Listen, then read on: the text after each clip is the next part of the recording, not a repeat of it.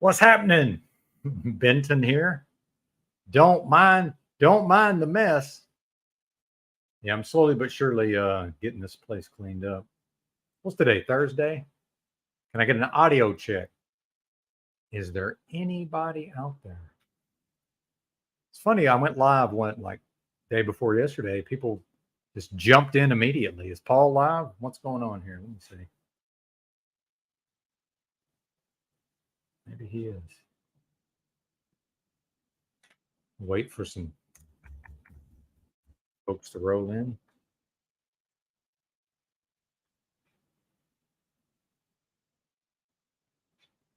Hey, Mr. Shively, always good to see you. What's happening? We're just chilling out. Oh, that's right. I can highlight comment. I almost forgot. I'm not on my phone. Thanks for the tip. I am down. Much appreciated. I'm discombobulated.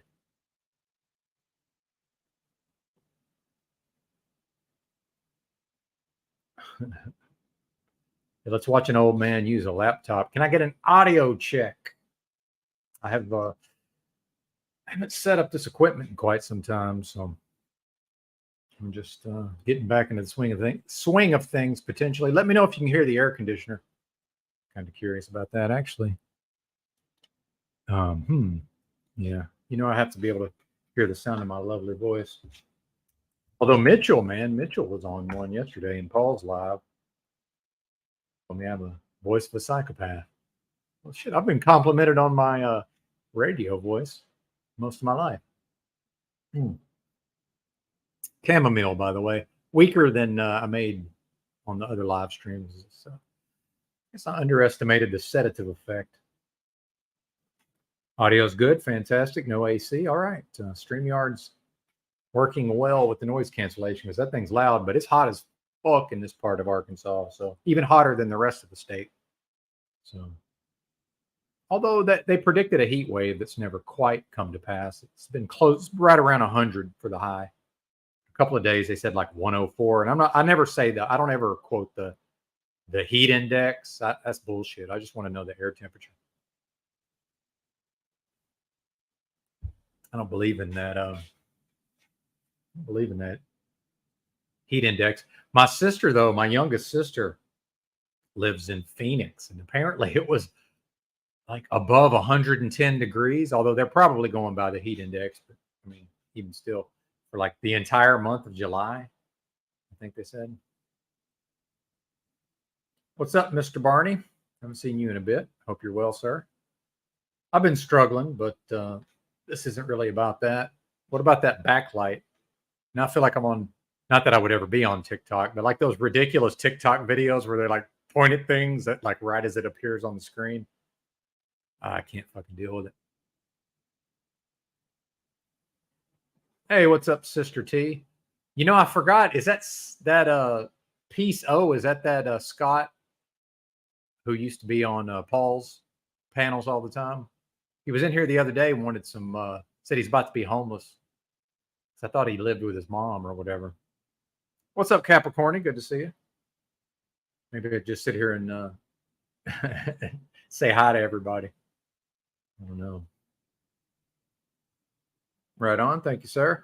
Well, I don't know if I ain't dead yet, so I guess technically this is live, right? It seems like people usually wait till they're in their 60s to start whining and crying about their aches and pains and their health woes, right? So I'm doing my best not to engage in such behavior, Mr. Me. Awesome. Yeah, I don't know. Who is that? Do we know who that is? That Piece O? Or is that a different Scott? I heard Yerk call him Scott. So I don't want to accidentally be nice to that. What was it? Yeah, Scott 2B. I don't want to accidentally be nice to him because I don't have nothing against him, but I don't want him to think that I'm cool with him either. So all that when he tried to go on that deal with Anton, that was a deal breaker for me. So excuse me, ain't no coming back from that, sir. All right, yeah, that's what I was asking about. Thanks for letting me know. So take care of it.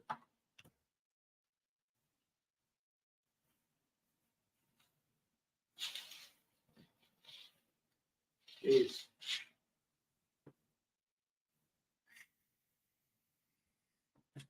Oh.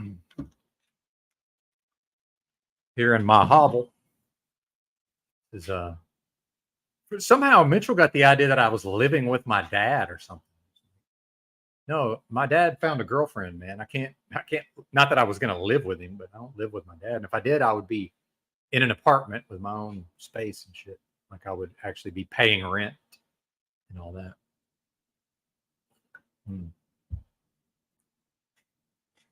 Bizarre. You know, I hate having to block Mitchell, but after a while, it's just like, damn, I can't even deal with it. All right, I'm just trying to check and see who's live at the moment. I don't think Paul's live.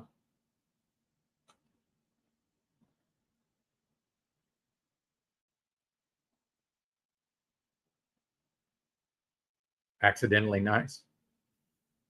Yeah, me. Yeah. Accident. I don't want to. Well, I don't want to give people mixed messages. I've been pretty outspoken, so I assumed that the word had gotten around to Scott 2B. So if piece O is not Scott 2B, then he's more than welcome. More than welcome. And I've stopped paying the $25 a month for StreamYard, as you can see. Since when I was live every day, it did make economic sense, arguably. Does anybody want to chat? That's the thing. Anybody got anything on their mind? I think I could handle a one-on-one convo. Although, as we know, I can certainly solo myself. Look, I've been talking about nothing for 7 minutes already. Indeed, indeed.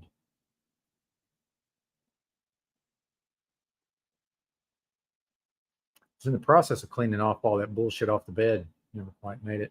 I sleep on the floor, though, in case anybody's wondering. Won't be sleeping in the bed there. Well, I had some notes. Guess we better go to the notes. Let's see here.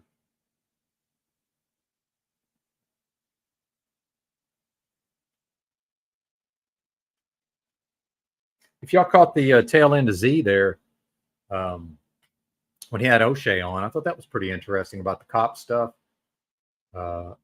Yeah, I don't really have a bad back anymore. I was, I slept rough for 6 straight years, so I'm just really used to sleeping on a hard surface anyway. I think it's better, personally. Yeah, with O'Shea talking about the, dealing with the cops, and apparently he's got all these tickets now out in Vegas. Glad to hear he's doing good with the poker. Hey, slow boy. All right. I kind of was hoping O'Shea would come over here. Maybe he'll, yeah, the king. I don't know about that, but I am powered by compliments. Thank you. Beds are, dude, you want to talk about weak, man. That's funny because Mitchell kept calling me weak yesterday, but which is funny because I'm a strong person in general, but I've been more in touch with the less strong side of myself here of late. So definitely going to have to put my big boy pants on, although I am in a holding pattern because I'm got like 3 more weeks before I can pass a drug test. I think last Friday was my first day off the alt cannabinoids, although I did have some real stuff too. But yeah, good to see you, and I'll take it. I'll take it, slow boy.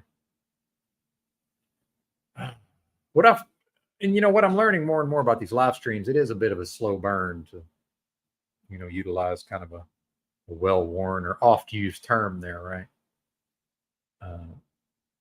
So I don't mind hanging out a little bit, and that is in the notes. The ego of looking up there.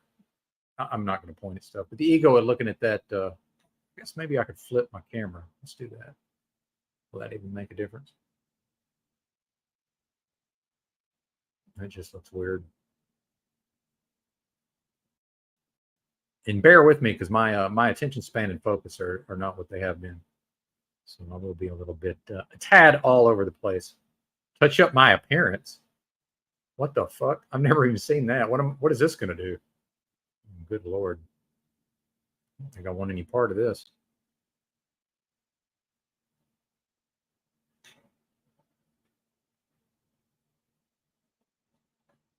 No, I like my wrinkles, partner.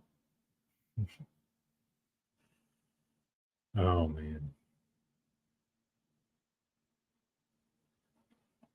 that is true. Yes, I agree.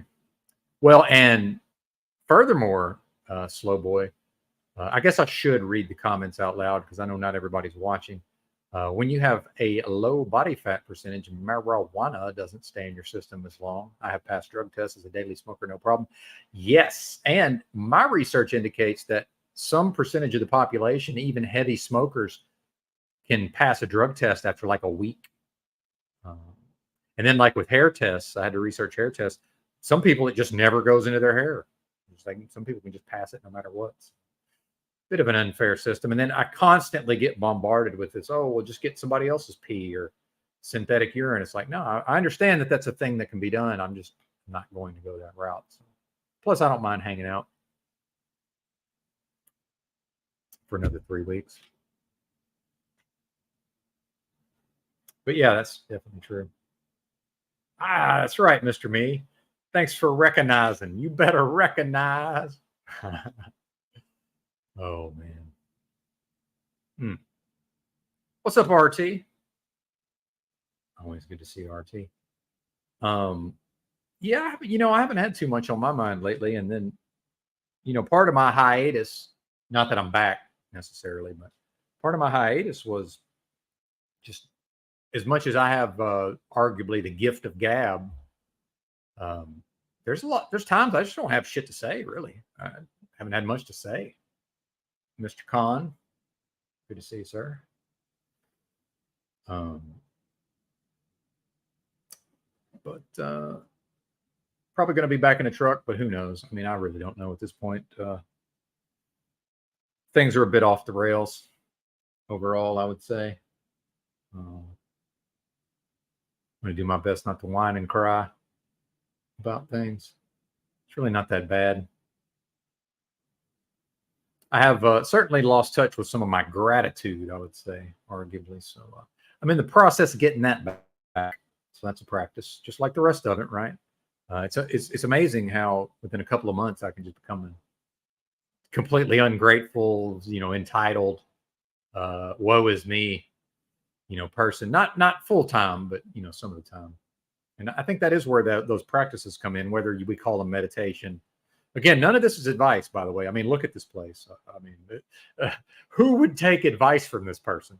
I mean, realistically, well, who would take unsolicited general advice from this person? Right? It's different if I know somebody over time and they actually trust my opinion and ask me a specific question. That's a little bit different. So please understand, I'm not giving any advice. This is just somebody who likes to run their yap, and I know that this is entertainment. I'm here for entertainment. Um, I hope you folks are. If other things occur, that's great. But that's my basis of these interactions is entertainment and then isolation, of course. And I talked about mental health on the recent live stream, although it's not up on the channel. Now, if you know me, if you're known around these parts and you email me, and it wasn't any great live stream, but if you just really want to see it, if you hit my email, as long as I know who you are, I'll send it to you. I don't know what that is. The sear gel method. Yeah. Yeah. Smoked the day before. But were you a chronic user at the time is the question. Because if somebody doesn't have it built up in their system and then they just smoke one time, like even that, they may not catch it depending on the test. There's PISO, the Podna Entertainment Network. Hey, we were trying to figure out if you were that Scott 2B. Because I think, and we're not paranoid. I'm just trying to be clear.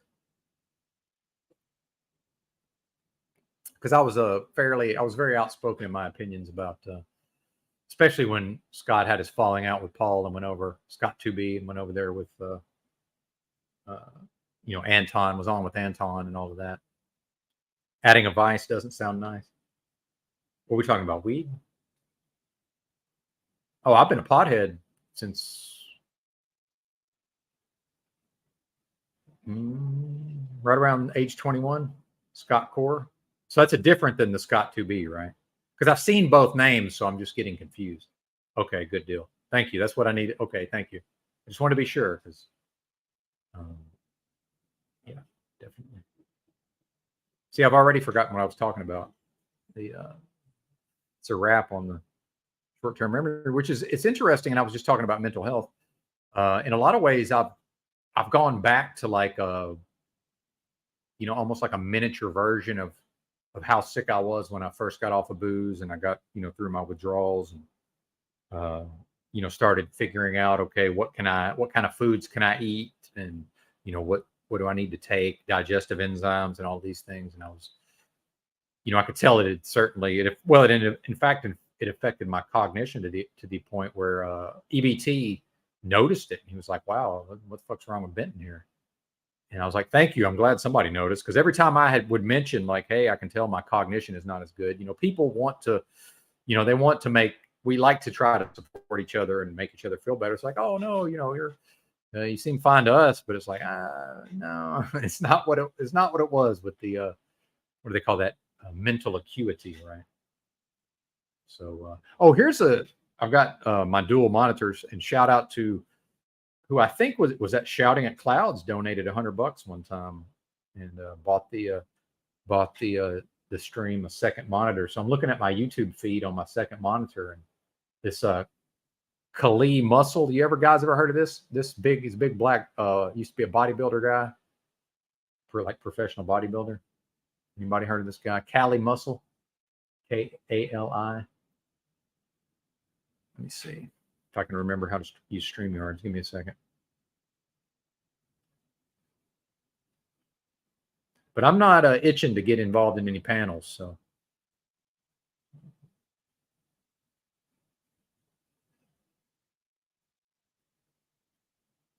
If anybody wants to come up and one-on-one, let me know. Yeah. So this guy here. We about to go see what they got to offer with the watermelon. I think of this one. He's, and is this a psyop? First, we got a black man and a watermelon. I mean, of course, I'm from Arkansas, so everybody loves watermelon fried chicken where I'm from. That had nothing to do with one's race or background. But and did my chat freeze, or there just been no more comments? Do we have to add a third monitor? Hold up. Let me bring up my own stream here.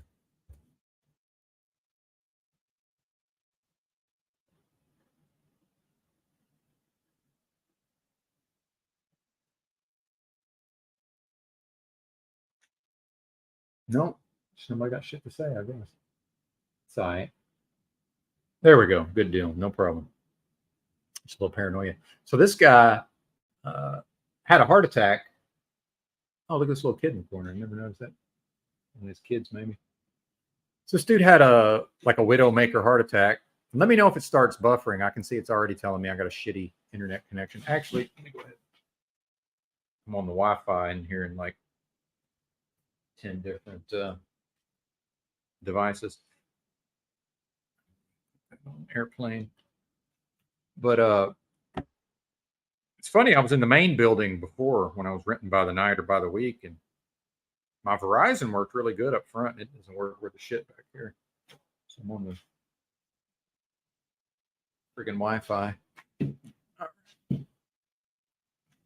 So this guy had like a widowmaker heart attack. So now his channel used to be all about, bodybuilding and just this, whatever that is that drives people, and and I had that too. I used to lift weights, but not at that level, obviously. But so then, after this heart attack, now he's realizing that he can't really live the way he used to live, and he can't continue his habits, or he's going to have to change. He's going to die, right? He would have died. So now he's doing this thing where I guess he's just going to eat nothing but watermelon for, this is I'm not eating protein for 30 days, but I think he's got other videos where he's talking about he's just going to eat watermelon. So, what's going on with all these movements? And I've seen, like, there's this, you guys ever heard of this Sunfruit Dan? You ever heard of this guy? He's back in the day, he was big time, like vegan, fruitarian. And, then a lot of these guys, once they like almost die or they have all these, issues, then they end up going, a lot of them have gone like raw carnivore now, which I find fascinating. Oh, I'm not even an extrovert, brother. This is what I'm saying is I think people are confused sometimes, because it's like, look at this motherfucker. He's streaming, 5 hours a day or whatever it ends up being for however long that was, right? But then now we don't see him for 6 weeks. Dude, I can just fuck off and just go do my own thing for long periods of time. So I'm actually very, very introverted hermit, just meaning I'd like to be by myself most of the time. That's my preference. But I hear you, Mr. Me. But then if you go out here and talk to these people, man, because I still walk around at times and talk to people, and even like getting to know the guy that owns this motel a little bit. Dude, people just the changes in people's behavior, and mine as well. Some of that's affected me, but coming on the heels of this, coming out of this fake pandemic, dude, it just more and more, it's almost because I have such this reflexive thing, through my training as a young person with the Jehovah's Witness upbringing. Sometimes I just accidentally find myself in a conversation with some random bozo, and then, like a couple of minutes in, I'm like, oh, geez, why did I even, it's like, why am I even talking to this person? So I kind of think you're better off. Although I guess it is good to have those skills, not saying that you don't, Mr. Me. Yeah. Oh yeah, I agree. And I like talking about food. So when I first started truck driving, before that, I was literally, didn't have a fixed address, lived in, slept rough for 6 straight years, lived out of a backpack, traveled the country, and really lived that way for most of almost 10 years. It's damn near an entire decade of that. So, I was on food stamps or panhandling or both, right? Just even to feed myself, or tons of free meals, Salvation Army or whoever, if I was in Portland or whatever, there's tons of feeds. We call them feeds, right? So then it's like, how much did I turn myself into an animal? In some regards, it's like, it's like I'm in line for my my turn at the trough, right, at this fucking homeless feed. But and some of those meals, especially out west, they can actually have some nutrition, but then a lot of them, like especially when I was homeless in like Fayetteville, Arkansas, it's not even really, sustenance at that level. But so then 2018, I went into truck driving, August of 2018, and then could afford to just buy whatever I wanted to eat. So I ended up getting a cast iron skillet, and first I had an ice chest, and then I had a truck with a refrigerator, and I would buy steaks, ribeye steaks, and scrambled eggs was the bulk of my diet for, I'd say, almost 2 years, because actually about 6 months before I went into truck driving, I was in Austin, Texas, and I was able to get a job or get casual labor. And that in combination with the food stamps, although I was happy to get off the food stamps. I don't ever want to go back to that. But at the time, that's when I started. I did, steak and eggs. That's what I ate for damn near 2 years, probably. Thanks, slow boy. Well, I really didn't, but thank you. But thanks. No, I really didn't, but because I had the unexplained weight loss from health issues, but I didn't. In my mind, it was just because I had, in years past, I had put on so much muscle mass. Because what you're seeing here, this is pretty much what I looked like as far as my, scrawny upper body. This is more or less what I looked like, coming out of high school. So I'm a naturally thin person, but at one point, it's like I had this comically fucking wide neck, like looked like a fucking linebacker. And it gotten real big comparatively. So when I was on the steak and eggs, I had already had the unexplained weight loss, but I still had, enough of the mass, I guess. But thank you. I'll take it as a compliment. Right. But the more time passes, just my health just, continues to unravel. And that's a bit of a mind fuck to somebody who's, you're so vain. You probably think this song is about you. Like, that's me on some level. So just even from some of my live streams, because I did go shirtless on some live streams. I don't know if you know about that, slow boy, but you can find me shirtless even on this channel. And I can tell it just when I look in the mirror. I'm like, wow, I look better 6 months ago. So I'm not saying anything's good, look, none of this is advice. Each person has to figure it out for themselves. It's all situational. Um, if a person eats fruit for 30 days, who knows? That could be good for them. It could be bad. I don't know. How the hell would I know? I know like Music Holds a Secret is on the, he does carnivore, but apparently he was on lots of vegetables all of his life. And then he's got this oxalate poisoning. So for him, it's great. Like he said, it's solved a lot of his health issues. Okay. But, if somebody only ate steak and eggs for 20 years, who knows? Now, for me, carnivore actually, I would take that to really mean the whole animal. Not just going to so when people say, oh, meat, you need meat or you need meat and eggs, it's like, or they say, oh, eat animals. It's like, yeah, but not just a fucking one type of cut of steak, by the way, from the grocery store. It's like, realistically, I would need to like be slaughtering my own goats for real.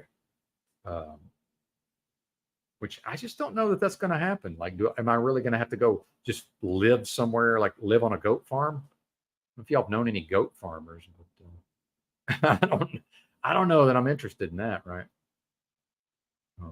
But this isn't really even my problem anymore. This is like, I don't want to. I know how this is going to sound, but I'll just say it. It's like it's kind of y'all's problem, in a way. What's disgusting? Oh, the vegans starving. Oh, we're going to get into that possibly because there's definitely some vegans. And look at this guy. What's he going to end up like? Because remember, this guy's only pumped up.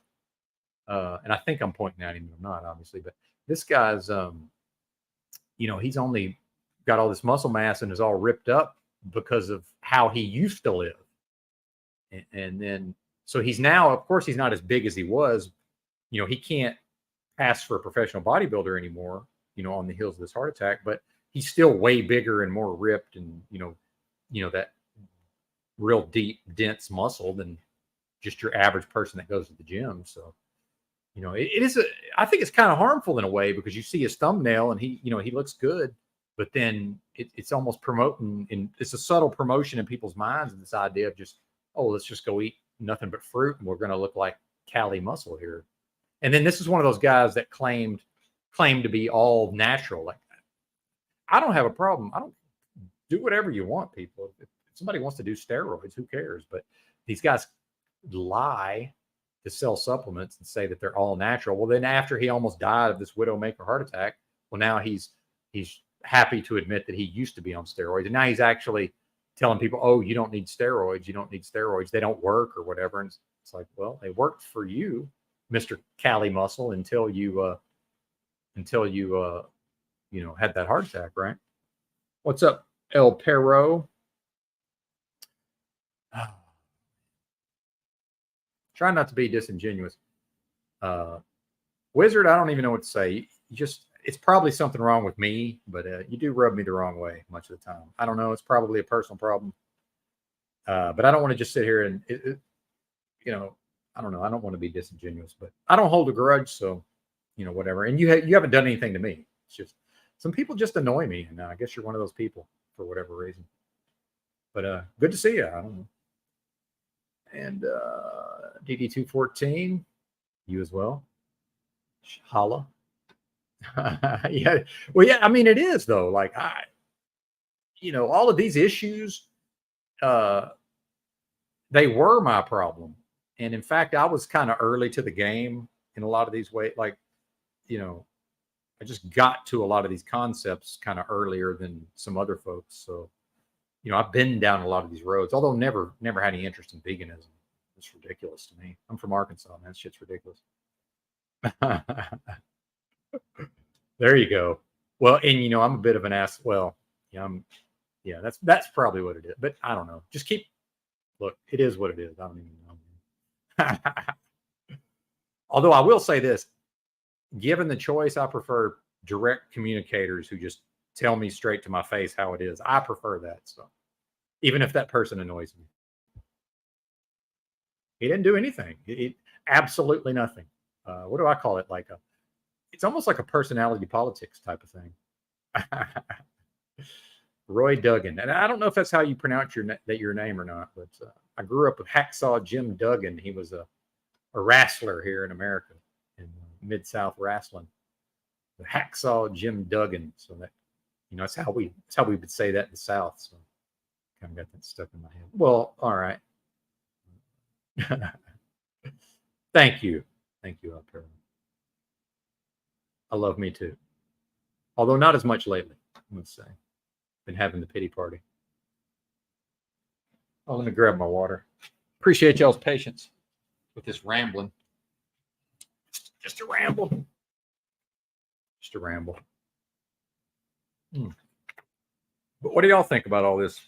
It seems like I'm seeing a lot of promotion of the especially this watermelon diet and all of this. But then on the other hand, I've got people like this Obscenity, he's from the CBO crew over there. Actually, Croco crew too. Shout out to Croco crew. Rest in peace, Croco. But that's where I found out this guy Obscenity, and he's one of these people running around talking about that.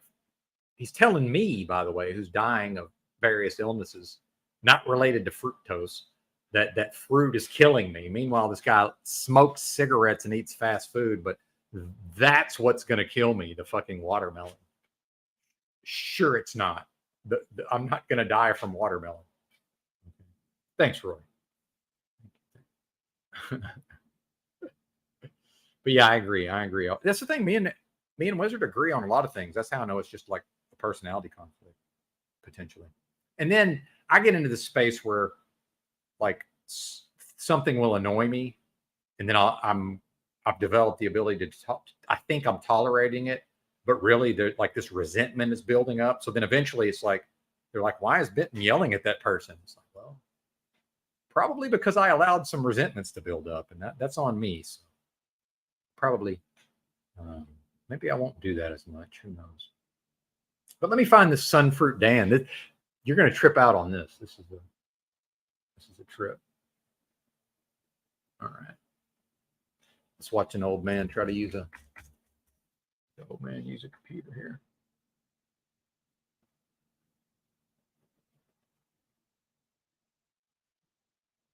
Oh, he changed. That's not the original thumbnail. Okay, that makes sense. Sunfruit Dan. There he is.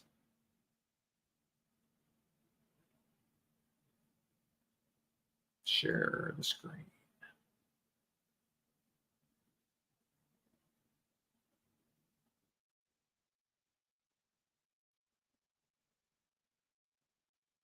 So this guy used to be, all fruitarian, but now he's gone the other way and he's a raw carnivore. Oh, this isn't even the right channel. He's got another channel. Although, yeah, let's go back to some of his old videos. I'll show you what this guy used to look like. Let's go way back, actually. Oldest.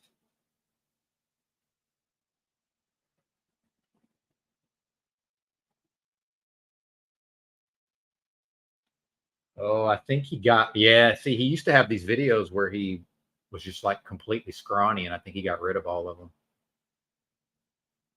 He's pretty scrawny here, though.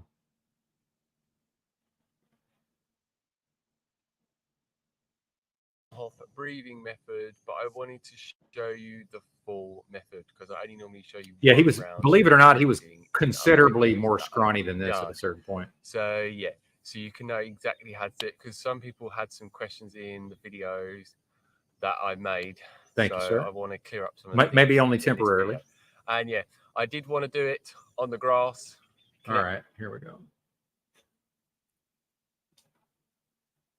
So that's like that's actually intermediate Dan. So Dan Phoenix.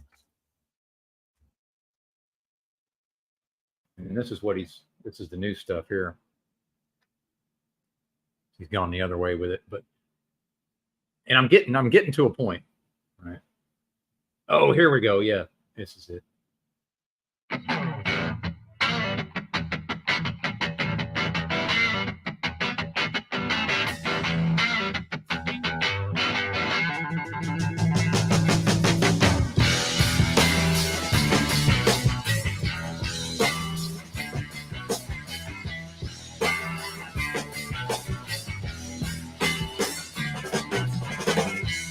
And I think the moral of this story is none of these people, if they have muscle mass, none of these people built their muscle mass eating a vegan diet. I don't care what they say, they're fucking lying. Because this guy went to the meat.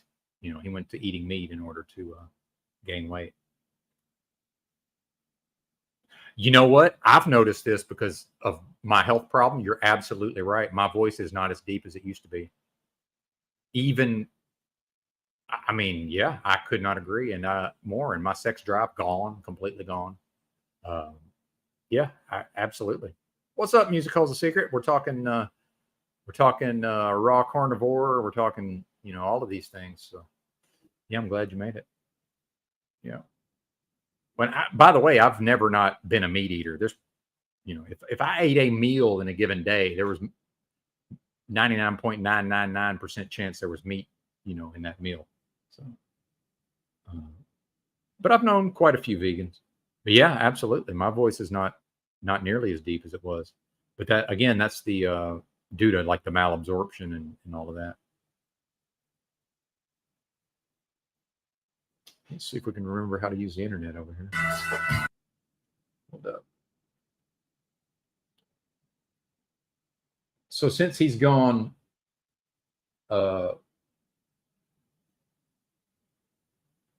carnivore, he's been doing these live streams with these, like, look at this shit. Can y'all see this? I know it's kind of hard to see. Thumbnail so small. But look at this. You see this?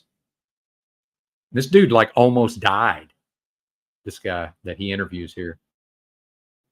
30 dry fast.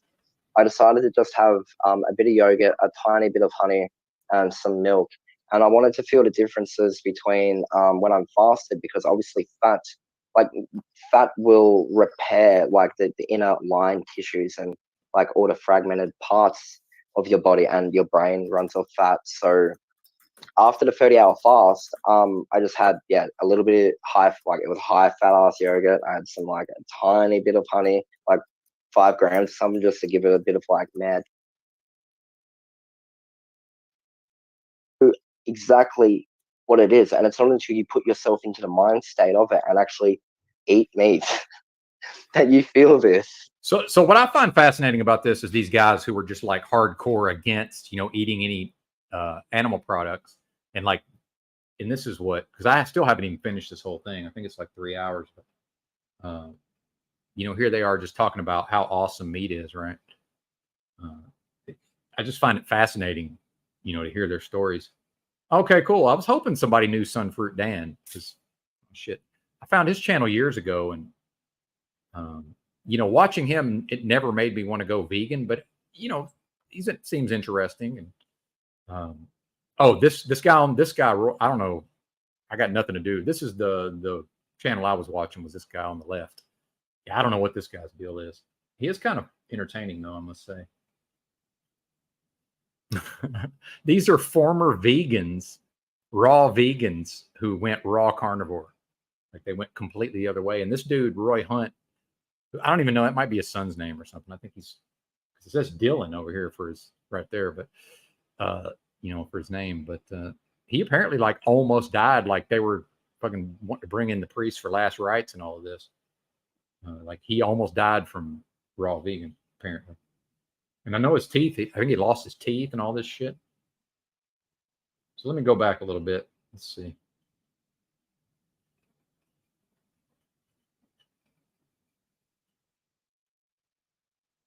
How I began with it. So I moved from a small town called Mildura, Victoria, into Adelaide, South Australia. And it just so happened that Freely Banana Girl lived there. Like, I didn't even know about her or anything. So if you guys are into law of attraction, synchronicity, it was just kind of that perfect. Like, oh, okay, so this is where the fruitarians hang out. But I was so cold all the time, and like, I was literally shivering on a bed 24/7 watching like Freely videos. And then as I was like swiping through stuff, I was hearing all about this stuff about Thailand and about Indonesia and Southeast Asia. So I was just like, yeah, that's where I'm going. That's what I'm going to be doing.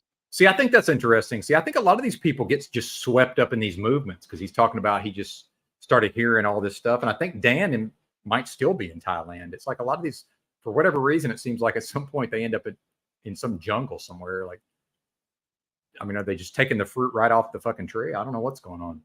But within all of this, like the adventures and everything, I actually originally was traveling with a German backpacker, and he was like, "Oh, Dylan, we're going to make full circle around Australia, and I want you to come with me. It'll be fun, yeah. You know, we sell, we buy, we do this. You know, everything is cool, man." And I was just like, "Yeah, dude, like."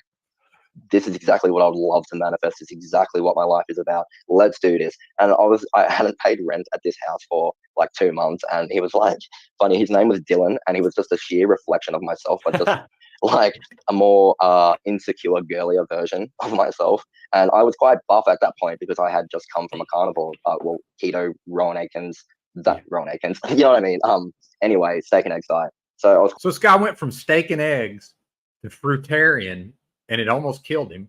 And then he went back to, so, and you know, I've had some of this stuff. Like I say, I've never been attracted to veganism, but you know, what do they call these, like crash diets? You know, I'm 40, I'm gonna be 48 in what, like 10 days, I guess. Happy birthday to Benton. But let me turn the camera back on.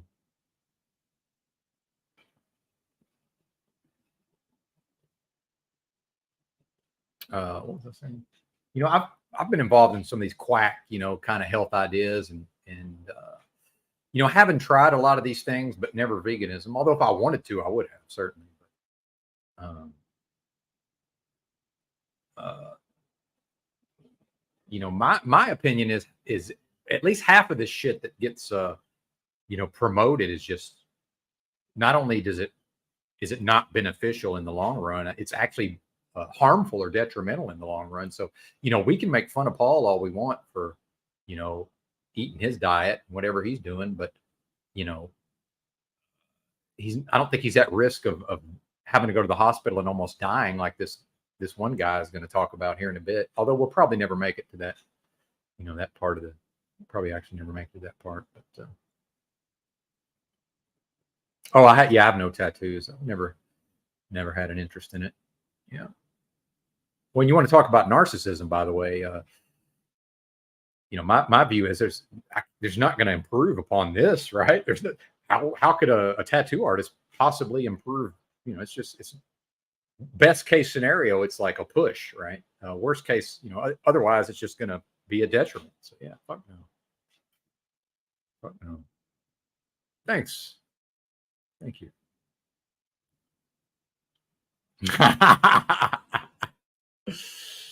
Well, yeah, you know, I was thinking that too, because it was like, yeah. I wonder why Benton's watching these channels. Yeah, oh, sure, you're just interested in these ideas, Benton. Sure, that's what it is. Anyway, yeah, sure. quite large, and I pretty much lived off mostly just my muscle mass for years because I was nearly 80. I was Not that I look like Dan, but we do kind of have some. It's like this. Anyway, it doesn't matter. 78 kilos. I'm the same weight I am now, actually. The same weight I am now. And this was when you was carnivore, you were 78 kilos. Originally, yes. Yeah. And And- then And if anybody doesn't know, he said 78 kilos. You can roughly multiply by 2, but it's actually 2.2. But just double it and then add a couple of pounds, and you're there.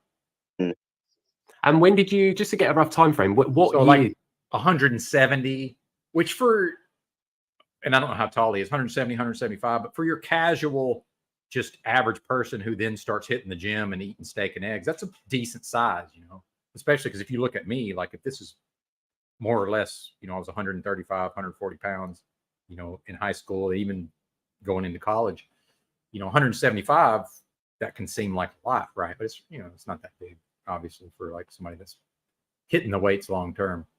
Did you do the carnivore keto style diet for, and how long?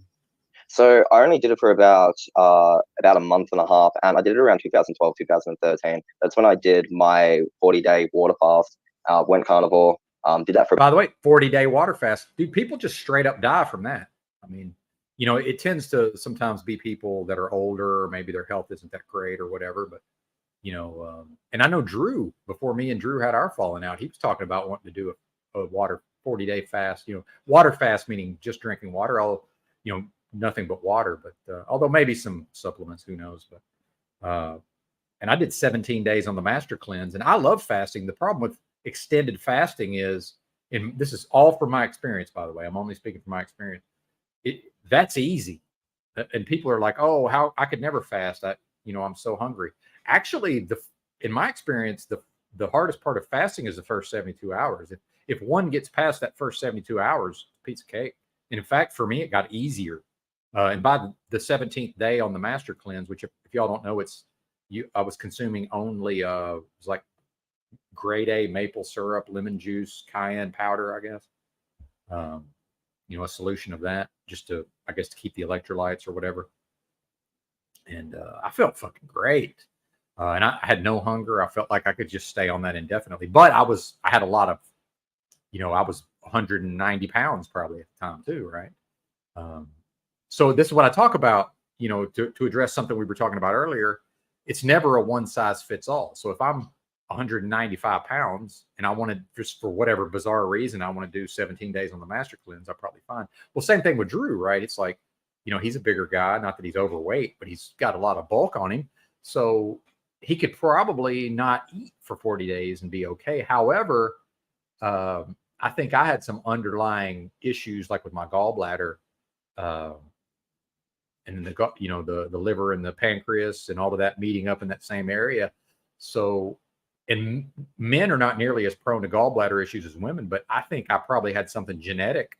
And then since I had eaten just insane amounts of junk food all my life, right?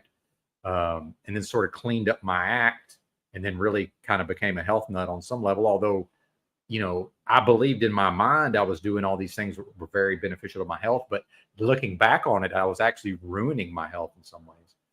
And I really think, although the fasting, the master cleanse didn't start it, like it didn't cause the issues, I think it definitely contributed, right? So for me, when Drew brought up this 40-day fast, I'm just like, man, I did 17 days on the master cleanse.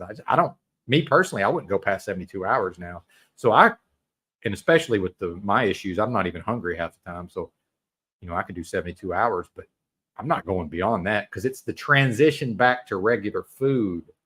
That's the problem, this refeeding syndrome and all of this. So when I did the 17 days on the master cleanse, I thought I went back to regular food properly. Nope. And I fucked myself all up, man. Bad. Again, not the cause of the problems, but yeah, certainly was a contributor. Am I making any sense? I don't know. Please let me know. Sometimes I can't tell if I'm making sense. There you go. I agree. Yep. 3 days, up to 72 hours. Because my research indicates if somebody doesn't eat for 72 hours, they can just go right back to normal eating. But if one doesn't eat for, now we're talking about 10 days, 11 days, 12 days. Well, in fact, when I did when I went through the alcohol withdrawals, 3 weeks of alcohol withdrawals, there was 12 days in there I had no food. So in fact, that was my longest fast. I ate nothing for 12 days. And even that was difficult to transition back to eating, even having some knowledge and experience by then. So yeah, the long fasts are a bad idea.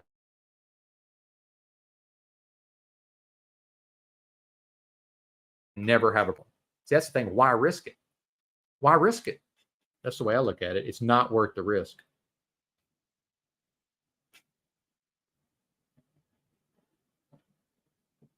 Bam. So yeah, looking back on a lot of the things I did in years past that I believed I was doing the right thing. Yep, there you go, Roy. In fact, I was harming myself. And then we get into issues around body dysmorphia and obsession.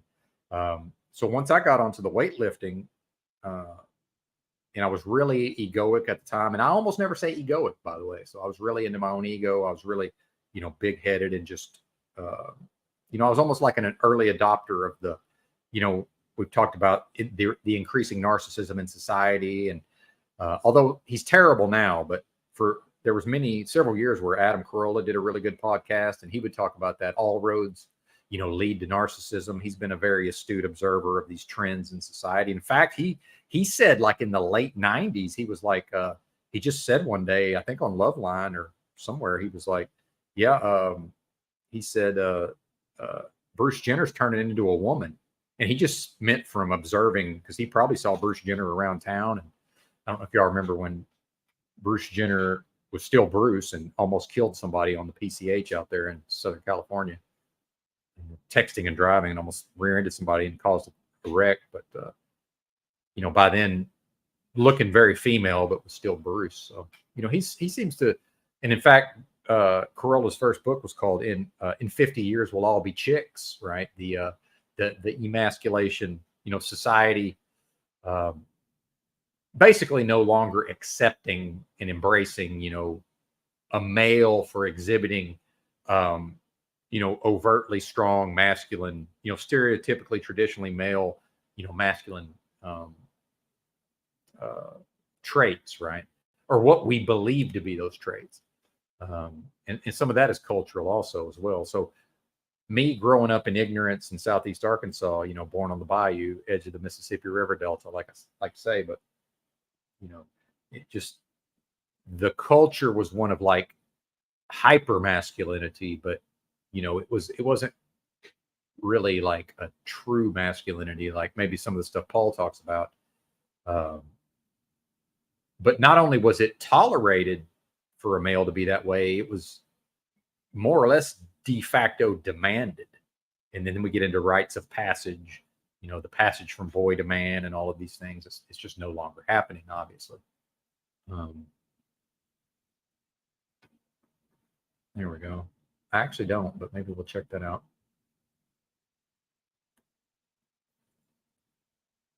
And Dan, don't copyright strike me, man. I'm a fan, so we're transforming the content, hopefully.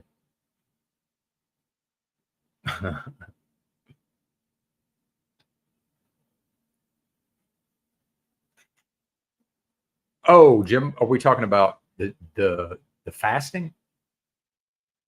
Well, here's one thing I know to be true is a lot of these, a lot of women end up having to have their gallbladder removed, right? And so what will happen is for a lot of people, just because of the, SAD, the standard American diet, over historically people have consumed, especially so much of these trans fats and, which I understand have been banned, but now whatever's legal is probably worse, right? But these, partially hydrogenated oils.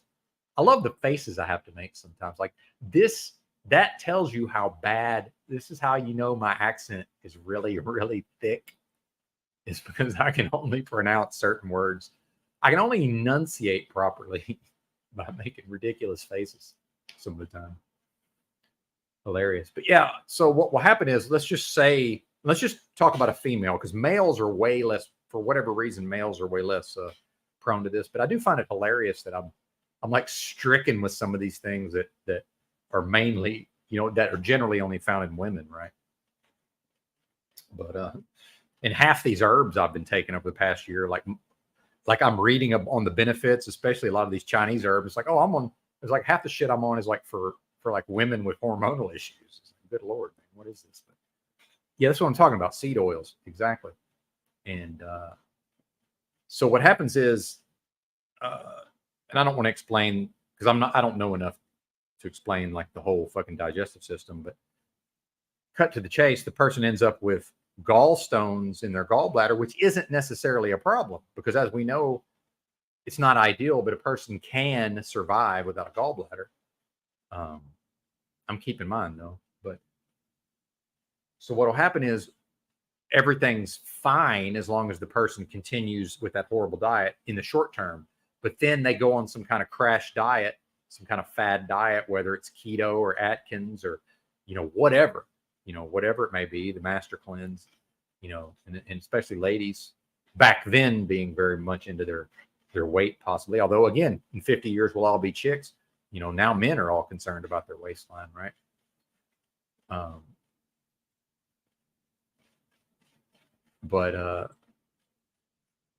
So what'll happen is then through that process, now the gallstones will start being released from the gallbladder, whereas before they were just chilling out completely fine, right? Not causing no problems in the near term. So when the gallstone comes out of the gallbladder, it goes through this little bitty tube and eventually ends up in the small intestine. But the gallstone can block that tube, which is where I was at a certain point. And that's where the fun begins.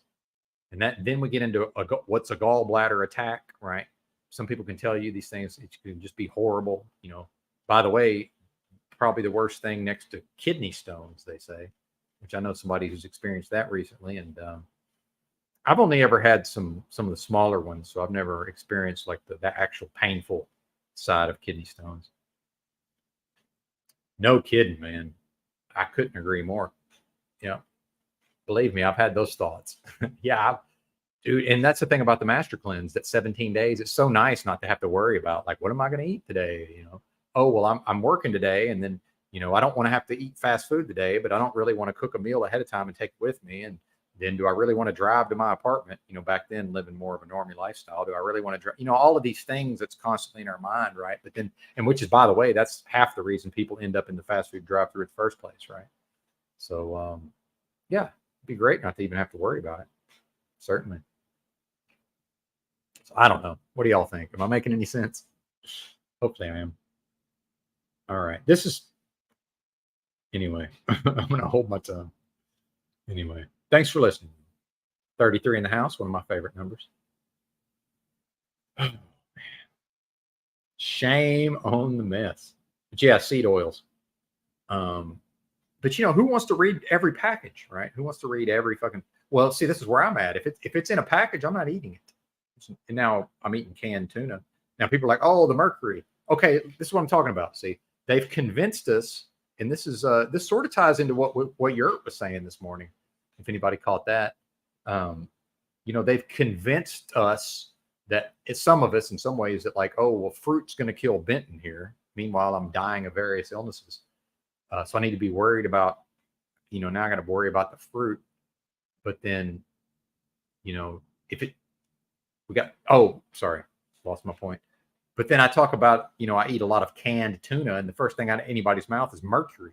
It's like, yeah, but I'm already fucking dying. Like the mercury is not going to kill me. This is what I talk about with it's all situational. I ain't worried about the mercury. Who cares? It's not a fucking problem. Meanwhile, I broke a tooth. This shows you how malnourished I've been, because supposedly the tooth enamel is the hardest surface in the body. Although here's another thing. I drank lemon juice, the juice of one fresh lemon, almost every day, probably for 10 years. And it's not like I made sure to go brush my teeth. Hell, I probably ruined my enamel myself just doing that with the lemon juice. But although I did find it to be beneficial. But brush your teeth, folks, I guess. Or not. They're your teeth. But I broke a tooth on when I was doing the alcohol withdrawals. I found it anytime I've had to go through some serious alcohol withdrawals, I found sugar and candy to be very helpful. So, bit into a Tootsie Roll, Tootsie Pop, like the owl one. How many licks does it take to get to the center of a Tootsie Pop? I don't know how many bites of one does it take to break Benton's molar, but I broke a molar. Well, dude, I had this overly aggressive dentist as a child. I got a head full of mercury anyway. So it's like, who knows how much mercury was in that tooth that just then went. Yeah. And the hole is way bigger. So when I first broke the tooth, it was really small. And now over time, it just gets larger and larger. So I'm already mercury poisoned. But I'm pretty sure the canned tuna is not going to kill me. Pretty sure a pineapple isn't going to kill me, right? Pretty sure a watermelon is not going to kill me. But the same people who think I'm going to die from a watermelon or that they're eating packaged food, highly processed foods, seed oils, which it seems like doesn't kill quickly. It kills slowly. But then this guy on the right here almost killed himself very quickly by going fruitarian. So it's interesting. Well, tuna supposedly does have a shit ton of mercury. They say if you really are concerned about heavy metals, to stick to the smaller fish, I guess like sardines or mackerel. I don't know. But, the saturated fat, I can't. I've eaten sardines and it just gives me horrible indigestion. But the tuna doesn't fuck me up. But guess what, folks? What does fuck me up? The olive oil, which, as we know, most of this shit ain't even olive oil. So I got to be careful with that, right? Actual olive oil, not so much. Yeah. Bentonite used in well drilling.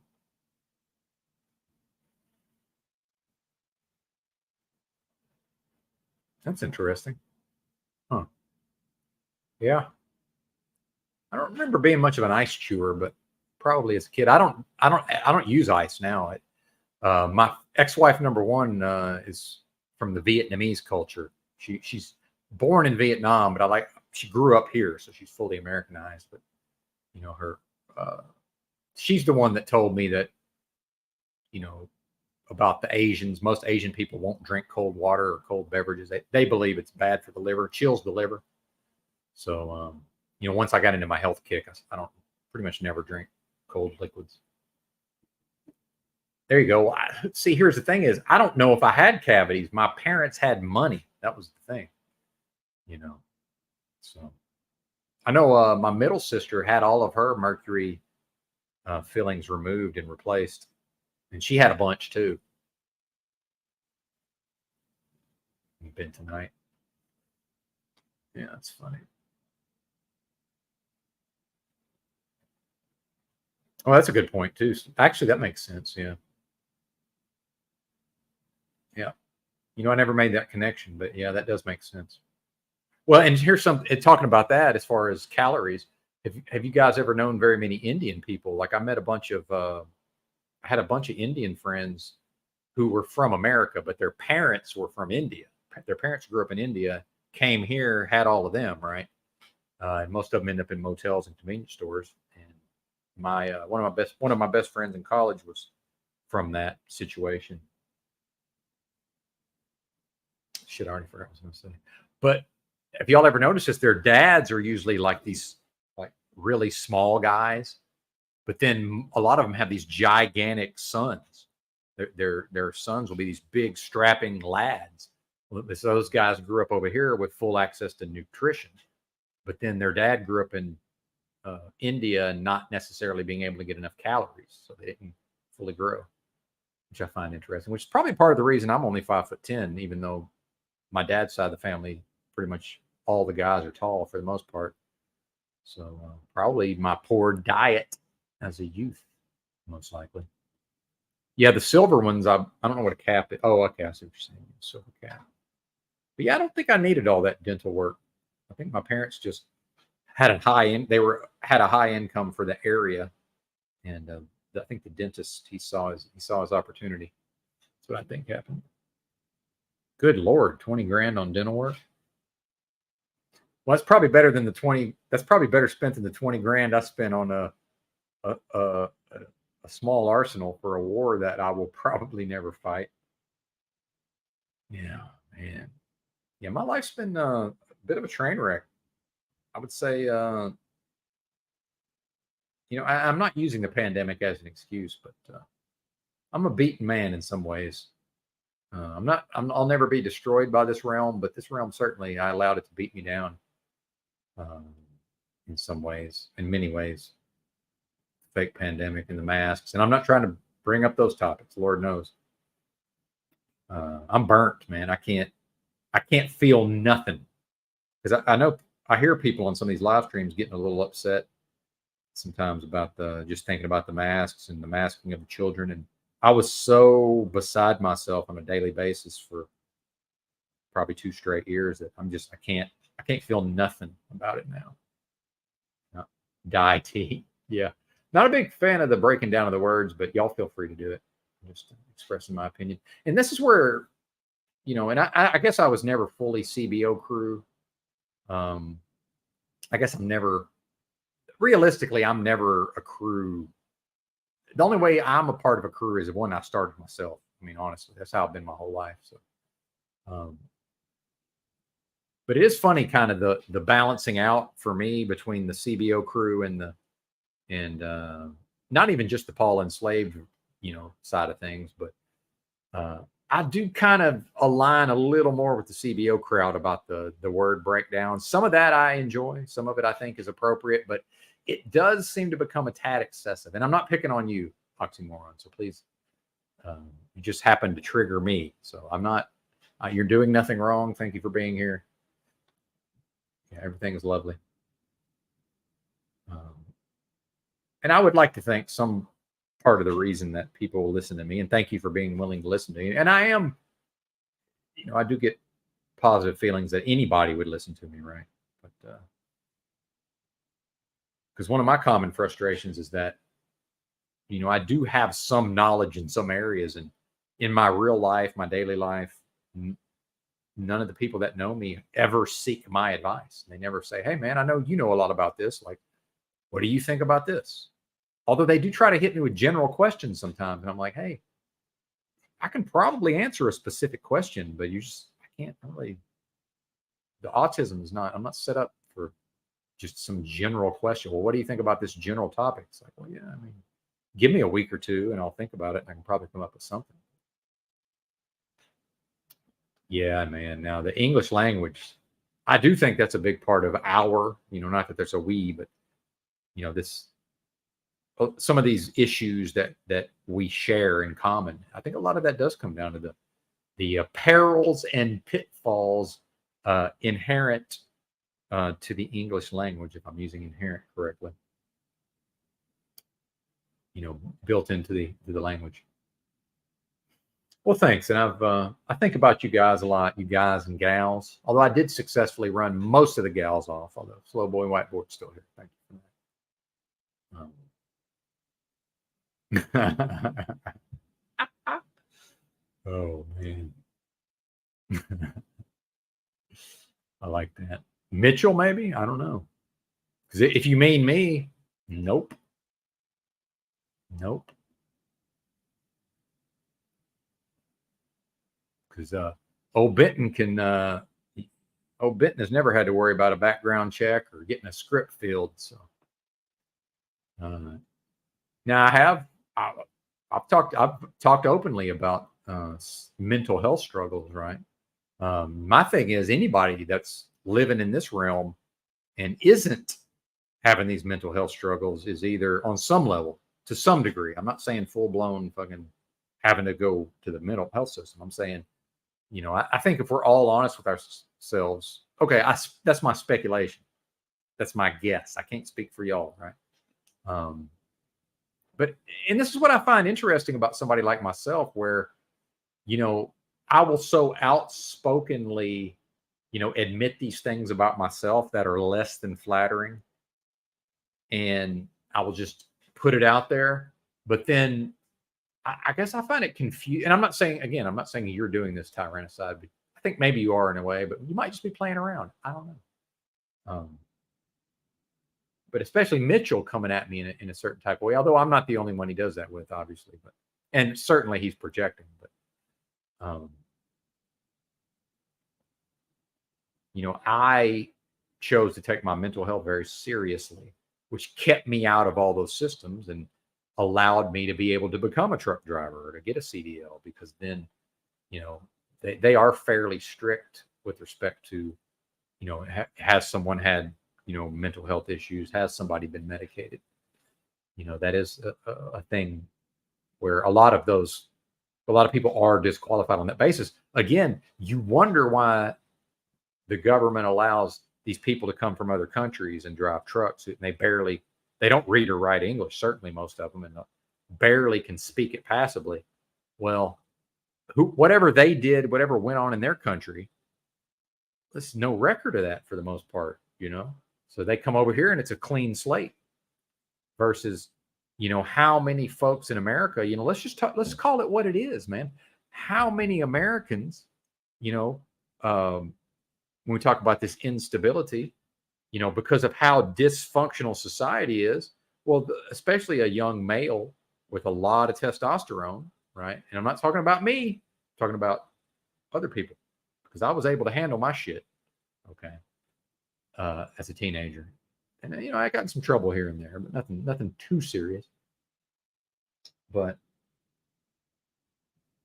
kind of lost my train of thought, but I'll get it back. So then around what I've observed is a lot of these people, they're in these tumultuous turmoil, domestic situations. And they're born into a family where maybe the parents are on disability or one of the parents is on disability, and they're in a community where people understand that, crazy checks, they call them. And then, so the kid has some sort of episode some side of excessive emotionalism. By the way, kind of what O'Shea was exhibiting, um, on Z Stream, and while I will admit to some of that myself, it's up to me to get control of it, right? To keep it under wraps. Well, we can't necessarily, and that Yurt was talking about this actually with his 13-year-old, I believe. We can't really expect a minor child to be able to handle certain things. So what happens is they have some kind of freak out, and end up getting sent off to some youth mental services or whatever, and they get a diagnosis. Because let's just say I'm a psychiatrist or a psychologist, and I get a job at some youth facility, and these kids come in. Well, it's not my job to assess the kid and then say, yeah, actually, I think he's just, maybe his home situation is less than ideal, or hers, and maybe just maybe a little few tweaks here and there and they'll be fine. That's not really my function. If I'm the therapist, my function is, why did I study all those books and why did I learn about all those disorders? It's like Yurt said, with every, if I have a hammer, everything looks like a nail. So it's like, oh, okay, well, bipolar, schizophrenia, all of these things. Well, now that's the basis of SSI. I mean, we call it disability, but actually most of it's SSI. I don't know if y'all know that, but Social Security insurance. So if a 16-year-old, gets diagnosed with some kind of mental illness as a, 16, 17, even 18 or whatever, it's not disability, it's SSI, right? Which, by the way, now, and this is something else Corolla used to talk about, now we're hobbling the person for life. Because why would they go and get a job and better themselves and go, seek out higher education? Not that I'm a proponent of that, any of those things. And I'm not recommending any of these things, but I'm saying, why would they, if they know, well, they're getting $800 a month or whatever, why not? And I've met people here in this town I'm in. I stayed in a rooming house back in the day, really cheap by the week, just some old house somebody converted into, renting out these bedrooms. Dude, this kid hit majority age, right? He'd been on these SSI checks. I guess we'll get Dan off the screen here. I guess we're done with Dan. I'd like to get back to him though. So, and look, let's cut to the chase. A significant portion of the people in these live chats I'm describing what they went through as kids, because I see the numbers going down too, by the way, which is, and I'm not saying it's everybody. I'm not saying it's 50%. It's some percentage of these people in these live chats who are Americans. This was their experience growing up. I promise you. Why? Because I've been in this world and I've observed this realm and I've mixed with these people. And this is where I do intersect with Paul in some ways. And I do speak sort of in his terminology sometimes. However, like I've said, we can go back to live streams. We can go back to CBO videos that I'm on. We can go back to my podcast where I've talked about a lot of these same issues, just not in exactly the same manner, because my understanding in my own mind can be very deep, but my ability to convey the ideas to you folks, that can be very limited, right? So when I hear something, it's like a shortcut. It's like, oh, okay, I'm aware of that idea, and this person verbalized it in a way that's like a shortcut. If that makes sense. And I must have missed the reptile meme. So, I'm not sure what happened there. Oh, that's the never mind, I forgot. This is what I mean about the cognition being affected. I forgot. Oh yeah, what was that chick's name? Can't even remember. That chick called me a reptile. I forgot. That's pretty funny. Oh, 100%. 100%. Yeah. Well, people are too busy trying to not starve to death to have ADD or depression or any of these things. Yes, Svetlana, thank you. Yeah, that shit was hilarious, man. Well, and see, in Cage, he came into Yurt's live chat, just showed it was like link, and I just said, hey, man, like if you bring caged reality up, I'm out of here. And then I said, well, I'm not threatening anything. It's just information.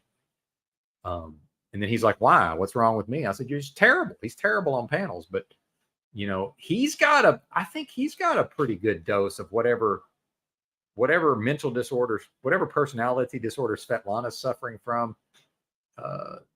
Cage has some of that as well. I've noticed some of those same tendencies in him. And here's the thing is, yeah, I know I've got tendencies too. The thing is, I'm aware of them and I see them. I've spent a lot of why? Okay, not you. My apologies. Anybody that's confused, why don't they realize that I've wandered around on foot every day, 10 miles? This is not an exaggeration. 10 miles a day, every day for years. What do you think I was doing? What do they think I was doing? I was thinking and observing and figuring a lot of this out. So I'm well aware of what I've got going on. Yes, Svetlana and the DMT machine elves, indeed. Well, and then, yeah, I would have loved to have heard from Svetlana about those topics, but we had a good thing going. And when there's a good thing going and we're passing it around, like Yurt likes to say, my memory of that was that the panel, unlike most panels and unlike most of the panels I've hosted, the panel was managing to pass it around nicely. Here comes Svetlana, by the way, first time to the channel, and just starts talking and just keeps talking for at least 5 solid minutes. Minimum. Might have been 10. Am I exaggerating, Rob? It was, I bet everything it was 5 solid, probably 10, but I'm just going to be conservative, 5 minutes. And then now it got mad at me because I muted her. It's like, well, no, we want to talk too, Svetlana. Obviously. Oh yeah. Mr. Miyagi's very in touch with many things. I can tell you that. Oh yeah. Nuts. Fucking nuts, man. Yeah. Oh. Indeed. Well, and I resemble that remark, and you know, not that I you know, not that describes me necessarily, but I sort of leaned into it at a certain point. I mean, good God. Yeah, just insane. The insanity in these truth communities, so-called, right? And again, we've talked about how you know, Alex Jones likes to talk about, and I haven't listened to him in quite some time either, but I used to. I actually listened to his show every day for years. Didn't Monday through Friday. Actually, I guess the Sunday show some of the times. Yeah, literally uninterrupted. By the way, when you hear somebody, and Snafu does this too, when somebody can just start talking and just power through that, and just they're totally oblivious to the setting of where they are, what's going on, who's listening, you know, maybe we don't even, like, I didn't really know who the fuck she was, you know, is this even appropriate? Like, that's schizophrenic in a way. I mean, it really is. Now, I'm not saying she has schizophrenia. I'm saying that's like a schizophrenic way of thinking. And despite the falling out, shout out to Layla, Drew's wife. She called it damn near 3 years ago. Drew just kind of asked her, you know, what does she see happening in the truth communities? And the first thing out of her mouth was just more and more schizophrenia, a move towards schizophrenic thinking in general, right? Which can be completely fine. Is Tommy here? I don't see Tommy's comments.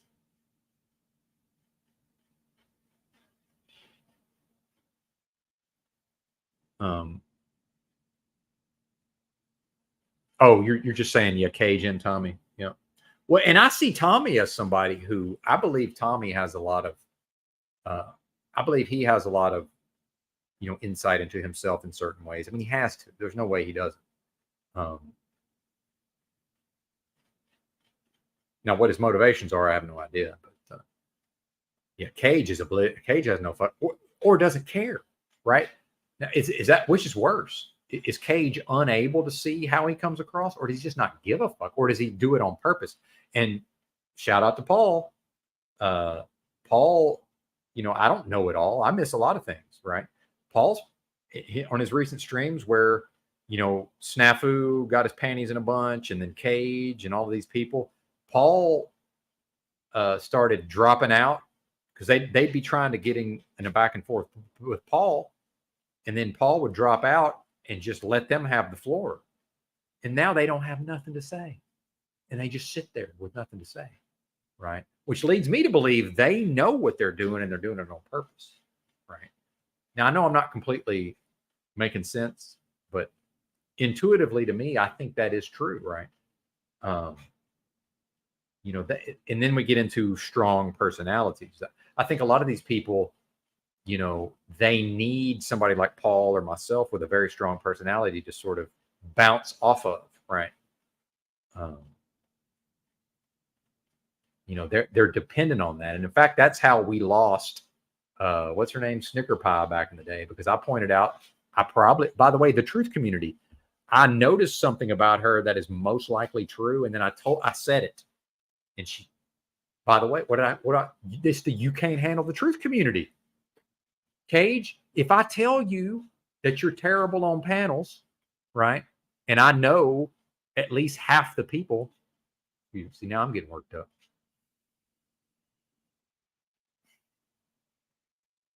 If half the people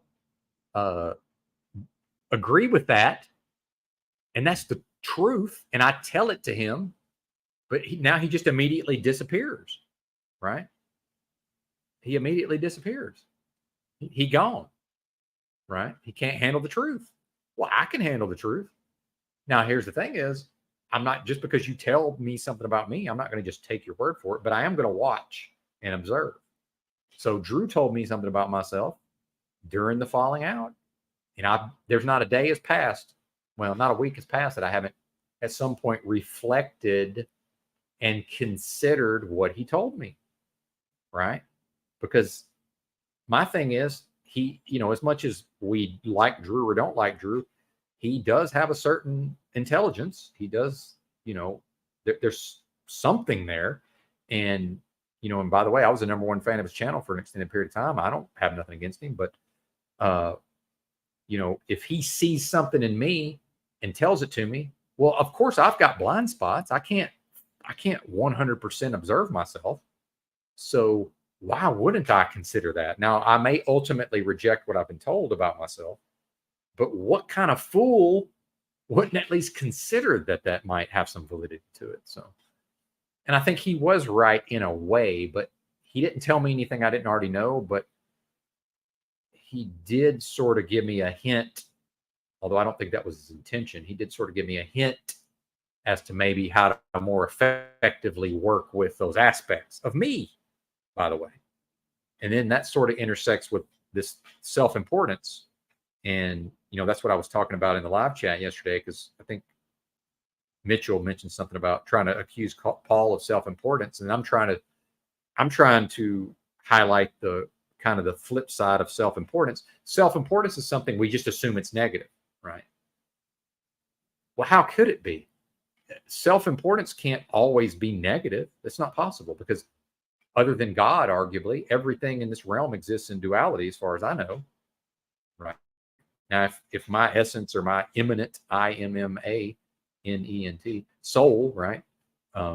Maybe that is, one with the Most High. But other than that, everything here, if everything here exists in duality, self-importance, it can manifest in a balanced way, in an unbalanced way, in a healthy way, and an unhealthy way, right?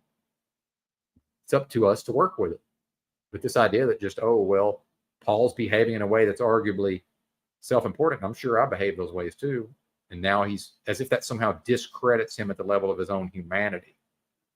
That's what I take issue with. And it's a sign of someone, in Mitchell's case, with just a very immature thought process when it comes to like logic and reason. So somebody who has, and he's had a traumatic brain injury, right? So certainly he's very sharp in some ways. He's very intuitive and tapped in certain ways, but then there's this whole other side of just insanity, insanity.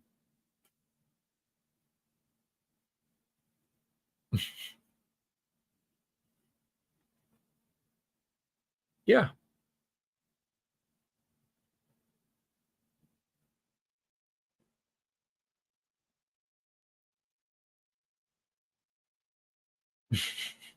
Yeah.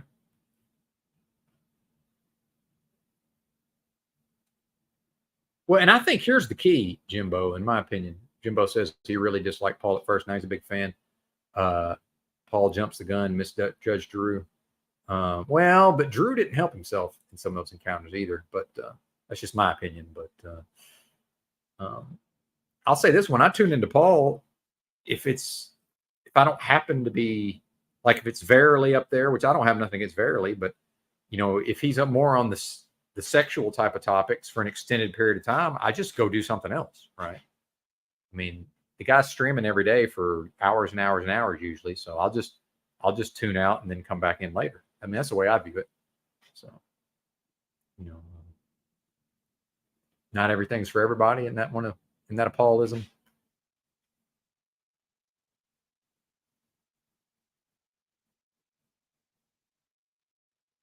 How about you?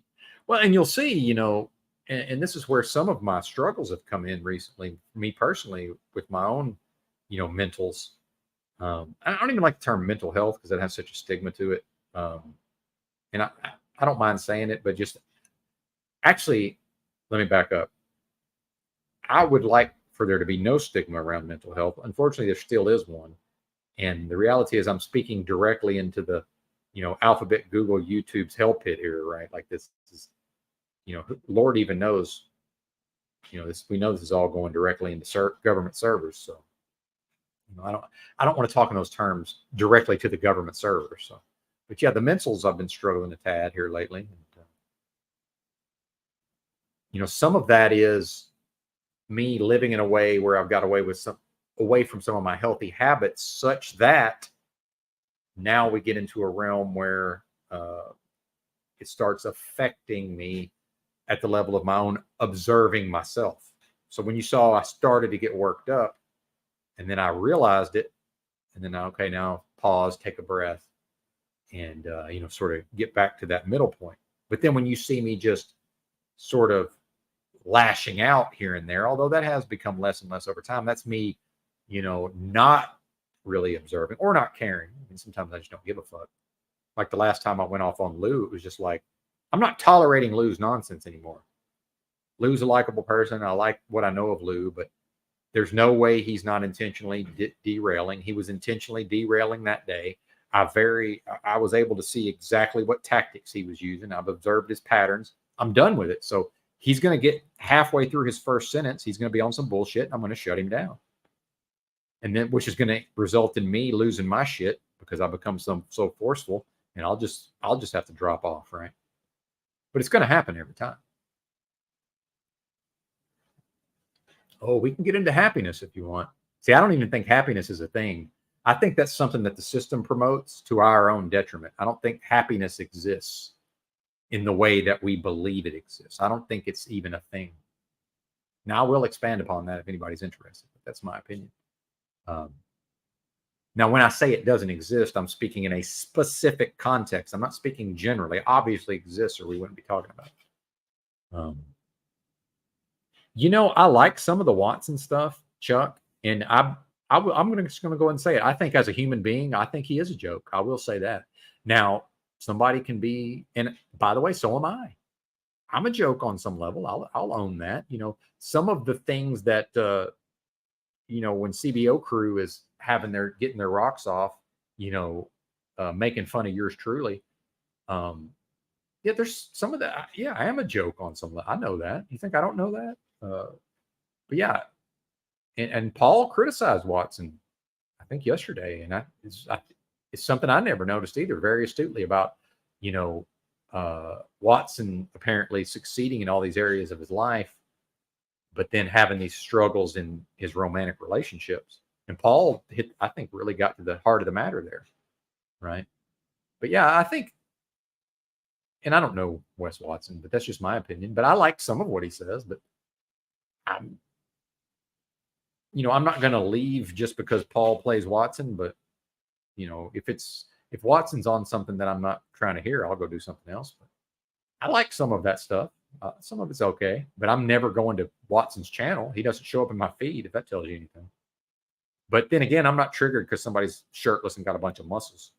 But then, I have got a little bit, I'm afflicted in a certain type of way where maybe I'm a little more tolerant of a well-built shirtless man. I don't know.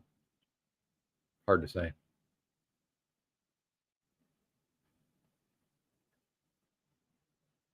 That's interesting, Pineal. It's interesting. Yeah, I agree with that. Musical Secret says Paul is 34 going on 60. He knows way too much for his age. Yeah. Yeah.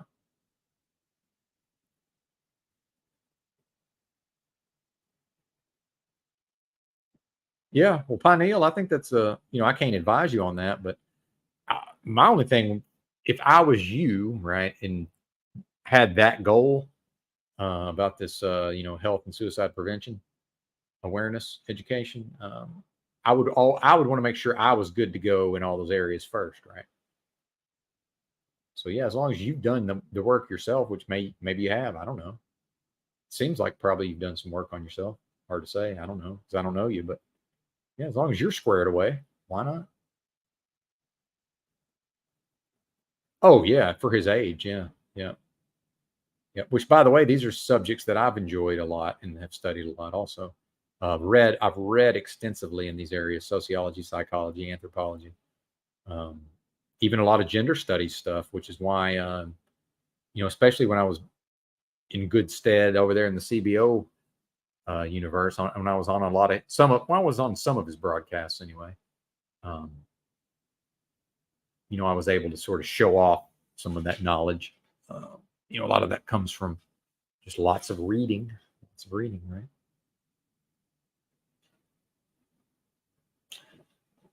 Well, I failed to time out my my live streaming.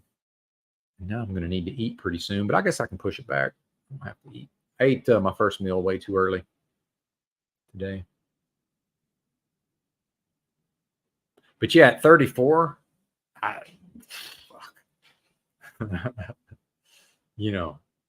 because I had been a reader my whole life up until that point, I had just I had some intellectual knowledge, rattling around, but I had no effective, lived experience as far as those things go.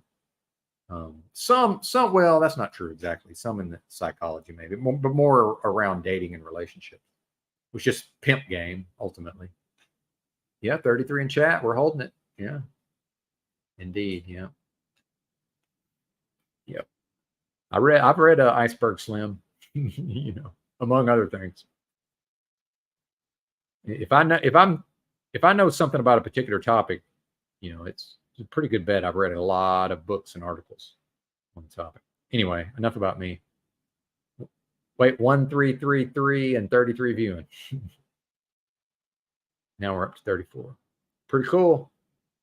Oh yeah, I forgot I'm on the free version of StreamYard, so I guess I got to keep it going, right? Because now I only have like an hour left. Isn't it like 2.5 hours a month or something? So yeah, this might be a long one. Yeah, let's get back to me. That's right. Anyway, I got to take a break, but it won't be a long one. See if I can remember how to make a banner.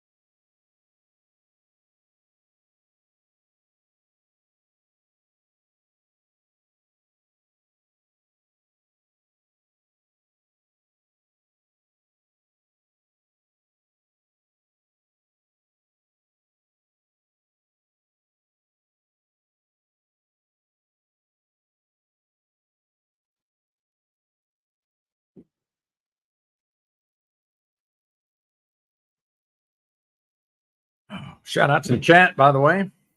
Wonder what ever happened to my shout out at the chat sign. Ended up in my car at some point. I don't have anywhere to send it to. Is the problem. Dow.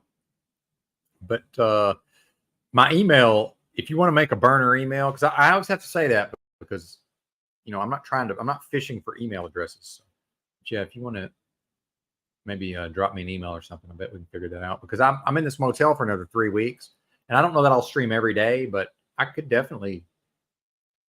stream. Yeah, I could stream. So we'll figure that out.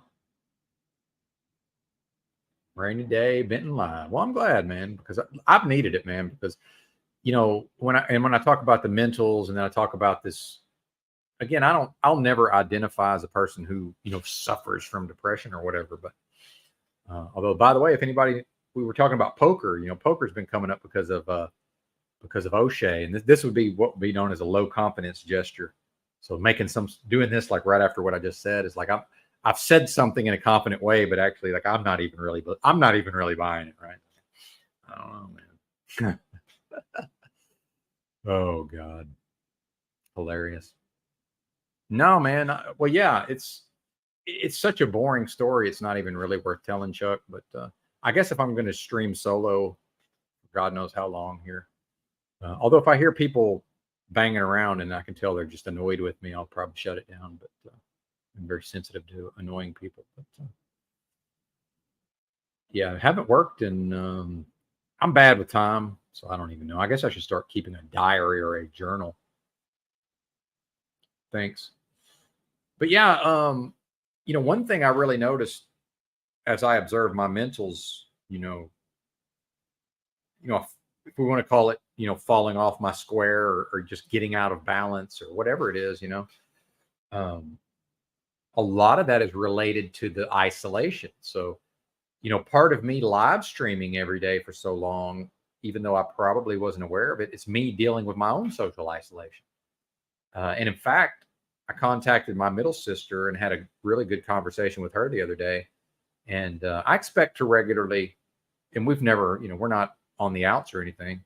But she's got a busy life. Everybody's busy these days. And again, just the social isolation. But my thing was like, shit, I have these very few people that I grew up with in my immediate family, and we shared this common experience. Like, there are these few people that at least will understand what the fuck I'm talking about on some level, some of these frustrations. But so I get as much out of this as y'all do, or more potentially. So I do think that not that my recent whatever I've been dealing with, I don't think it was caused by not live streaming. It's more of just I'm not connected. I'm not plugged in to any real world communities, right? Like society's very dysfunctional. In my view, society has collapsed. This is the collapse as far as I'm concerned.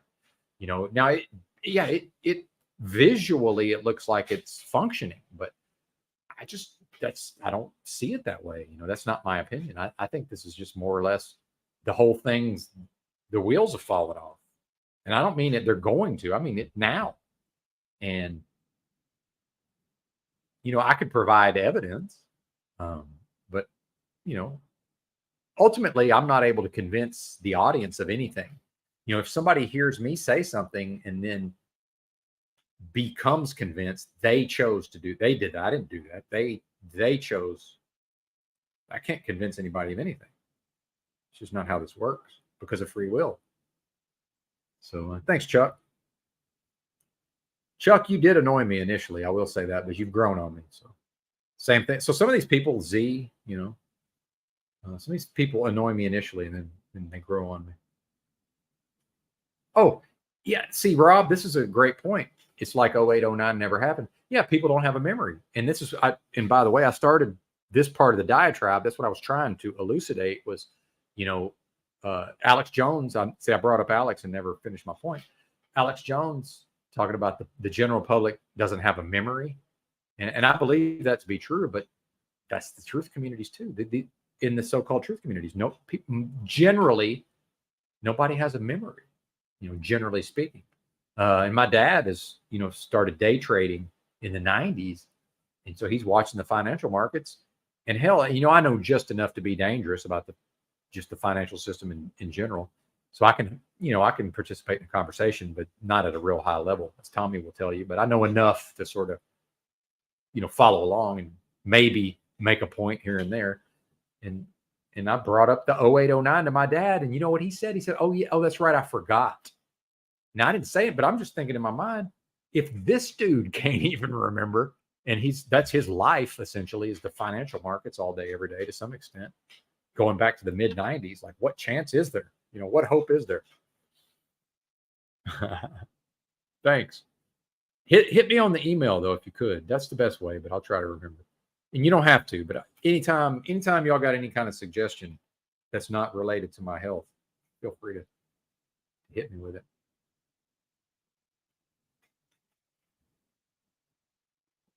What is society? Seems like a taxing slave farm. That's a good question, Jake. Well, if you were ever around for any of the Krishnamurti, when I was reading that First and Last Freedom by Krishnamurti, I am society, for better or for worse. So now it's like, okay, why am I participating on some level in creating this fucking nightmare? And in fact, that was, if I had to pick one theme of the Nightmare Dystopia podcast rather. Look how, yeah, I'm a Razorback. Yeah. Thanks. What's up? I am a Razorback. I don't know if you know that. My genes are on the Arkansas Razorbacks all-century team for football, but I don't want to get into that. Half the people leave every time I start talking about sports. So, but yeah, thanks. Go Hogs. Although I don't pay attention to sports anymore. They've even ruined college football. It's bad when they ruin college football. That's really how as a Southern boy who grew up on Razorback football in the South. It's a wrap. Yeah, it's a wrap. Padna. But yeah, I would say if I had to pick one theme of Nightmare Dystopia podcast, that's what it would be, is the, society has collapsed. Society is dysfunctional. And on some level, I'm making that happen through the subversion of my own creative force. And I'm unaware of the fact that in part because my psychology is necessarily a product of this system, this beast system. And then, tying it in with a lot of the Eastern philosophies that I've read, especially Krishnamurti, now we get to the idea that, okay, if this is what society is, and then what is society? And then on some level, I am society, and it's all of us creating it collectively. Why am I doing that? Or why am I here in a place where people are predisposed to creating a fucking beast system or a nightmare dystopia? Through the subversion of their creative force, which never lies dormant. Whether we like it or not, we're bringing something new into existence literally every moment of our lives, whether we know it or not. That's my view of it. Now, if that's true, it's true. It's not, that's the way I see it. I know it to be true. But again, you either are convinced or you're not. It's got nothing to do with me. If you don't agree, that's fine. I don't need agreement. Thanks, Mark. Much appreciated. But yeah, we're down to 27. See, just that little bit of sports talk did it. Yeah, we don't like the sports talk. That's okay though. We'll zip the Razorback back up. But yeah, and by the way, when I was all into my ego back in the day, and maybe I would have actually been in a space to consider a tattoo, I realized, well, when in fact, that's one thing I thought to myself is, thank God I never got a tattoo as a young person, because I would have just got something stupid like a fucking, Razorback or a state flag of Arkansas or something ridiculous. Indeed, the Running Rebels. This is before your time, Rob, but see, I guess we are going to talk. You may not know this, but the Razorbacks famously played in basketball 2 years in a row. One in Vegas and one in Fayetteville, Arkansas. That was when that's when the Running Rebels were at the peak of their powers. So, of course, Arkansas lost both. And Arkansas was really good at the time. Like made the Final Four one of those years, I'm pretty sure. Yeah, 90. Arkansas made the Final Four in 90 and lost to UNLV that year. Yeah. I used to love college basketball. Anyway, it's enough of the sports.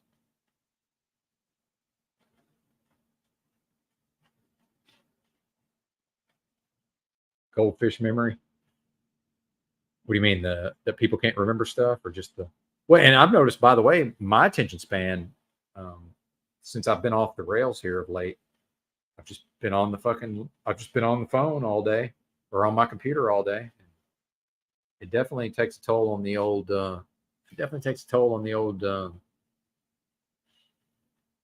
Ability to focus. Oh yeah, we can do that. 0809. Might take me a minute to get there though. Yeah, Bobby Knight. Oh man, I actually like Bobby Knight. It was fun to watch.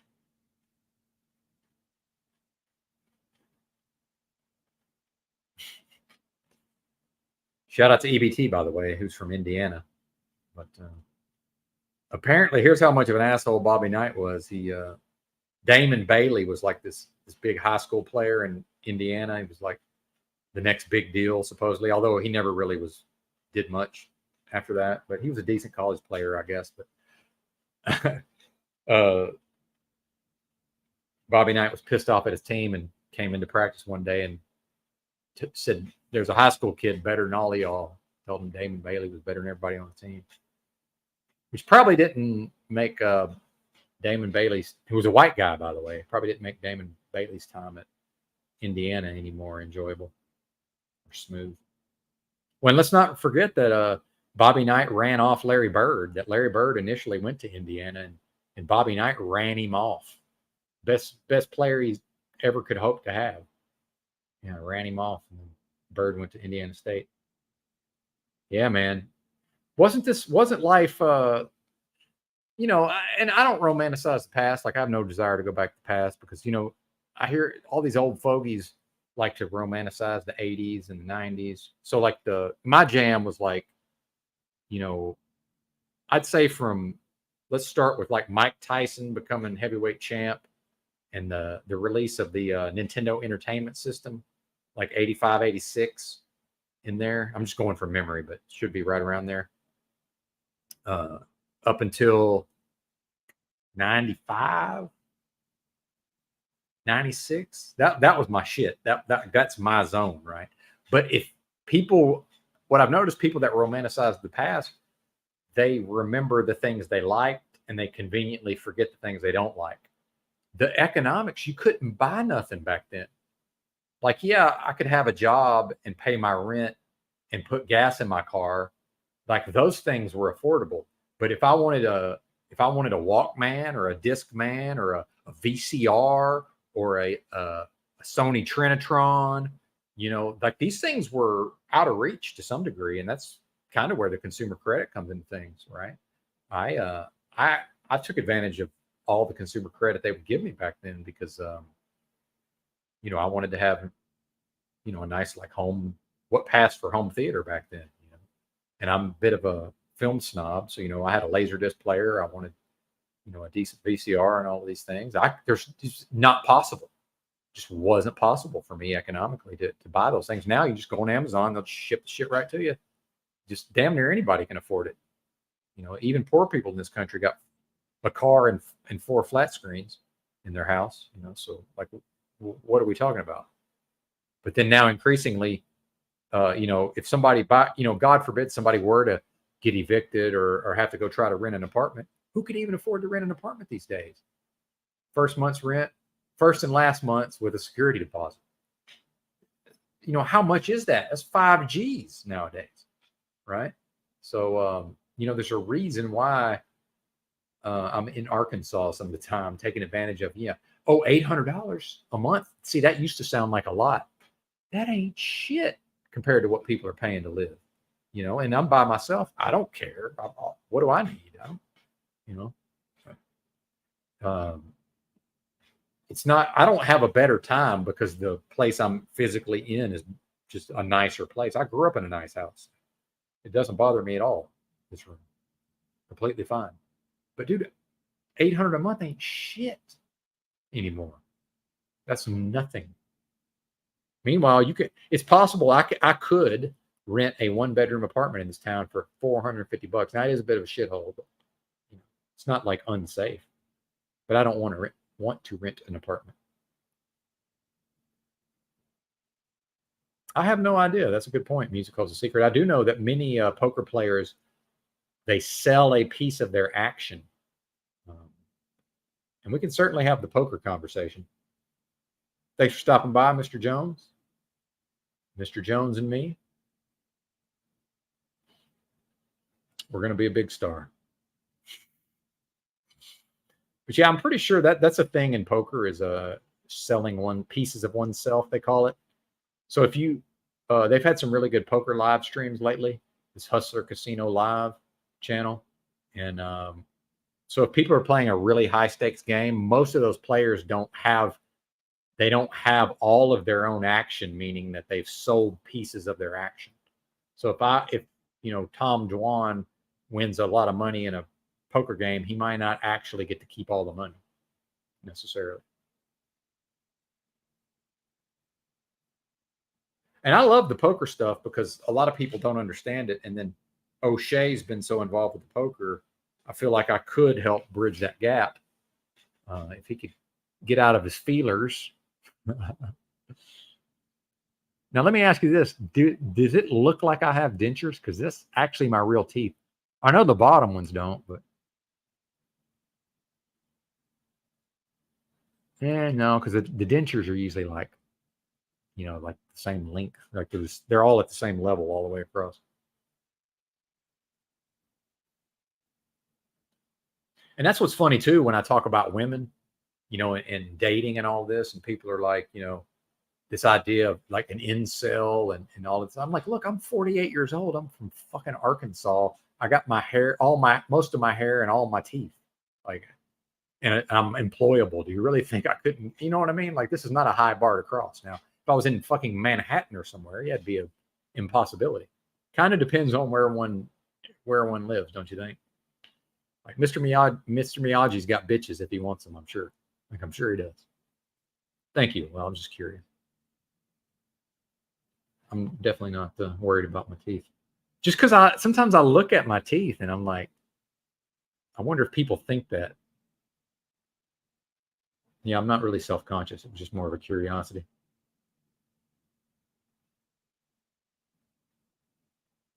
Yep. We got 2 off the topic. See, now we're down to 27. I'm going to take a pause here and let the chat get us back on. What do you guys want to try to watch something? Should we try to play back O'Shea from Z earlier? I do need to go ahead and eat probably, although I guess I can keep waiting. I have to. Oh, yeah. Sometimes things pop into my head, and it's just how I am, Rob. I am random at times.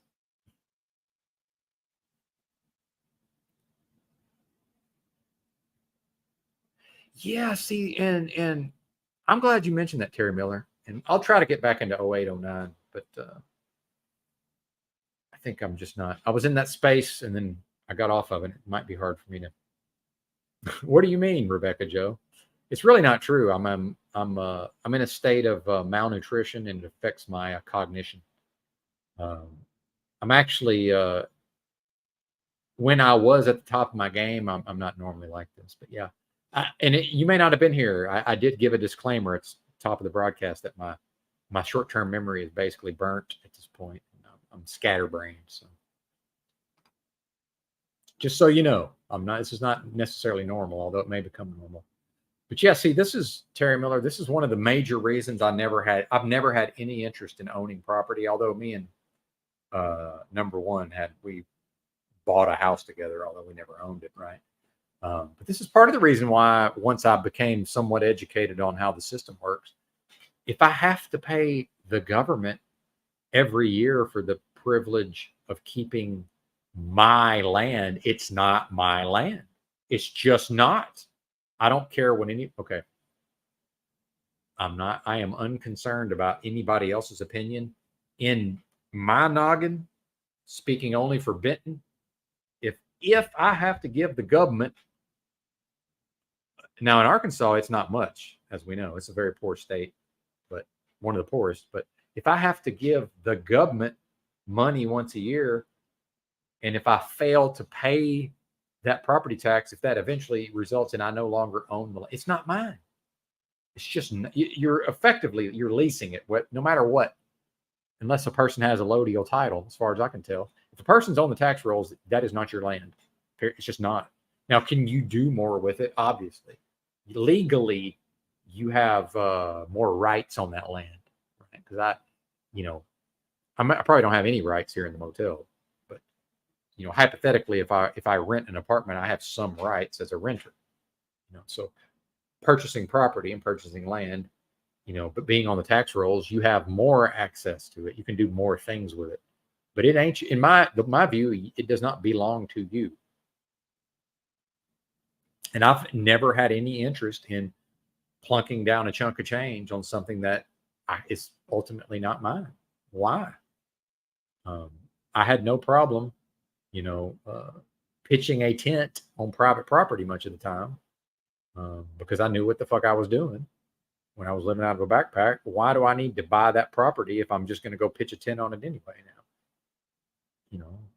Obviously I could build some kind of shack somewhere, but me personally, never gave a fuck about that. They canceled your insurance? Damn.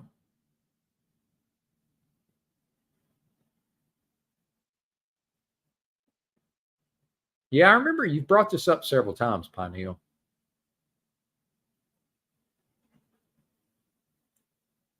And then see, I can't give advice, but if I was you, right, this is what I would do. But this is not advice. This is me just, no, that's not true. Since I know about homelessness, I would go out to Cali and they would just do it for free. I'm not even kidding.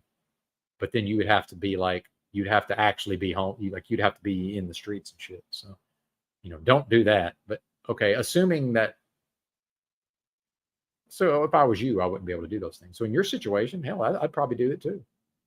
But, that comes with all kinds of other considerations. And I know Paul's mentioned that to you. Yeah, that's right.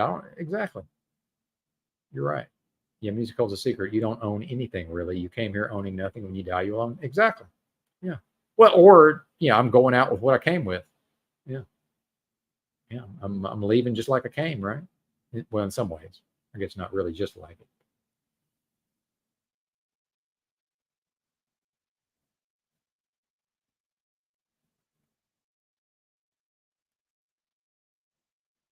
But yeah, this is literally a motel room, by the way. But yeah. But I like the not having I like the no strings attached part of it, where I'm not in any agreements with anybody. I have access to this room for the next 22 days or 24 days or whatever it is, 25 days. And then if I want to give them another $800, and if they're still inclined to allow me to stay here, then it'll be another 30 days. That's just, although I'm most likely going back to work, although I don't really want to at this point. Hey, again, that's me losing. That's me, being ungrateful. How many people would love to be able to go drive a truck and go live in a truck? Not many, but some. Not many, but some. I've met a few. Not many. Yeah. Yeah. Own nothing, eat the bugs. That's right.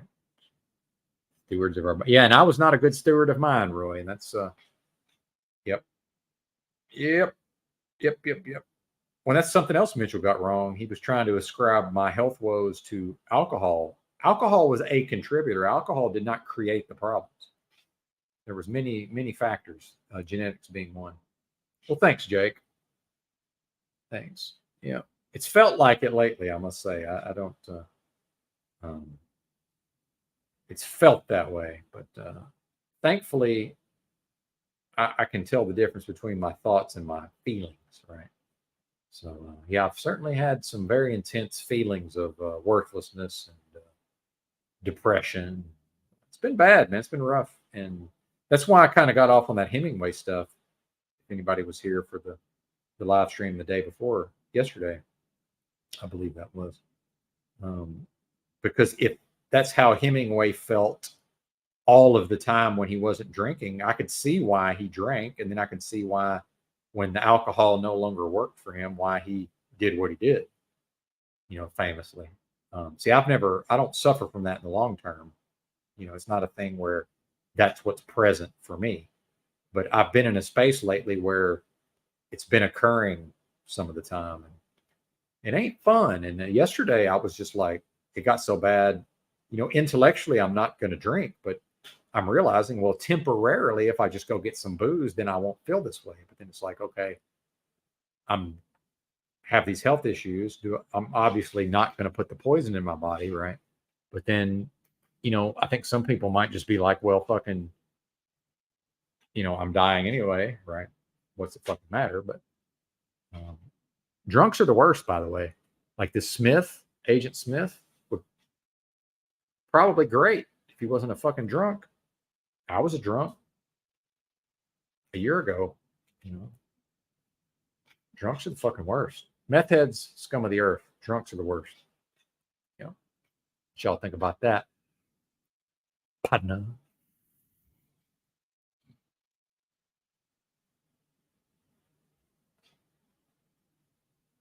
Yeah, that's exactly what that is. So what'll happen is the person will they'll make some kind of financial agreement, and so what will happen is, like, let's say I want to play a certain level of poker, so I need to be able to continue to buy back into the game after. So if I lose my initial buy-in, that's normal and expected. That's going to happen. No matter, I can do everything. This is what O'Shea was talking about, where it's a game of skill with an element of luck. So I can do everything perfectly and still lose my starting buy-in. That's where the investors, or actually the degenerate gamblers who are willing to buy in, they can provide money where I can continue to play the game. And they're doing that based on, okay, if O'Shea wins, then we get a piece of the profits, right? Bam. Cigarettes or weed? Well, and see, I can tell. I don't know exactly what's wrong across the board with Smith, but I can absolutely tell some of what his problem is, and he has absolutely no insight or introspection into himself. So what happens with him is everything that's an issue about him, he externalizes it. So he pushes it on to other people, right? Mitchell does this too. Also, a lot of people do it. It's very common, and in fact, that was something I talked about a lot back in the podcast days. A person encountering an issue in life, but they try to deal with it by directing their efforts externally instead of where they can never have any positive effect, versus pointing their efforts inwardly where they could have an effect. But then that's very difficult. It's very disorienting. It hurts. It's painful to realize all of these, aspects of oneself. It can be, and is for most people. So yeah, that's what it is. Cool. Awesome. Oh yeah. And he does. Mitchell has those. He just does, And here's the thing is, Mitchell, when I was in the streets, Mitchell's the type of person I would be his friend, right? Like in the streets. I've been friends with people kind of who were prone to, well, in fact, I was that way. I've ranted and raved in the streets many times, certainly when I was going through my shit. But see, I went through what I went through, and then for the most part, I put it behind me. And Mitchell, he just may not be possible for him with his TBI. I don't know.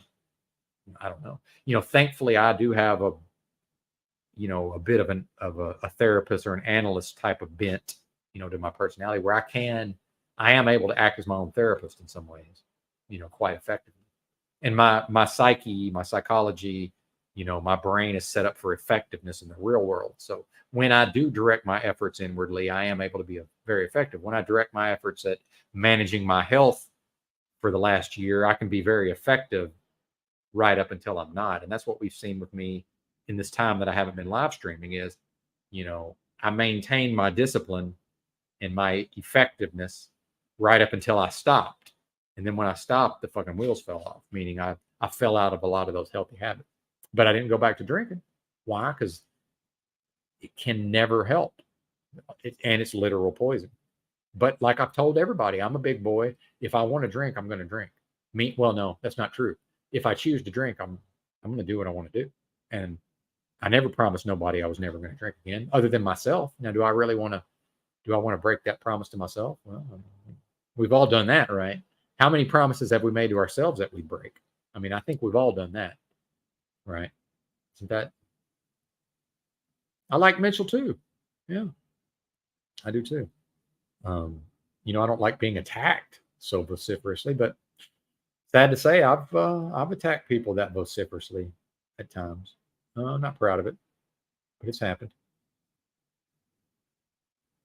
Yeah, passive aggressive all the time. He does, yeah. Yeah, he goes full bozo and then yeah. Yep. Well, and if anybody, do y'all remember when JG first showed up? I could tell that some of what his problems was because he had quit drinking, and there's certain mental effects when somebody puts down alcohol. It's done such a number on their brain, and JG said that he drank heavily for years, and I could actually see it happening over time where he was, you know, really didn't have his faculties, but you could tell something was there, right? Like there was something in there as far as at the level of thoughts and ideas and his own humanity. But over time, you can see that he has improved. Like he's regained some of his mental abilities. He's probably a really smart motherfucker, most likely back in the day. But then, you know, how much of that has just been killed by the booze? Because some of mine's gone and it's never coming back. I mean, it's just how it is. I used to be sharp as a fucking tack, man. I mean, I was just bam, bam. I was on top of everything. You know, nope, not now. I've been trying to clean this room up to some extent, you know, for ever since I moved into it, and just my you know, I've never had ADD. I don't suffer from ADD, but I'm doing a damn good impression of somebody with ADD here lately. So Rebecca Joe, I'm actually doing pretty good based on how I've been lately. Just so you know. Oh, I believe it, Salty Siren. Yeah. She says, my good friend said it took him 2 solid years for his brain to get back to normal after he quit drinking.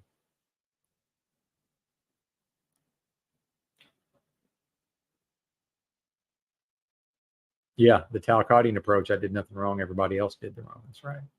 Well, and not only that, the wrong is being done to me, right? If I'm Smith or if I'm Talcott, not only am I above reproach, so number one, it can never be my fault if I'm Talcott or somebody like my dad.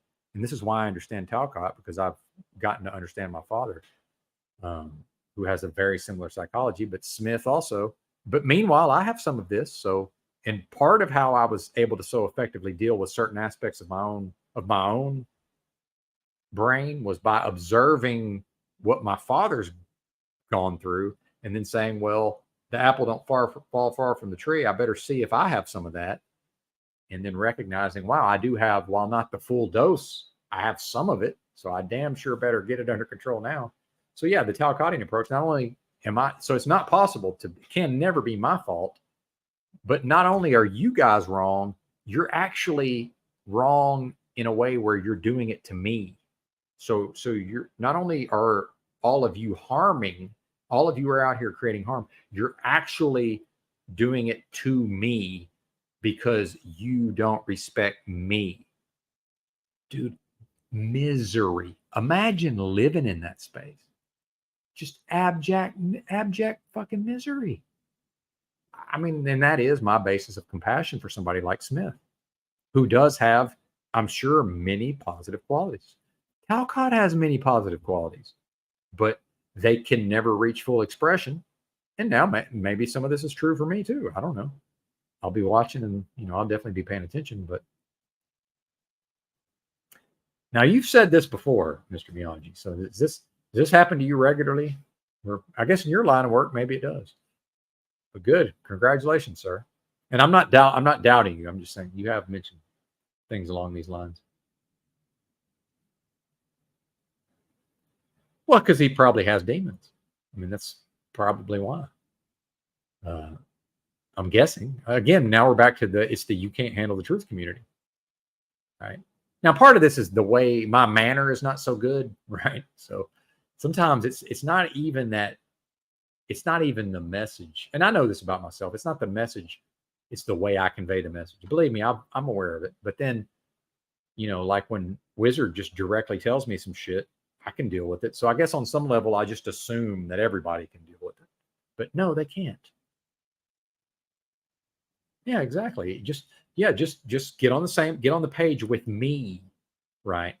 And by the way, anybody that was around because me and Kim before the storm had some famous battles when he first started showing up on the channel. Same thing. It was like, he would talk about, and I helped him in a lot of ways. I know I did, and he admitted it too several times. Even though me and him can't get along in the long run, that's fine. But well, and by the way, it's up to you to, if you don't, I'm not pushing the concept of demons on anybody. I'm only speaking from my own understanding, right? But he probably does. I'm just saying. Yeah, I'm a welfare case and ask no one for nothing. Crazy. Yeah. Give it to O'Shea to play a hand of poker. Yeah, split it with you. But yeah, there would be no conflict, meaning, so Kim before the storm, when me and him would sort of get into these, we would get in Arkansas, we call it getting sideways. We get sideways with each other, meaning we're like in a conflict.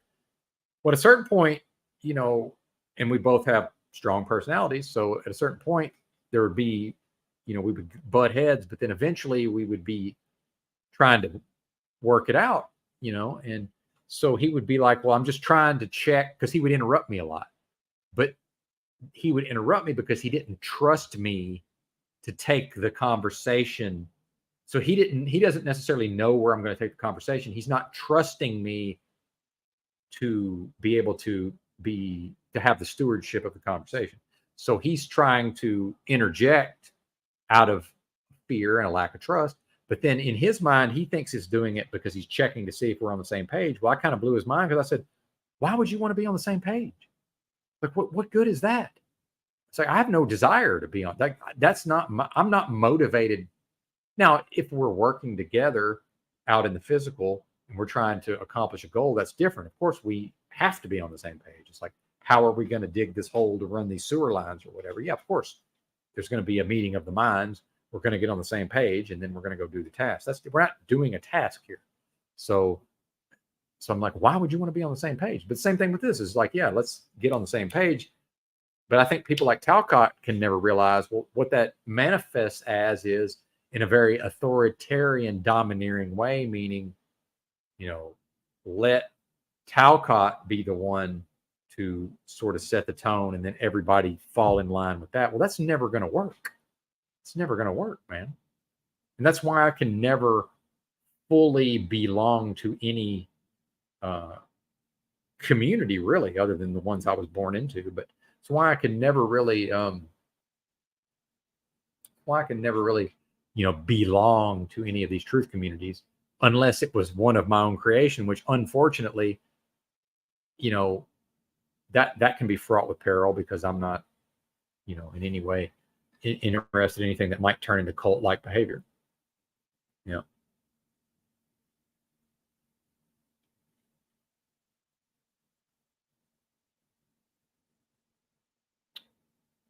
Well, what do y'all want to do? I think I've probably shot my wad with respect to the rambles.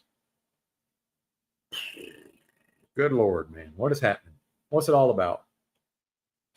Who's live? Maybe I can get some of y'all out of here. Not that I'm trying to run you off. But I'll go back to my...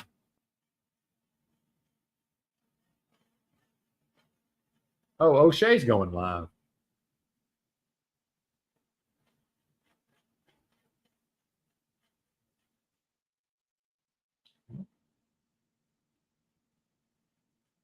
Did y'all know that?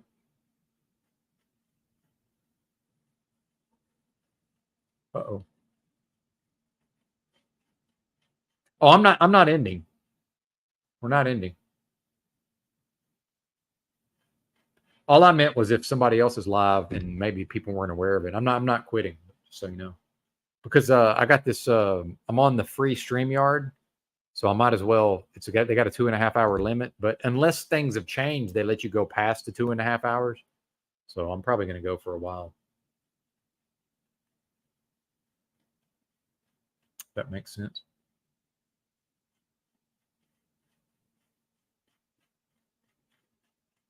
Stream this morning. Oh, there he is. Says, oh, what's going on with your stream? And I remembered. Oh, yeah, I used to stream. I was like, fuck it. I'll go ahead and stream. And the title of this one is The Tech Warrior Caught Kissing a Male Colleague. Double exclamation point. You know, very very exciting information, you know, very controversial. But it's false. You know what I mean? It's just a what do they call it? It's candy. It's eye candy. Oh, what's up, Chuck, Tennessee? Yeah. Got video evidence of taking out one of the doctors. No, it's not true, but you know, it's one of those titles that's just like, you know, clickbait kind of. Yeah, clickbait. That's the thing. That word I was. Oh, Satanic Warrior caught kissing a male. See how I use the word colleague too? You don't have to use that word colleague too often. It's like college. It's like a you know what I mean? Mr. Fucking fancy pants doctor. Fucking college. I don't think I really have the internet to be doing this. Making out with his fucking colleagues, you know what I mean? The scrubs back there. We don't want no scrubs unless they're some money and drugs. Yo, Bear Jew, what's up, dude? I never worked with Z. So that title's clickbait. Yeah, doing pornography.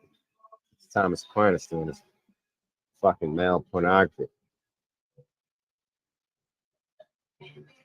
Thomas Aquinas, get your ass up here to fucking start the party. Buddy.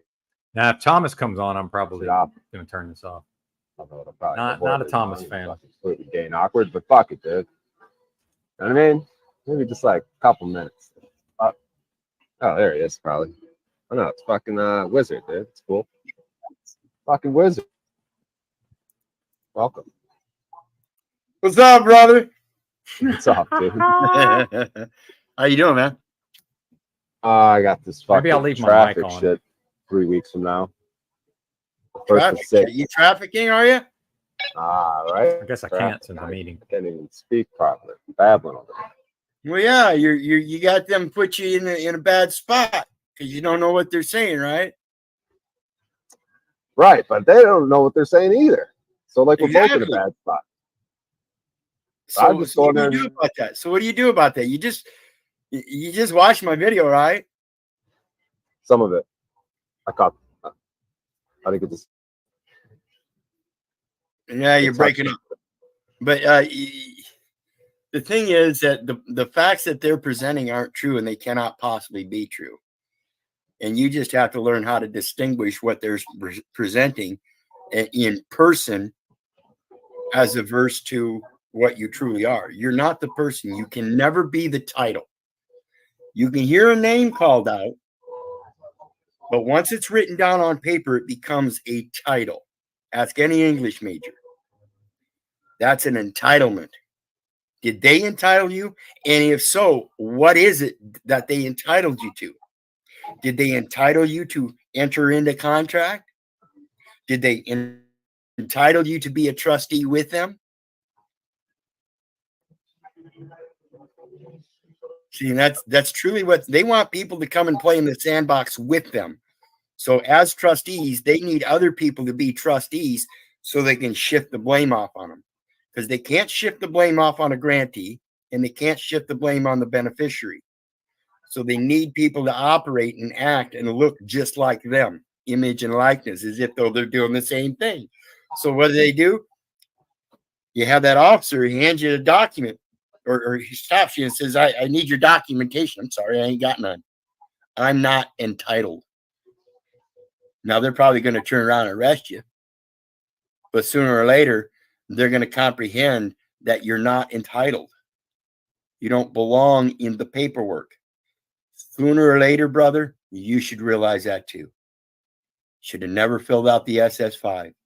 Should never be filling out these job applications. You shouldn't be doing that stuff unless you know how to correct them on the face so that there is no discrepancy of what your position is in the trust. Pure and simple. Yeah, it's the all caps. It's weird. Yeah, and it's all about this word understanding too. Yeah. They and you see it in Paul's video too. And you see it all the time, like where they in Paul's videos, like he's like, so we have an understanding. This word understanding, like, do you understand? Like that's literally right when you're doing I'm going to sentence you to 26 years in jail. Blah, blah, blah, blah. Do you understand? They ask that question, right? Why do they do it? Why not just fucking skip it? You ask them, do you understand? Oh, yeah, I understand. Yeah. No, I don't understand. And it's polar term is comprehend. Now, when we think about hand, we think about hand. It's also hand as in hinge, as in Stonehenge. They call it Stonehenge because it's got blocks that are bonded together in position. And that's what comprehend means. With pre-positioning, with pre-bonding. I'm already bonded in a position as first. Before I formed thee in the belly, I knew thee. Before thou was cast from the womb, I sanctified thee and I ordained thee a prophet unto the nations. So the nations' laws have to come from the prophets that prophet those laws unto them. That's the circulation. Because if the true man that is bringing a prophet unto the nations is bringing that prophet, it's done through the scriptures. That prophet unto the nations creates those laws of the nations so they can be profitable men. That's where they get their laws, is from the scriptures. So all you have to do is learn how to profit the scriptures. Fuck, man. What I want to do is just, and like I've done in other states, and just leave the state because that seems to work too. Just fucking leave. That's coward, dude. What happens when you run across a state that's got that interstate compact and they see this Brian O'Shea. This motherfucker running all across. We better get that motherfucker. And then they're going to have an attitude. Well, I guess I'm just scared, but I don't know. You're a scared bitch. Well, what do you write? I don't even want to interact with them though. It's like, neither did I. That's why I went in there last time. I was figuring my customer. You asked my companion. She was embarrassed, I'm sure. But I called them every name in the book. They're lucky I didn't whip my dick out on them and tell them to suck it. They're lucky. But you got to learn how to man up. You got to learn how to battle. You can't run. That's the most cowardice thing you can do, brother. I have faith in you. All you have to do is discern what is right and what is wrong. And it's right that you do as you will as long as you're not harming anybody. It is wrong that the state pose a fictional will that actually harms you when there is no harm to start with. Right. Yeah, this whole insurance thing. What's the ticket? No insurance. Yes. I ended my last stream with that. That's what it's all about, is the insurance. They've duped everybody into believing that they have to have insurance. And in so doing, you're acting as a trustee. A man is bound by his words. Why would you need somebody else's words? Doesn't that tell you something? If I'm bound by my word, then why are you trying to bind me by your word? I think your word's wrong. My word says here, before I formed in the belly, I knew thee. Did you know me before him? No, I think you're wrong on that point. Before I formed thee in the belly, did you form me in the belly? No, I think you're wrong on that point. Before thou was cast from the womb, was it your womb I was cast from? No, I think you're wrong on that point. I sanctify thee. Did you sanctify me or him? I think you're wrong on that point. I ordained thee. Did you ordain me or did he? I think you're wrong on that. And point by point, destroy him. But again, the only way you're going to do that is learn the scriptures. Every last one of these nations, every last one of their laws comes from their scriptures.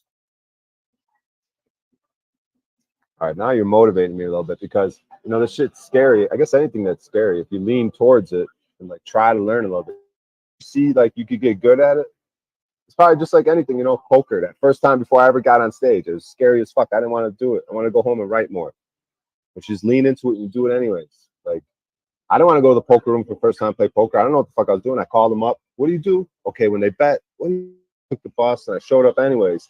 And then I just fucking got through it. I got through the first time playing. And then it's anything in life, man. Car, you don't know what you're doing working on your car.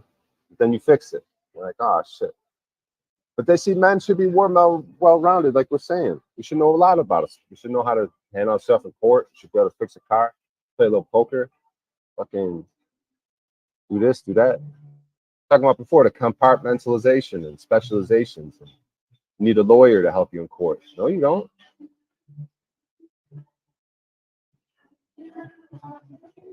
Maybe I do. Lawyers have taken away the key of knowledge. How can people be convinced that they need a lawyer if the lawyer is the one that takes away the key of knowledge? He's the one, by that scripture, they're the ones that are literally keeping you in stupidity, not because they have knowledge, but because they took the key and they don't use it.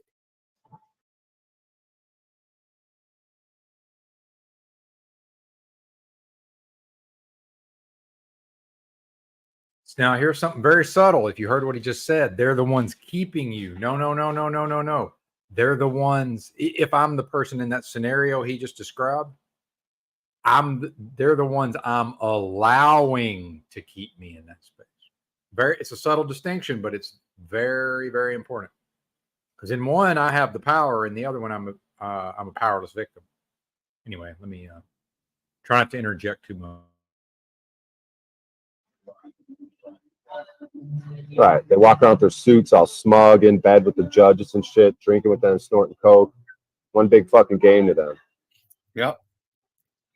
And like I said, you know, it's just a matter of simplifying things, which in this modern world that we live in that has so much technology and everything, people just insist on making things hard for themselves. And that's ultimately because they want to build that ego. Well, the more I learn about this, the smarter I'll be and the better I'll be than the next guy. No, the simplicity of it is what brings the wisdom. You think all that knowledge is going to bring you wisdom? Ain't going to bring you wisdom at all unless you practice riding that bike. And that's what the lawyers are doing. They pose that they have all this knowledge and everything, but it's only the key that they have. They're not using the true knowledge, so they're not riding that bike. They're posing. They're nothing but fake bitches posing. Wizard, you should see. You know, I got this deposition. They're trying to fucking. They're fighting over me, dude. They want to. Who's going to interview me first? The state or the defense or the plaintiff or the defendant? You know. So they're fighting over that right now, and like, but I read the motion that they sent to the judge for the defendants re-arguing for why be able to interview me first. And they're so retarded, dude. They're just fucking idiots. You should read this fucking thing. I should forward it to you. They're just stupid in general. Excuse me. Shouldn't it be my decision first? I don't give a fuck about you and I don't give a fuck about you. Where's my choice in it? So we look at personal jurisdiction. The court can only obtain personal jurisdiction through two elements. First is proper service in the state in which the court sits. Did they serve you properly in that state through the postal service, the registered agent? No, they had some hick on a postal road, federal property, posing as a federal officer who wasn't and had no authority to make any kind of issue on that federal property. Well, you tell me if it's worse. We did it electronically. You tell me if that's worse or better. What?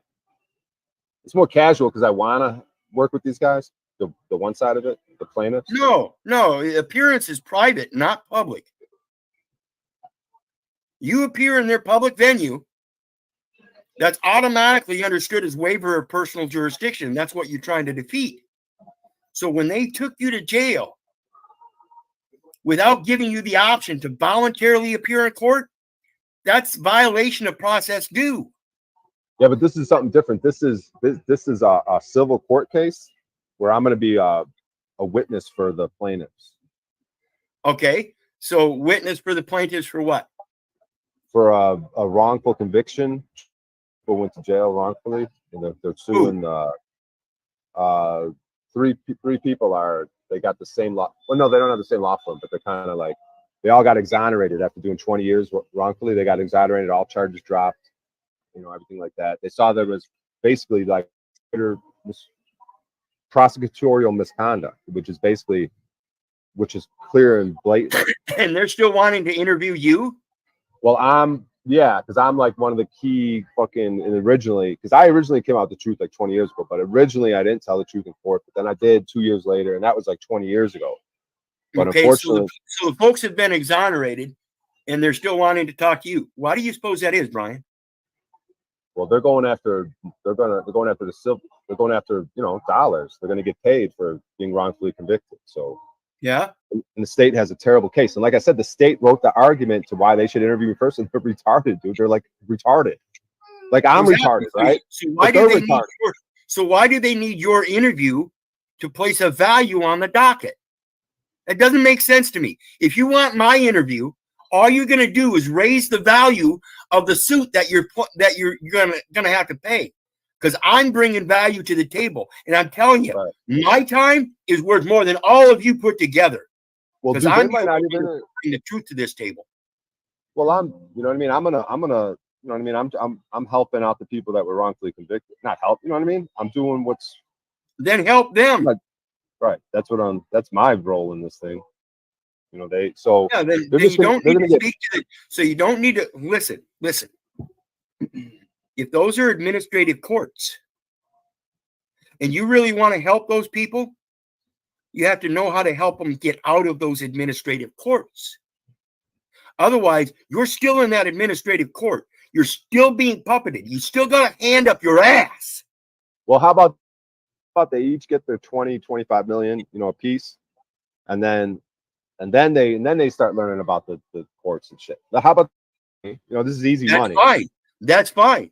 That's what I'm saying. I wouldn't be involved in that shit for nothing. Listen, you bitches ain't nothing but administrators. You want to get up your game, you come talk to me, and I'll show you how to step out of that administrative court. But I mean, I'm gonna do the depth helps these guys get. You know what I mean? It helps them out. They did. You know what I mean? Like, do you really think that's going to help them, Brian? Do you really think your words have so much value in that administrative court that it's going to change a motherfucking thing? Well, I already told these dudes. It didn't change a while ago. Years. It didn't change for 20 fucking years. Why do you think it's going to happen all of a sudden overnight? Well, I think it's because way back when I told these dudes like this, we've had conversations like, yo, when it comes down to it, if you need, I know people can change their mind and stuff, but I've had like, yo, if it comes down to it, like you're gonna tell the truth, and like when we go to get paid, right, for being locked up wrongfully. And I told them way back when, like, yeah, man, like, you know what I mean? Whatever you need, I'm here to support you guys in like your freedom, your payment for the wrongdoing that was done. You know what I mean? Well, what in a situation like that, there can only be one detail that is truthful in your part in it. What is that one detail about your truth in that in those events? Well, it's already been on the record, but I guess they want me to. I guess they want it reiterated or whatever in this new this deposition. Yeah, but what is that? That you were there and you were a witness that it didn't happen, or that you were there and you were a witness that it did happen? Yeah, I testified that something happened that did not happen. And then 2 years later, I went and corrected the record. What I told the truth. You know what I mean? And I just said I had nothing to do with nothing. That's the only thing that matters then. And like you just said, it's already recorded. Why are you trying to get me to reiterate it? Are you trying to get me to lie so you can lock these people back up, or what? It's already on record. It makes no difference anymore what you have to say now, does it? Well, I mean, if it helps, makes the Think process about of it. getting them. That's what they're telling you. How can it help? They Dude, I'm trying already have the facts. They already let them out. They already admit they're wrong. They already admit that they're going to pay them. They just want a value. How are you going to put value in it? You can't. Right. I'm almost separating myself from how I'm looking at the courts, just because I just want these.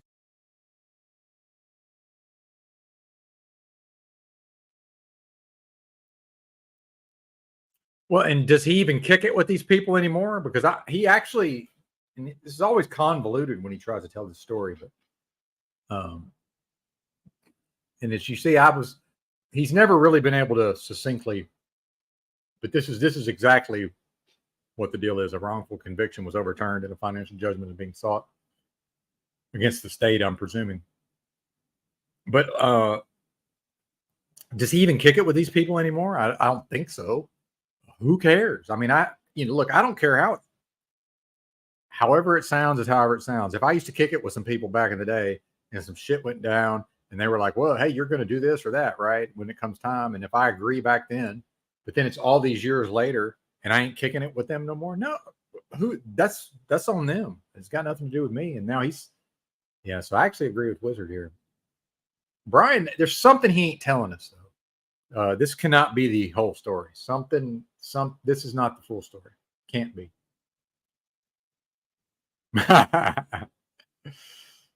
Case dismissed. Yeah, I think we're probably done with that since I saw Lou pop in. I'm coming out. Anyway, there's Mr. O'Shea. If anybody wants to check him out. I still kind of want to talk poker with him, but whenever. I guess maybe we're always on panels where other people jump in and derail. But nobody else really seems to be a poker fan, so I guess I should get this. We're back. All right, we're dropping the link, but we're going to have to put a banner.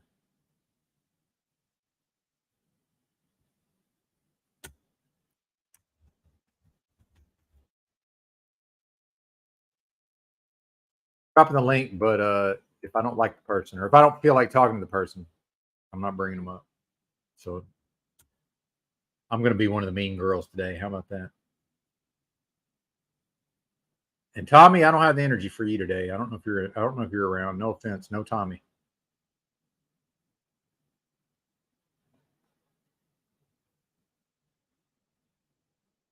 Yeah, I'm in a debilitated state from my illness. I don't have the energy.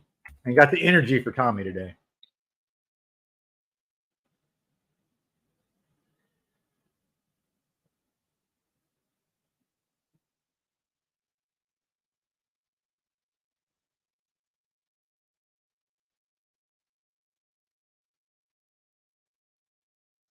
Yeah, something ain't right there. Because why would he be worried if he's just telling the truth? But it sounds like he perjured himself the first time, but then I guess they let him. He said he came back a couple of years later and corrected the record, is what he said. So I don't know, man. You know what it's going to turn into though. If he did, let's say that he did correct the record.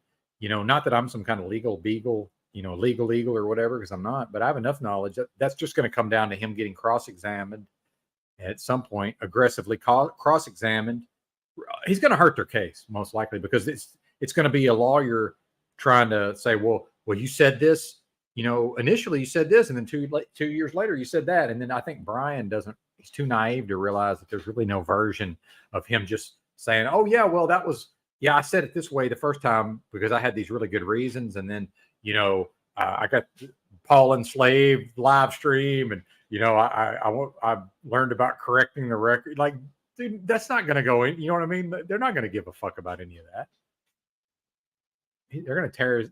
And you see how triggered he got just talking about the cops. They're going to. If anybody watched him on Z, just trying to talk about getting pulled over, he was getting all in his feelings. He's got no chance in a court under a fucking aggressive, cross-examination or being deposed or whatever, especially a deposition. So something's going on. was a witness to some sort of crime or event to where some people went to prison, some people were wrongfully convicted, they've been released and they've been exonerated and released, and now they get to sue the state, and they're going to most likely going to receive a judgment only based on what he said. And he's never fully been able to explain exactly what his part in that was. And I had him on the channel and we tried to get to the bottom of it. I remember this. And I don't think we ever really figured out just exactly what his part was. So I don't know. It had something to do with some shit that went down in Chicago and some people went to prison, apparently. That's what I remember.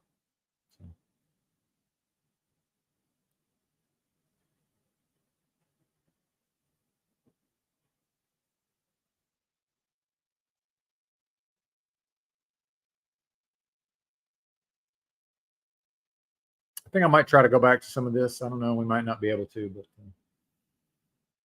but for about a month, and I was watching Ralph Smart. I said his Yeah. name wrong in the Yeah. Ralph Smart, and he was always going on about the 7-day vegan challenge. Yeah. And I was like, mate, you're challenging me? And no, I Yeah. wasn't like that, but I was. It just felt very in tune and in line with my current belief system when I wanted to expand my spiritual mindset. Yeah.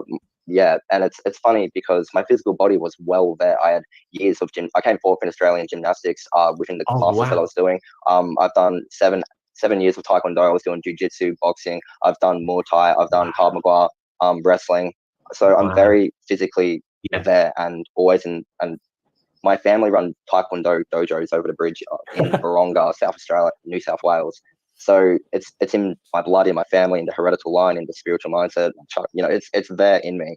And when I was vegan, I still continued to these practices, but I watched myself literally deteriorate from, you know, when you get a good work going on Yeah. and you can feel in your muscles and your back from moving stuff, and you feel that tingling, it's ready to eat, or it's ready to kind of. Apologies, folks, for starting the video, but yeah, this is a good point. How could he be in trouble? They can't force you to testify. We have no idea because we can't get the full story from O'Shea, and he's not telling us, and he's very naive. So we don't know how he could get in trouble. But because he's so naive, I bet you he could figure out a way. Or it probably won't get O'Shea in trouble, but I'm sure these really smart, well, they're probably not really smart, but I'm sure these lawyers, some of these lawyers are going to be attempting to depose O'Shea so that they can actually hurt the court case, like the state of whatever. If this is a state of Illinois, by the way, one of the most corrupt states there is, as far as I can tell. So I think we don't have enough of the information, and we're not lawyers. Allegedly, he had been around some folks who had committed a double murder, something along those lines. All I know is apparently he did testify, but in the criminal courts 2 different times. See, this is now into the civil, and I think Wizard is right on the money, where he's like, well, how could any of this help? And what he's implying is, obviously, we can't foresee the potential downside, but if there's no upside, how the hell could there is there not a downside? Like, what's the point? And if he just wants to be a good, if he just wants to help some people out, and they're going to potentially get millions of dollars, how could he possibly be the one thing it hinges on if these guys were exonerated? Because especially, it sounds like they were exonerated without Brian's help. See, so I think this is a case of the state lawyers trying to suck Brian into something to where they can, make it seem like he's helping in some way. But then, and I'm just speculating. I really have no idea. I could be way off base here, but I just don't see how anything good can come of that. Oh, okay, cool. And again, all I know is what O'Shea told me on here and what I've heard him say. So I don't know. I'm out of the loop. Yep, exactly. He's never given us the full story, ever.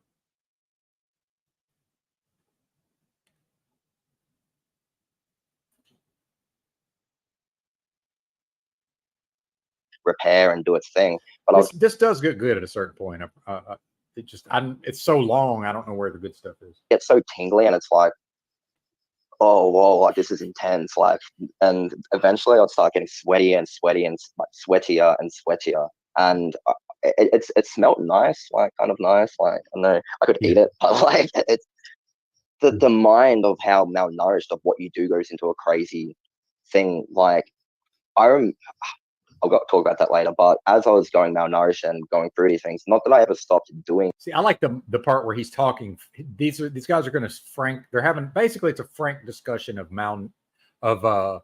malnutrition that results from raw vegan, essentially, which I find fascinating. Taekwondo and martial arts, but I just shriveled down to such a point during my travels because, like I said, when I was with this German backpacker, it's mirrored right now, so I'll do it this way. As we're going up the east coast of Australia, I convinced my friend, the German backpacker, to go through fruitarian, and he did it. And he was all like, "My mom cooks the sausages, the eggs. You cannot have this. This does not work. You cannot." Anyway, I was like, "No, man, Dr. Robert Morse, brother, come on, have fun with each other." We were just like, "Well, man, it kind of makes sense." And we're getting into iridology, and man, just like my eyes did change, and it wasn't the lighting, it wasn't anything. And as you go further into it, you kind of figure out that when your body loses its fat within the body, the eyes do change as well. Yeah, for so sure. Your whole physical vessel changes without its correct vitamins, minerals, hormones in good balance. So I was in the mindset that as this was happening, that I was going through some top tier detox, which seems to be the common thing. It's like I say, just detox until you got rid of your hormones, until you're dead. Just keep going and going and going. And I'm sure that you've seen that with many people and with yourself, that they're just like, you get so obsessed with detoxification. Would you say that you got very obsessed with pursuing this like purist like approach with detoxification and thinking every issue was connected to detoxification? 100%. One of the biggest things that made me believe that I was purely detoxing was that lemon tree. If you guys heard in the previous interview, that I just picked. I was near Sydney in Australia, which is around the midway point, lower midway, and there was this lemon tree. So I walked up to this lemon tree, man, and it was just like just lemons everywhere and kilos and kilos. So I picked them, and literally there were like 4, 5, 6 kilos of lemons. And anyway, I was just like, Dr. Robert Morse, man, what he says is the astringency pulls. It's the astringency that's going to get everything out, man. The more astringent water, like melons, berries, grapes, boy, we're taking it a step further and going into the lime dimension up in here, and lemons and limes. So no. Anyway, crazy. So I remember just peeling them, man. And I remember as I was peeling, my fingernails were like under my fingernails were burning, and I was like, yeah, they're pretty astringent, man. So I peeled them out, and my friends sitting in the driver's seat looking at me like, oh bro, no, oh I cannot do that, man. No, I cannot. And so I started just yeah, man. I ate I think a kilo before this happened, like 1.5 kilos or something. But in my temples, I felt this, and I was just like, I'm ascending. I'm ascending. This is the sheer detox, my brother. But dude, it must have been like a sugar rush combined with the acidity, acidity. And the plant toxins and stuff like that. Dude, I had no idea if the tree was sprayed or anything. Man. It was just a tree sitting in a field, so it was so I just munged out on that, and it was just I just remember feeling I thought I was gonna die, but I knew spirit, love, life, everything's okay, everything's fine, just continue on with life. And I thought to myself, I'm never gonna do that again. I did it again, but anyway, continuing on, I was I'm never gonna eat bananas because who would want to eat bananas? I come from the south of Australia, so we always import them from. Dude, we don't even get our bananas from Australia. Now we do, but we used to not get them from Australia. Right. Yeah, anyway, so as I was traveling up, I was I'm not going to eat bananas. And I was just how am I going to supply my mango habit? How am I going to do this? And it was just with, again, mirror reflection, divine synchronicity and timing. I was I'm just going to eat mangoes for the whole 10-year detoxification, blah, blah, blah with this. And then came this guy, John Stearns. And he started posting on all the forums and everything. And he's like, yo, man, check me out. I'm going to be only eating mangoes 5 months. Check me out. And then you just you're just watching deteriorate, man. And I was just I was already 3 months in and watching myself deteriorate. So beautiful reflection to watch. I was I'm going to jump out of that bandwagon since we're the only two doing it right now. You can do it on your own. So then as going through the processes of Australia, traveling and camping, there wasn't really anything crazy cool. This is insane. I mean, are you hearing this? This is nuts. And I got to think, man, this is the way that a lot of these people get brought into into this raw veganism. That's what I got to think. It's completely fucking insane. That happened apart from like the adventures that were fun, but in the sense of what happened when I was fruitarian, I was watching myself become malnourished. My bones becoming brittle. There were so many pictures that I had. I remember I was sitting out at the ocean. I was sitting like this, holding a mango, and I seen my bone here, and it was like a ball poked out, and I had never seen that on someone before. Like I actually never seen that on someone, and I was just like, oh, like, and my veins were so everywhere. And I was just like, vascular. yeah, and I felt it. Well, see, this is, some of this is resonating with me, but I don't want to be in these, I don't want to be involved in the physical side of this. Obviously not, the mental, as far as the getting involved in something so detrimental, just, I couldn't even imagine choosing to be like this way. Yeah. But you see, the guy on the right here, he does seem to have insight into it. He's actually just laughing at himself. He's realizing he did if his story's true, the guy almost fucking died, like was in the hospital, like last rites kind of thing. Call your family, like they actually thought he's going to pass. And, so I guess he's got a sense of humor about it now. But just imagine thinking this is a good idea. This is mental illness, by the way.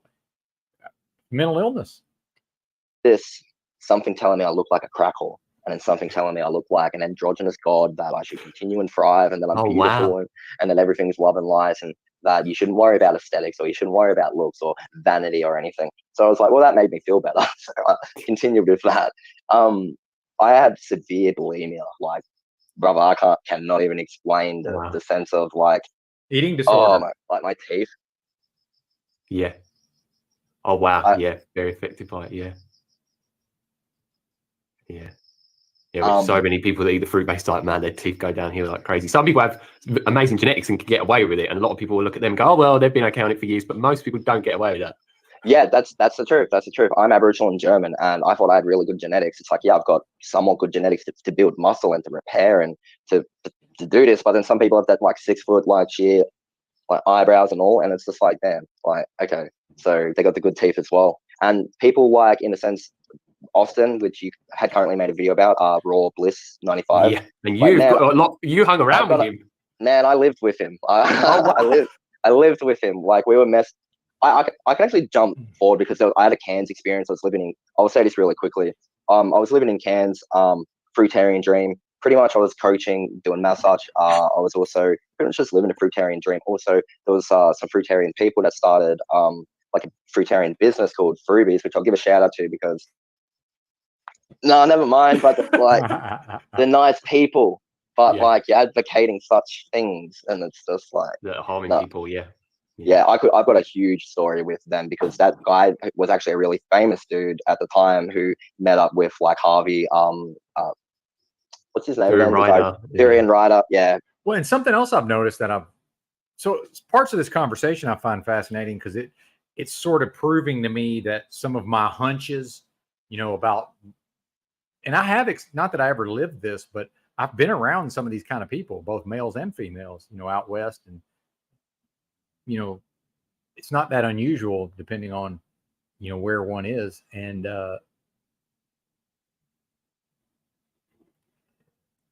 this is actually kind of proving some of the things that I intuitively knew, but so much of this seems to revolve around certain like geographical areas, and then also certain like influencers or social media personalities. And almost everybody, like he's already mentioned several different people. I don't know who any of those, no idea. I've never heard of any of these people, but even some of the more extreme, strange health stuff I've got involved with in years past, it never had anything to do with any particular person or personality or content creator. It was, me just sort of scouring the internet as I always do, researching and just, sort of decided on my own to do whatever. Mine typically was around trying to, lift weights and get stronger and put on size. But even still, I did certainly have had my dabbles with the fasting. I met up with Harvey, Harvey's ex. Also, you know, there's the fruitarian scene, man. Yeah. The fruitarian scene. Yeah. So, And if I could just bring you back quickly, what negative effects? How did it affect your overall gum health and teeth health? Did you start to get a lot of decay, a lot of cavities? And so if we stay on, dude. if we stay on track with, if you could just mention all the other different health issues and symptoms you had, and then we can get on to the rest of the stories, if that's okay. Yeah, that's good. Actually, it's good. Well, and sorry for pausing, but an evac, good to see you, by the way. I believe that's our fellow truck driver. I'm not on the road right now, but that's a side topic. But, you know, with me living, you know, not having a regular job and traveling the country, and, you know, I've talked about dealing with certain issues, you know, I don't think it's a coincidence that I don't even, for my own situation, I don't want to speak for anybody else, but for where I was, having eaten so much junk food my whole life, even after I cleaned up my diet to some extent. Well, I did. I actually cleaned up my diet a lot when I got into the weightlifting and the putting on size. I never really did bodybuilding because if I had some fat on me, I didn't care. But, you know, I was trying to get as large as I could for a time. And shit, what was I saying? This is what I'm talking about. The mental effects. It's just gone. Oh yeah, the processed food. So I would still, you know, I was crushing pizzas, and there was times where I really didn't have access to the money or the food stamps. Maybe my food stamps were out or whatever, and you know, I've just eaten what I could get my hands on at times, right? So, you know, it's been most of my life on these unhealthy fats. So I don't think it's a coincidence that, and again, processed foods, highly processed foods. So to me, when I chose to start eating just steak and eggs when I was still living in the streets, but I was in Austin, and then I decided to get a job at the airport. I started going to truck driving school. I don't think it's a coincidence that all of that happened. Finally, I finally lifted myself out of that living in the streets and went into the workforce. That I don't think that's a coincidence that was during that time when I switched. And I don't even view it as switching to carnivore. I don't even view it as switching to any type of diet. I view it as not eating any highly processed foods or really processed foods at all. That's how I view it. And I think just that is one of the major benefits of the carnivore. And then there's other benefits as well, right? But then if somebody, you know, forget about children, but let's say somebody hit the 18 years old and all they did was, but then again, see that now we get into eating the whole animal versus eating cuts of steak from the grocery store, right? So when we just say eat meat or eat animals, well, that doesn't mean the same thing across the board. But let's just say somebody said, okay, I'm going to eat, they say, okay, steak and eggs diet, and they start from age 18 and they get to age 45. I don't know what kind of shape they're in. I have no idea what kind of shape they would be in. You know, I couldn't tell you. And, you know, I've talked to Music Holds a Secret about vegetables. It's like, well, I didn't eat vegetables my whole life. I've never been a veggie eater. I'm only eating them now out of necessity. You know, with this malabsorption and all this stuff, but I'm there. It's not going to hurt me, you know, because I don't have whatever the oxalates and all that can build up in one system over a lifetime of eating all these, you know, veggies. It's not a thing for me. So yeah, I can eat all the fucking, but I still have to limit. But by the way, I still limit my oxalates. Like I'm still not going to just go hog wild and eat whatever the fuck I want just because it's a vegetable. See what I'm saying? And when I didn't know any better, I was going and getting green drinks. When I first was, like I said, I told you guys I didn't eat for 12 days when I was coming off the booze. And then because I didn't really understand the oxalates and all that, I was going and getting a green drink in the mornings. And that shit was fucking me up, man. Music Holds a Secret knows what I'm talking about. And I got off of them quick. I could just, and I didn't know why, I could just tell. And then the more I started researching the kidney issues, I was like, oh, I can have some oxalates, but I can't have this like high oxalates. I just can't. There's no fucking way. You know. Well, it must have messed you up pretty bad if that's how you feel about it. That's all I can say. But I'm a bit fasted at the moment. I wish I didn't have to eat them now. With my teeth, one of the first things that I noticed was my gums were shrinking. I used to have full, broad, just strong-looking teeth, and except for one here that's a bit crooked, which I knocked when I was younger. But in saying that, they were very strong, handsome-looking teeth, and the gums came completely down. And I remember. Yeah, remember, he's recovered. This is like he's healed and recovered somewhat. So, you know, it was way worse before. It got down. See where the new pink is? That's all new gums since carnivore. Anything below that you could see where it was getting to. Wow. So your body was eating itself up in every single way, not just your muscle mass and your fat, like, and your hormones, just everything. Yeah, Wow. I can actually stick my fingernail under, like, between the gum, and like, if I go like that, I can pull it off because it's just hanging there. It hasn't started to grow behind the tooth and then wrap around yet. Okay. Yeah, Wow. but it's there, so it's really Yeah. amazing how the body and the DNA just like we've got a code in our body, and it just tells like meat, protein, repair, this, there. Yeah. And did you find you had any issues with like decay or cavities or anything like this, or discoloring of the teeth? Huge. Well, sorry to interrupt. And I know now we're discussing two topics simultaneously, but I guess we can do that. Let's just cut to the chase on this O'Shea stuff. He's a human being. We all have some, we at certain times, greed may be a thing for some of us at times. I can't speak for anybody, but he's thinking he's thinking they're going to get a big settlement and break him off a piece. I mean, what else could it be? That's the only thing it could be, right? But meanwhile, if they really did commit double murders, and if they apparently they didn't commit it, but that doesn't mean they're not the type of people who might commit it.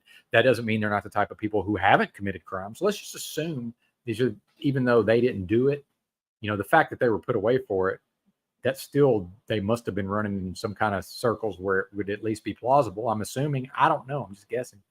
So, maybe they're just trying to get him to show up somewhere, and then they want to try to catch him slipping so they can do something to him. All right. Thanks, Rob. Rob said bingo. Yeah. That to the greed. Yeah, I think he's just hoping they'll break him off a piece, which why would they? Number one. Would you? I wouldn't. And I don't know what it's like to be wrongfully convicted and then finally get out. But I know if somebody testified against me in the course of me being wrongfully convicted, well, I might be willing to forgive them, meaning I'm not going to, and I wouldn't, I'm not a seek vengeance type of person anyway, but, that's not necessarily true. Anyway, let's leave that for another day, but I'm damn sure not breaking them off a piece. Like, why? Why would I? Meanwhile, you can't just give people money because of I don't know if you guys know how the income taxes works and all that. You can't just, I can't just give somebody $100,000 necessarily. Like, it doesn't work that way. There can be some tax liabilities incurred.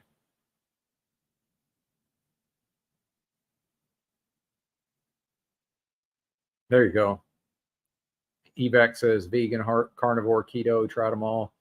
He eats a balanced diet, limits processed food. Yeah, and I think that's the number one thing is because when my organs could still, I never chose to just completely go off processed foods until I had already had the unexplained weight loss, by the way. When I was already suffering from those issues, I just didn't know what they were. And in fact, some of these I've been suffering with for probably 15 years, parts of it. I don't want to it's gross and graphic. I don't want to get into it, but to me, that's the main thing. But when I was able to, I chose to eat processed foods, but I limited them. To me, that's the main thing. And a lot of people lie to themselves and they eat way more processed food than they think they do, but then they also eat healthy, right? And this used to be me. I was giving my body the nutrition it needed for the most part, but then I was also eating more junk than I realized. But then as a young person, it was just, I was almost completely junk food, but then I got just enough nutrition to probably have stunted my growth, but I was still able to, play sports and my brain, worked properly, or arguably. Musical's a secret drove for a trucking company where the owner went to federal prison for embezzlement from a credit union. Oh, trucking is so fucking crooked.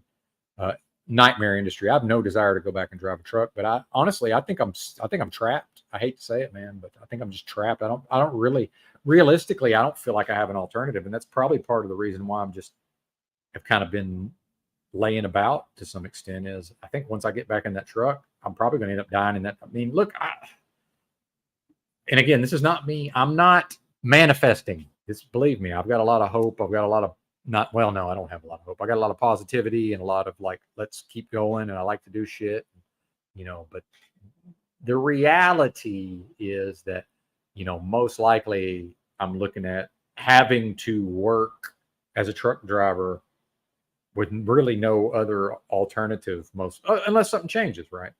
I don't know the future, but I can only plan for now based on what I know now. When I get to something in the future and the circumstances change, then I recalibrate and make a new plan. I can only really make a plan or try to see ahead based on the factors right now. And I don't think I'm going to have a choice. I really don't. He says, Music Calls a Secret knew a lot, but did not have to testify at the grand jury because he pleaded guilty. Well, that's good.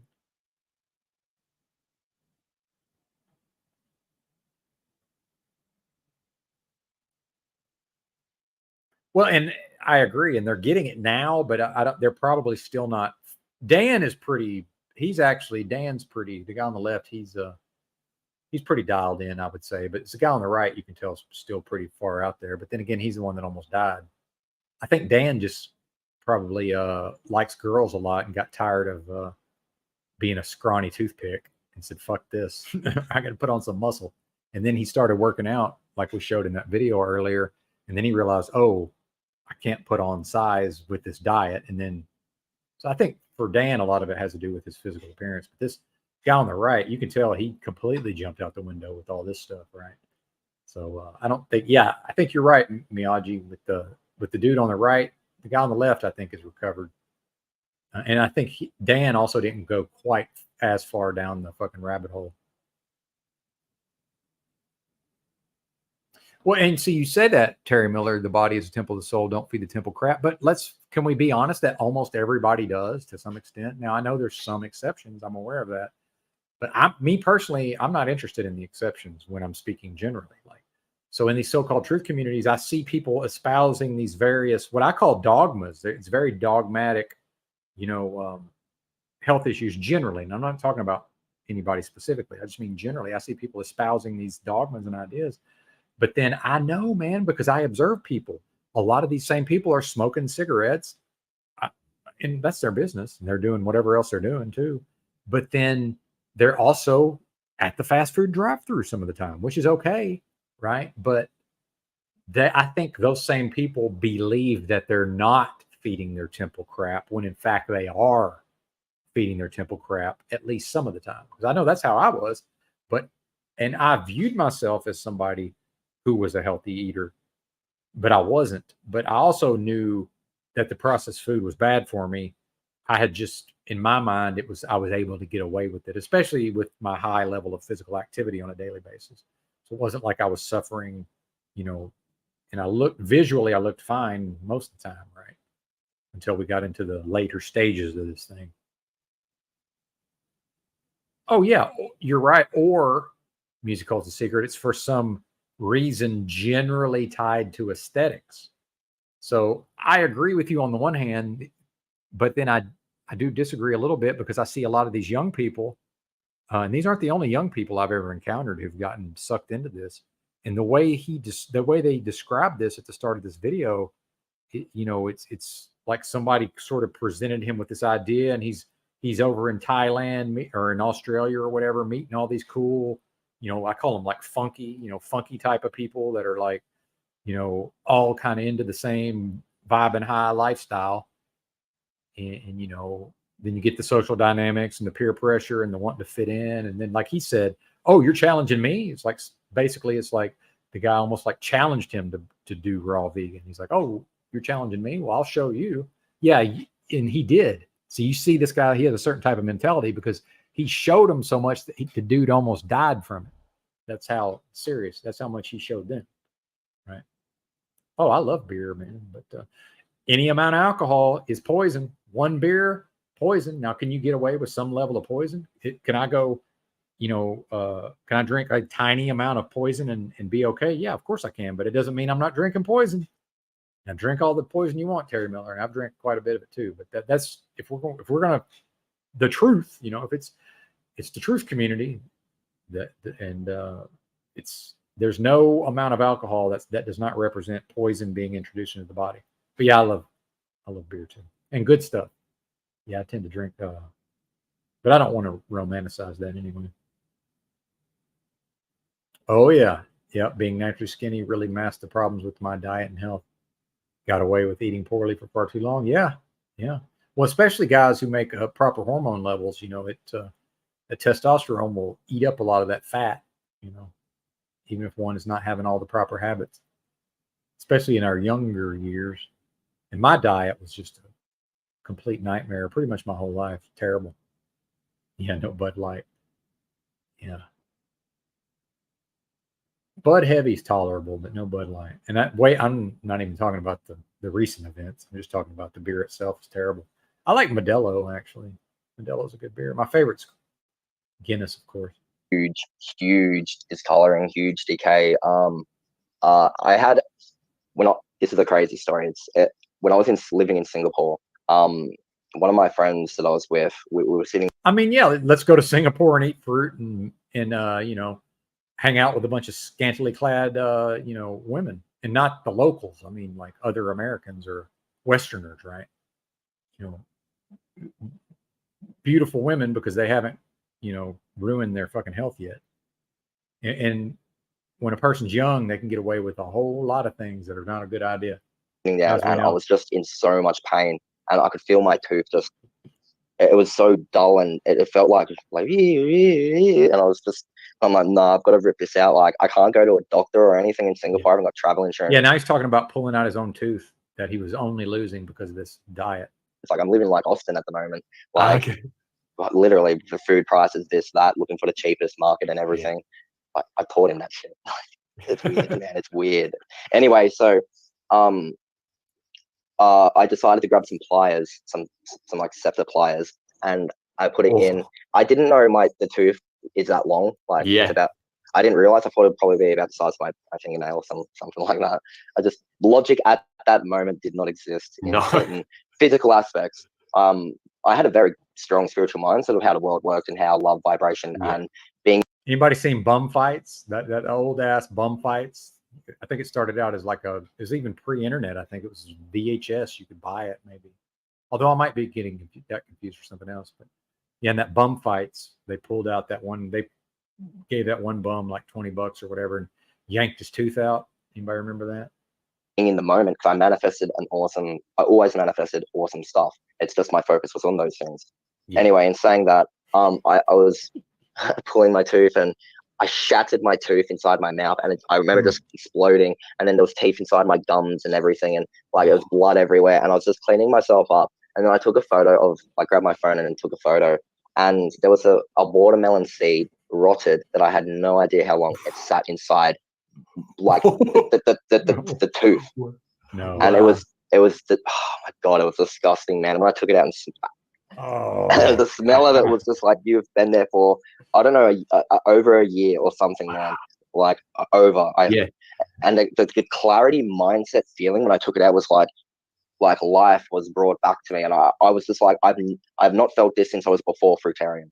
What's going on? And I started questioning myself, and then like that's when fruitarianism was like, okay, I'm on the best diet in the world, yet my teeth are decaying. I brush my teeth daily. I do oil pulls. I was doing my own personal treatments and everything, and I just didn't understand how they were decaying and how they lasted this long, to be honest. Yeah, and as so many people, as you know, say that it's just detox symptoms again. Like the teeth just needed to go. They're bad. This is what. Yeah, see, they call everything detox symptoms. That's something else that probably was rattling around in my head. But yeah, just no matter what goes wrong on the fruitarian, they said, well, you're detoxing because from your unhealthy previous lifestyle. So what is the answer to that for these guys is, well, I'll just fast more fasting. Great. This is mental. This is insanity. What the Dr. Morse people say time and time again, it's absolutely crazy. It is. I messaged Hippie Island. I messaged like all these other fruitarians, and they were saying, don't worry, it's just detox. You're pulling out the stuff. And I was like, this is not like, I know what good teeth feel like, and like I'm very happy. I was out of a lot of things in my life, I was very happy with my teeth. And it's just funny how synchronicity, the universe is just like, you don't need ego, my brother. You don't need vanity. Yeah. So would you say this was where you started to have a bit of a wake-up call that the diet wasn't working for you? And could you give people like how much do you say you weighed at your peak before you switched to the fruitarian diet, and how low did you go down to, just for people to realize how skinny and weak and frail you became? I tried to get to 80 before all of this. I tried to get to 82 kilos, and I got to about 80 kilos. I know I was over 80 kilos, but then I just stopped weighing myself because blah blah blah. Anyway, when I became fruitarian, watched myself decline.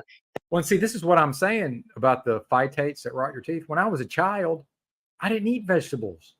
But I did eat a lot of just junk food and sugar. I don't think I really even had cavities. I think the fucker just put fucking he just, I don't know what the guy did, but anyway. The peak of my former dentist. I stopped weighing myself for about 2 months before I went to hospital, and I was under 28 kilos because it was under 28 kilos.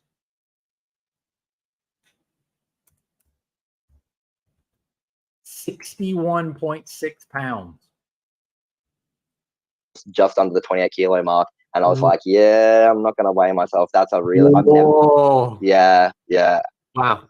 Sounds like a very similar thing that what Raw Bliss Austin is doing. I've made many response videos on just becoming like, as I keep calling him, not to be horrible, but it's in real life Jack Skeleton. It's just like, you're not horrible. No, it's the sheer truth. I will tell you something that made me, when you put that up and you said Jack Skeleton, I was legit walking down Kuranda rainforest in the middle of the night with with a sack full of like beans and other things that I was going to give to one of my vegan friends because he was starting a taco shop.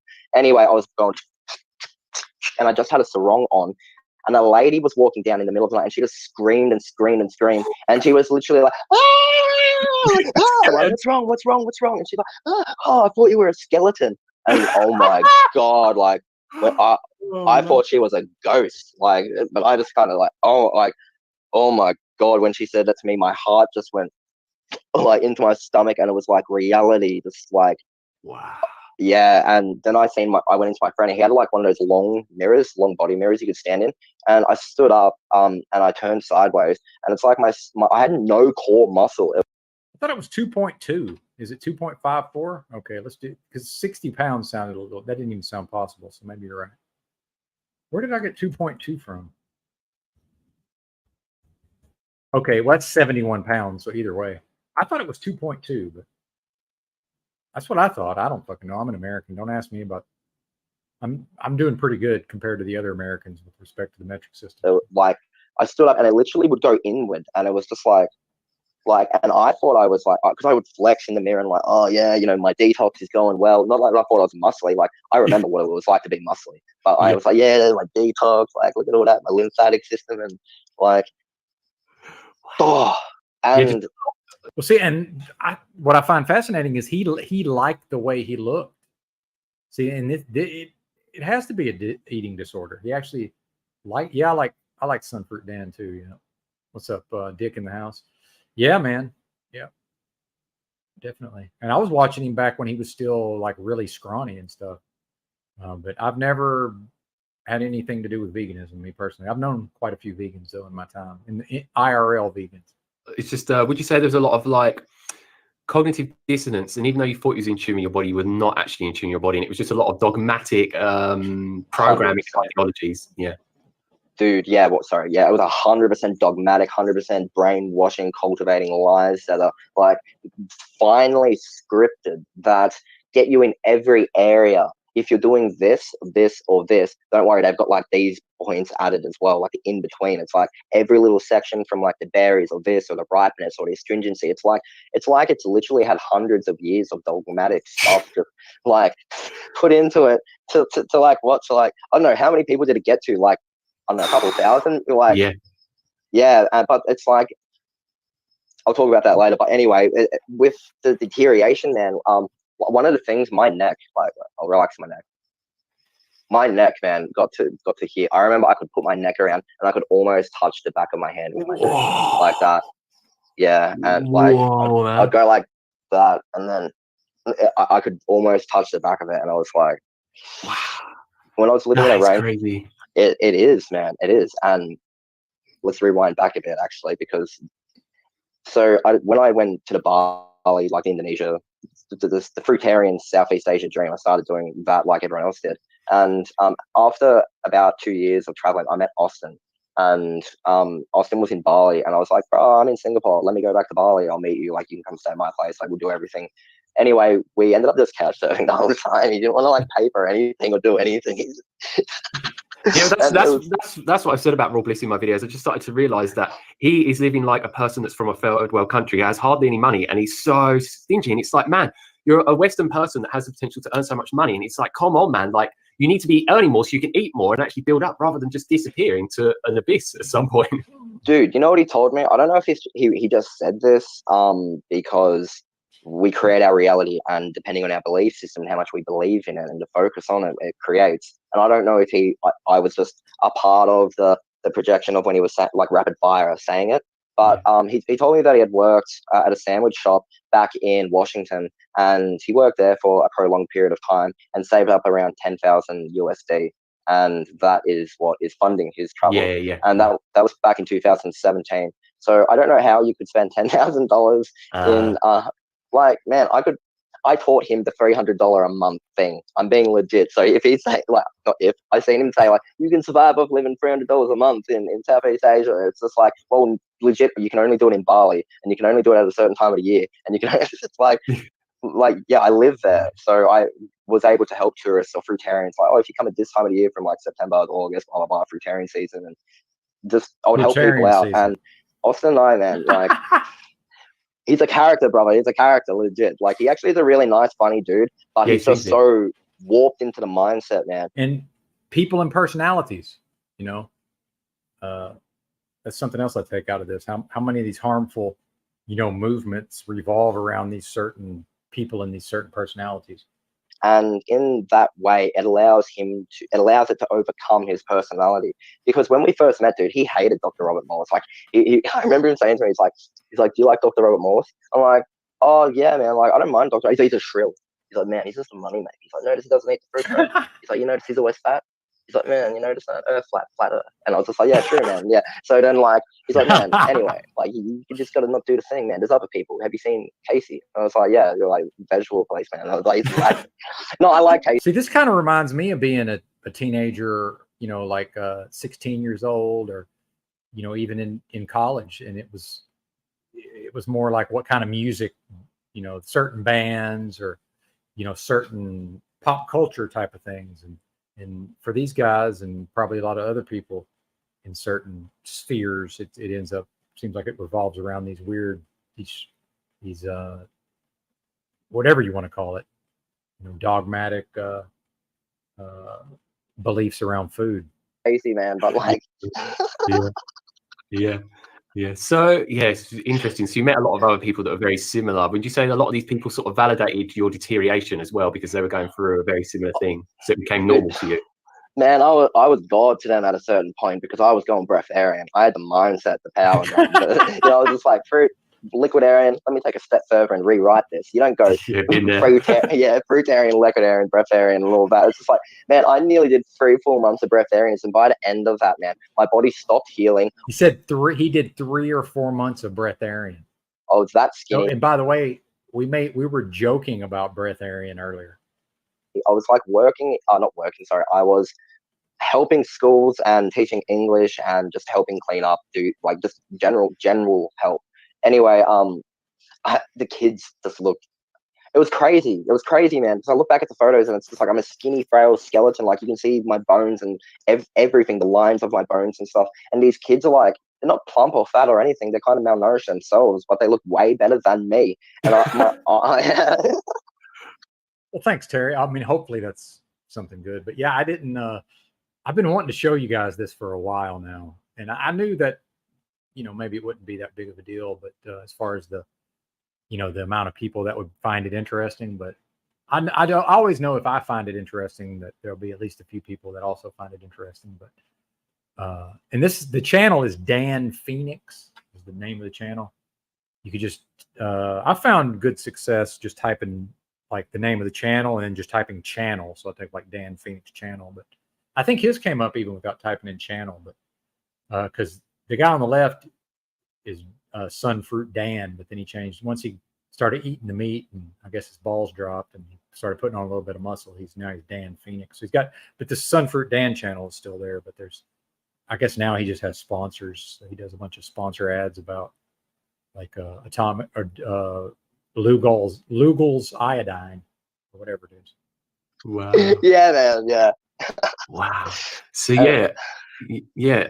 Did you? What other negative effects did you find? Did you get any negative effects with your skin, your digestion, your mental health, your cognitive function, your hair, or anything else?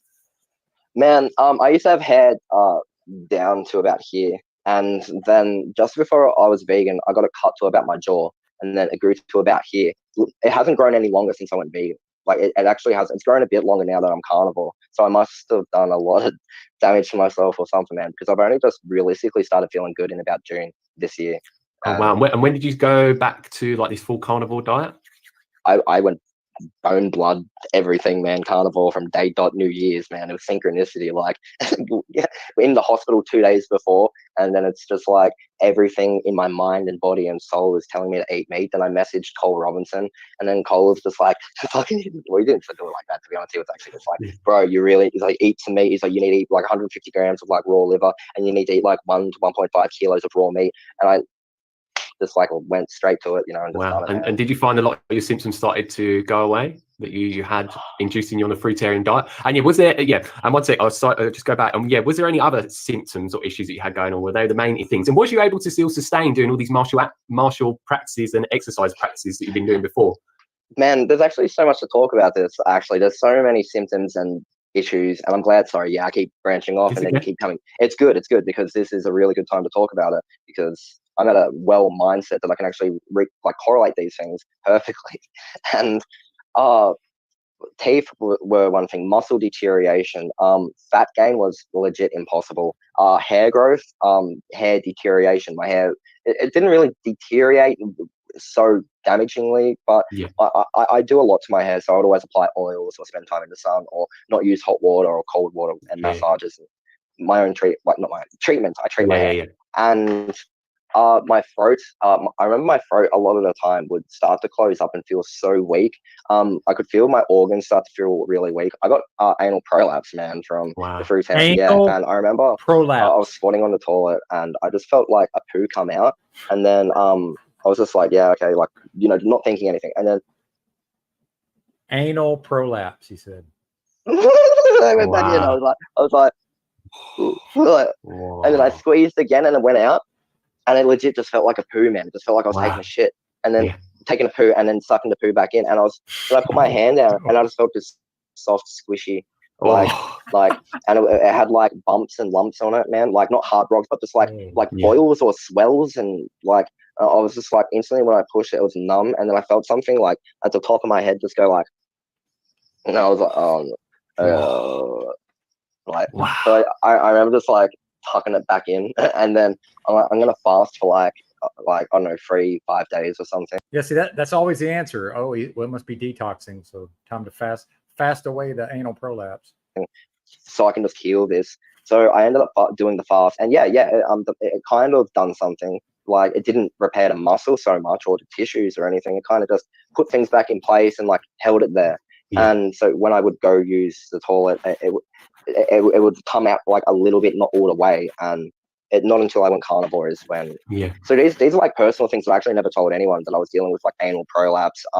My erections, man, I was celibate for like 3.5 years. And the reason why I became celibate was not only because the dogmatic mindset, but I just couldn't get this thing up, man. I just couldn't get it up.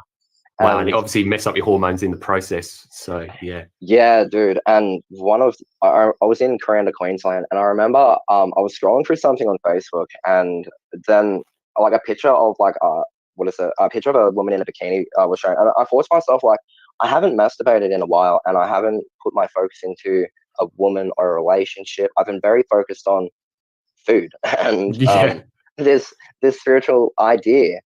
And I thought to myself, what is the point of life if we don't procreate? Not that's a whole thing. For sure. But it's a part of it, you know, like, And I thought to myself, I haven't been in a relationship for many years. And Rob, this is a video that I haven't seen the whole thing, but both of these guys were raw vegans. And the guy on the right almost died because he was so hardcore with the fruitarian. And then he talked about he went breatharian for like 3 to 4 months.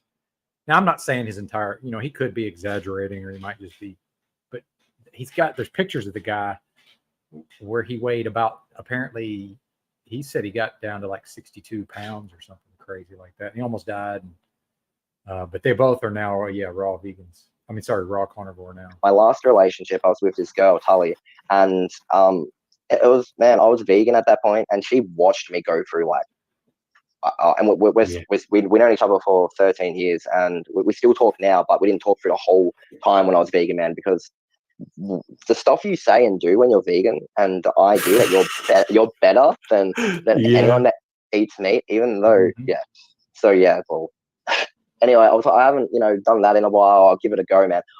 Oh my god, man! I remember when the blood started to go in there again. It felt like a rusty like needle that had like a thin hole in it that and the hole had like rusty things, and it was being hydraulically pressed and breaking off the little rusty bits inside of it. And I remember like my brain and like this, like everything just kind of like curled in on itself, and then I was just like, this is not good. And I was like, but I want to ejaculate just so I can see what this is, what's the outcome. Man, it was almost like, it wasn't powder, but it was legit like froth. It was just froth. Like, whoa. And as soon as that happened, I was like, okay, I need to add more fat to my diet. Like, I'm going to start eating avocados and durian, and because I fully understood how to. With your, because you're saying about the fats, could I ask you a bit more on that? So when you're doing a fruitarian diet, was you doing like a no sort of overt fruitarian diet for many years? So you're pretty much just eating high carb fruits and almost like no fat whatsoever? No fat for pretty much the first like 3 years, pretty much. 3 years of no dietary fat. I remember the first time I had an avocado, I felt like I was on drugs and I was grounded, and that it was weird, man, because I ate it and I was just like, everything went like, and then I could hear people talk instead of just people talking. And I was like, well, yeah, man, like, yeah, God, spirit, whoa, man, whoa, have some of my heart energy. Well, so it's like you were finally getting the fats that you'd lacked for so long, so it was really nourishing you, and definitely helping you. And you know what I said, man? I ain't gonna have that toxicity in me. I ain't gonna be slowed down. But what's closer than this? Fasting. What's closer? What's the next closest thing to that sugar rush feeling? Except I didn't call it a sugar rush at that time. Well, and the way he's talking about it here, see, I correlate a lot of this, especially since a lot of this is involved. It gets tied in with spirituality.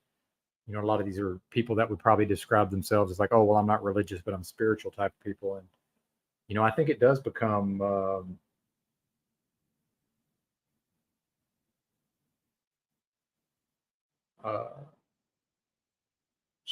forgot what I was going to say again.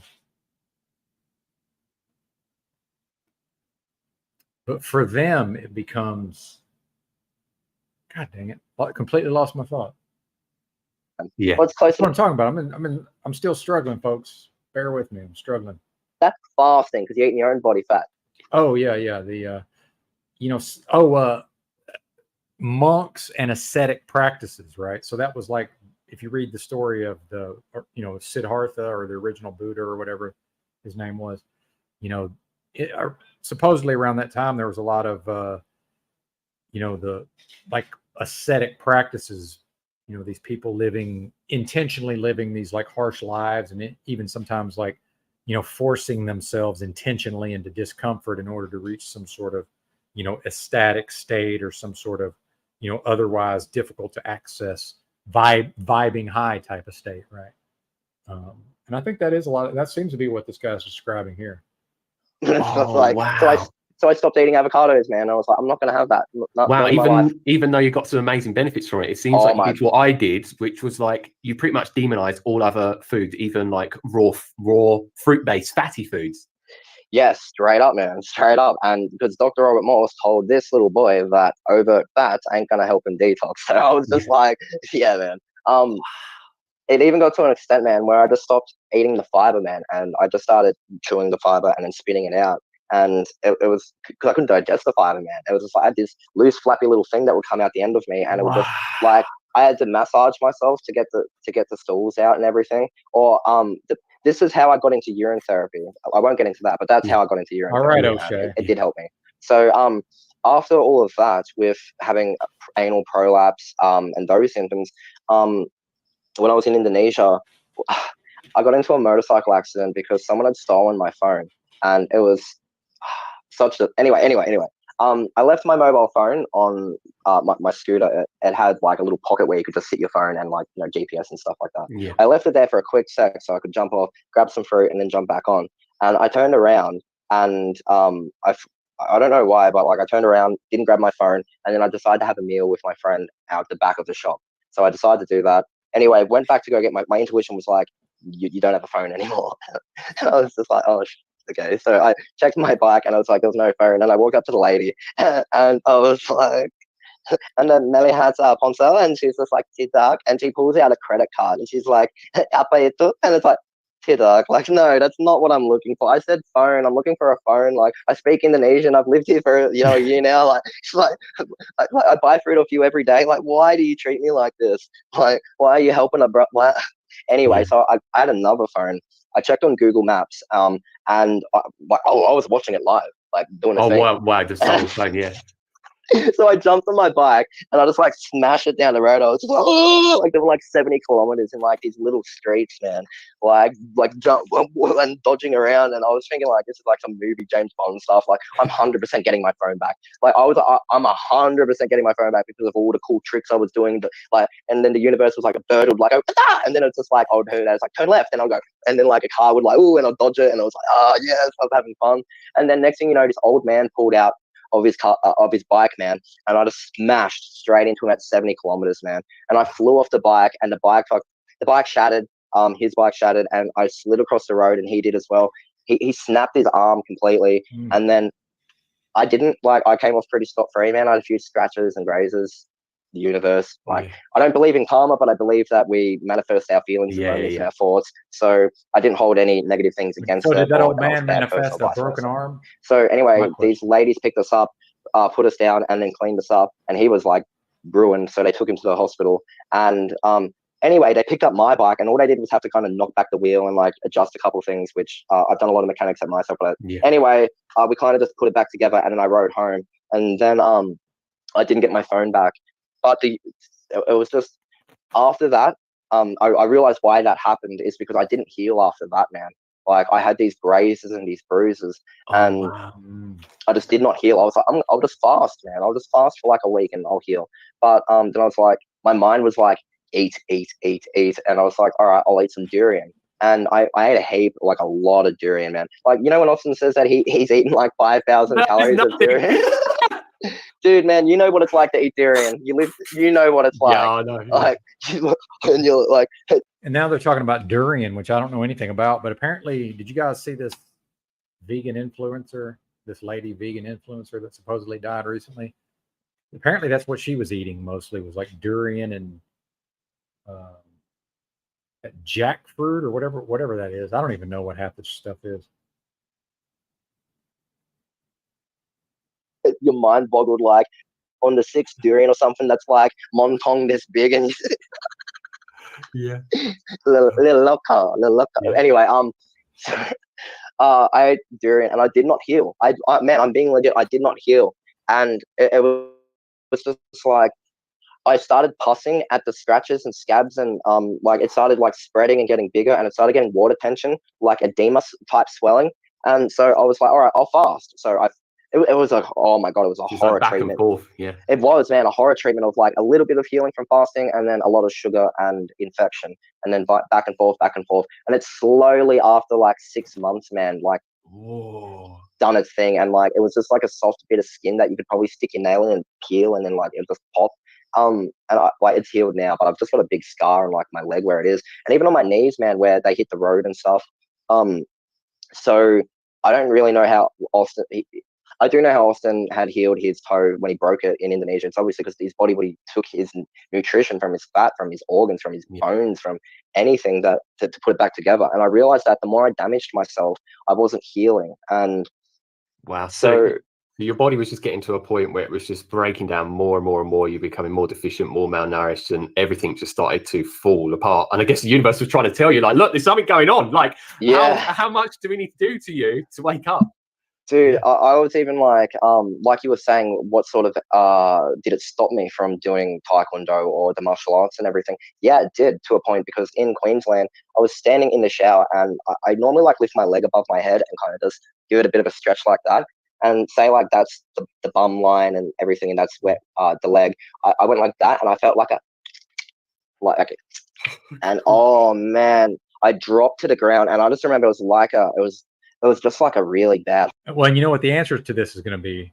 Well, we already know, right? horror movie, man. I was just The laying on the solution. floor with like all the water and like everything on my face, and I was just like in the most excruciating pain I'd ever felt. And it was just, this was like a week before I went carnival. So yeah, but Oh, good. Wow. that was one of the biggest things. Oh, good. Couldn't walk. Yeah, and how's your brain functioning cognitive wise? How's you emotionally as well? Dude, I'm really thankful and grateful. Yeah, that's what I was going to say, Roy. But apparently, this was like a week before he finally started eating meat. But yeah, that's what I was thinking. Fasting. That all of this was the foundation was meditation and love and light. So Vibing there were high. moments that one of my friends, Sarah Cutting, so if you ever watch this, I love you very much, and I'm so very sorry, but I went full Australian on her, man. The C's, the F's, the U's, the everything, and I just went off at her because I didn't have enough money for mangoes, and she gave me $20, and I was like, how am I meant to get a week's worth of food with $20? Like, she's giving me money. So you started to become quite aggy towards people and quite, would you say, like emotionally unstable? Oh man, I was not emotionally stable at all, to be honest. The amount of friends that had helped me during stints or moments. Anyway, I'll get. There's so much to talk about, man. 5 years is a long time, man.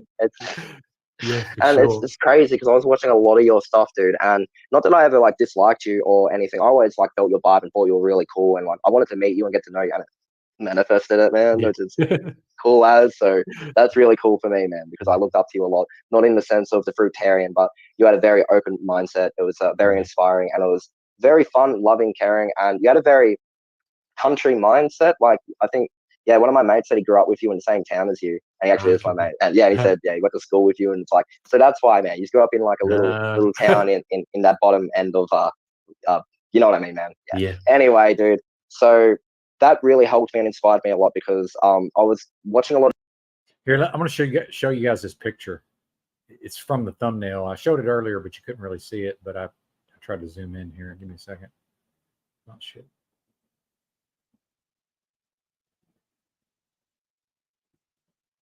Press the button, sir.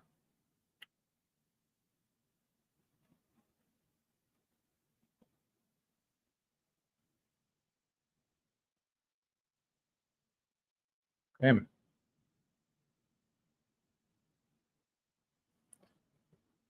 So I don't know what he weighed on the left, but dude, look at that. That is wild.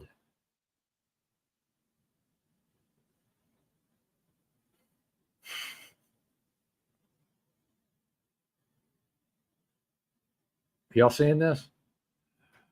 Are you seeing this?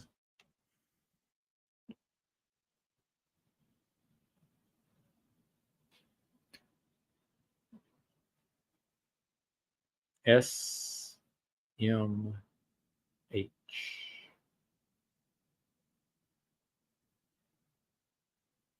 Yeah, what the fuck indeed. A lot of videos about parasites and everything, and then I got onto your video, and I never got to a detrimental point of where I was just like crushed to a point where I was not able to recover, except for when my kidney shut down. And that's much further during it. But we're almost getting to the point, man, like after the Cairns experience, all the symptoms, all the problems that I had, like the muscle deterioration, teeth, my eyesight, brain fog, mental clarity was completely gone. I would have to all the time, man. Like how often did you meditate, dude, on when you were vegan? Like you would have to do it so often, like all day, every day. Your life became like meditation in a sense, just in general, just having to do so many different practices to be able to function and try and feel the best, because it was like I found the diet, as you were finding as well, that I had to do so many things to be able to function. But once I switched to a carnivore diet like you, I don't need any supplements. I don't need a lot of the other things anymore. It just falls away. Because it's like it's like trying to put a band-aid on something it's like trying to fix something that isn't fixable. It's like actually you just need to change it. Mm-hmm. That's a really good way to put it. Exactly. You couldn't have said it better, man. And that's what I was getting to, man, because it was like there's so many things, man. Like my nails were deteriorating. I was getting like these little things on my fingers where like all my skin was ripping apart. My nails wouldn't grow. My tongue and teeth would constantly hurt. They felt like a cat's tongue, like it was sandy. And like hurting. All my teeth felt. My teeth were legit almost. Excuse me. My teeth were almost glass, man. I could stick my do that behind it and see my fingernail behind my teeth, and it's just. I remember going like. And I remember just feeling like the crunches and the chips and everything. And then I would slide my finger along it and it would just be like dust and like wet, like calcium dusty things. And it's like, oh man. And so it sounds like, I'm not going to mention the word because you two don't like it, but the big C, a lot of people get this health issue that go through chemotherapy. You sound like you're in that type of situation. And I would have thought a lot of people that are outsiders probably thought the same as well. Dude, man, you know what's funny? Very funny. I had about 4 clients with that. And I met them from all over the world, from Indonesia, Thailand, Australia. Clients. He had clients. Are you hearing this? Like Jack Talcott, his life being what it is, and then being a certified life coach. This guy had people were coming to him and giving him money. What, on how to eat fruit? Let me pay this guy some money so I can eat fruit. Well, 2 from Australia, 1 from Indonesia, 1 from Thailand. And those people with them then, they looked like me, they sounded like me, they acted like me, but 3 of them passed away. But each of them that said to me before they passed away were things that were just very particular, man. And they held such resonancy of destruction and anger within them that it was a good reflection to show what I held within my. He saw it in them, destruction and anger. Man. So, but also at the same time, it was not only an inner emotional reflection, but a physical reflection, because your vibe attracts your tribe. I was attracting the like-minded, the like people, the like sayings and everything. And it's crazy because you get into a mind. Well, by the way, props to him for figuring it out, at least in some way. Mindset where, because you're in pain 24/7, you pray for anything. Man, I love you, John Wayne, because this is, yeah, I mean, that's kind of what I've been thinking for quite some time now. But it does, but it kind of doesn't. At the same time, it's beautiful and awesome and wonderful and spectacular and exciting, and then it's like terrifying and fraught with peril, and ain't gonna amount to a hill of beans, and misery, struggle, strife. So yeah, it's like all these things simultaneously. That's not, but you're so lost in this dogmatic view. It's just break that dogmatic view. And man, the first time I actually ate meat again was actually like. Well, and I won't even. So I don't. Well, let me back up. I don't personally have a view that life sucks, but I do kind of resonate with that comment in this context. But this is a fucking nightmare, man. In a lot of ways, it's a fucking nightmare. Can I stop you there 1 sec? So yeah, what actually made you finally get to the point of making the shift? I think you said a few things happened about a week up to switching to a carnivorous diet. Yeah, dude. There's actually more before that. Like the actual first time I actually ate meat before I went carnivore, whilst I was still vegan and like no Okay. Yeah. So I was in Indonesia and I was riding my bike and there was like a license plate and it was 555. And at that direct moment, like I thought, should I eat meat? And it said 555. So I went out, man, and I spent a week binging on every Indonesian meat stall thing. And within a week, man, I put on like somewhat a relaxed amount of muscle mass, like looked a bit toned and a bit more healthier. Anyway, for some reason in my mind, it didn't make the connection, and it told me that, I thought that I had just surpassed all these like godly things and blah, blah, blah, and I don't need meat or blah, blah, blah. I just need happiness in life. And because I was out doing what made me happy instead of restricting myself, that I was able to put on weight, that I was able to feel more mentally better. But the food there, man, it's all GMO and like sprayed and it's not good, man. Like I didn't feel the clarity I felt when I went back to Australia and ate meat. But in saying that, I didn't heal even with those sorts of things, man, like properly, because it was during this, I know it wasn't it, but during those stints, man, when I was eating the meat and everything, I just remember my infections just pussing up, man, with so much pus, and I'd go like. He's talking about pus and infections, and that vegan influencer that died, they said that she had like her lymphatic fluid was like leaking out of her legs, like oozing out of her legs. It's just crazy, man. And it was just like. And the scabs, man, would roll over and I could push the scabs like it was like an inner blanket or something, like I'd go. And it would just all the pus. Yeah. And that's, when I was fasting, blah, blah, blah. So actually, you carry on, keep going. yeah, so when I got back to Australia, man, after that, because I got robbed in Thailand by So when you first tried the meat, the first time you tried it, you said you weren't getting like the best quality type of meat, and it was all like GMO stuff and that. Like how long prior to you actually gave up fruitarianism fully did you first try some meat? Yeah. Well, let's say 2 years after that, man, because after that I was just like I honestly thought that it was a spiritual mindset. Then 2 years after that, a week, so let's say go up to where my kidney shut down. So it was about the 20th of December. So he ate the meat and saw positive results, and then he said he went like 2 more years without eating meat. That's how fucked up his mindset was. 2018. Wait, what's New Year's? 31st. 31st is New Year's Eve. Yeah. So yeah, it was about the 28th, 29th that I got in there, and they called my parents.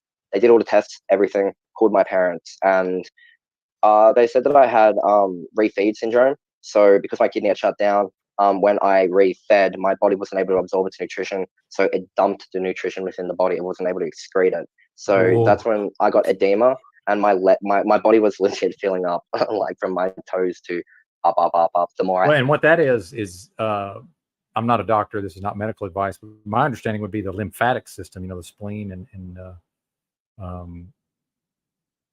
you know, all of that. That's like that's like the course of last resort to deal with these, you know, things that need to be removed from the body. So it just eventually the only thing left to do is try to push it through the pores in the skin. Crazy. I ate or drank, as long as it involved sugar, or as long as if it was not carnivore. And my intuition, man, I took a photo of this, told me to go downstairs and to go have a cigarette. There'll be someone out there who will have a cigarette, and go join him. So I went down, joined him with a cigarette, and I looked over to the right, and it said 0 carb keto. So I was just like, yeah, I'm gonna fast for 2 days. Just like dry fast for 2 days, excrete. Again, fasting. Fasting is the answer to everything. This liquid whilst I'm in a hospital because I'm in a safe place. And then they told me I was going to die pretty much, and they said I could have anything I wanted, any food, any drink. I could go, man, I could legit walk down to hospital and go anywhere. I legit went for a trot like down the road and like had a mix with my mates. Like it was like it was crazy. I was in hospital, man. They let me do anything. And my parents were in the bottom of Australia, and I was in the very tip top of Australia. So they said I had like 2 or 3 days, and my parents couldn't get there in 2 or 3 days unless they flew. And yeah, there was just heaps of stuff going on at the time, and my father couldn't make it at that point. Anyway, so went down. The universe said 0 carb keto. Went back upstairs, told them I was going to fast for 2 days, and they accepted that. They said, yeah, that's cool. And then when they asked what I wanted to eat, I said I just want chicken and butter, and they thought I meant like the Indian dish, butter chicken. I'm like, no, just straight up go to your butchers and get a chicken, and like go get like a block of butter. So they did the best they could, and they went out to whatever, and they got like a roasted chicken and like just a block of butter, and I just ate that, and my god, when I ate, I was like, my consciousness shift has not changed from fasting, but I am stronger. Wow. So where I'm at is that my body badly needs the chicken and the butter, but I'm not able to absorb at least that amount all at one time. And if I just ate a thing of butter and a roasted chicken, I would probably have to be in bed for a couple of days. So that's what old Benton's dealing with. It's all good. Buy the ticket, take the ride. I ain't a victim. I had a part in it. And it wasn't all booze. So after eating fruit for pretty much around 5 years, you, just like me, you noticed significant improvement straight away from the first animal food you eaten. And was this the point you had to get to where your kidneys failed and you had to go to hospital and get these tests to make you finally wake up and have this shift? Oh man, my body wasn't healing. My mind was like, it was like a rattle gun, man. It was 24/7, and I couldn't meditate. Like I'd meditate, and then it's just telling me to eat. It's just like, but everything was about food. My life, my dreams. I had dreams of eating chicken or eating stuff. I had dreams of like joining the elite and drinking blood, and man, I had all these like really crazy dreams of like being famous. I think a lot of these vegans really do get in that space, and you know, I'm not just throwing Lou out with the bathwater. Lou, I think I've seen him, especially when that Jeffrey bozo was around. He's Lou's been onto something, going at the vegans. It was 24/7, and I couldn't meditate. Like I would meditate, and then it's just telling me to eat. It's just like everything was about food. My life, my dreams. I had dreams of eating chicken or eating stuff. I had dreams of wow. like joining the elite and drinking blood and Wow.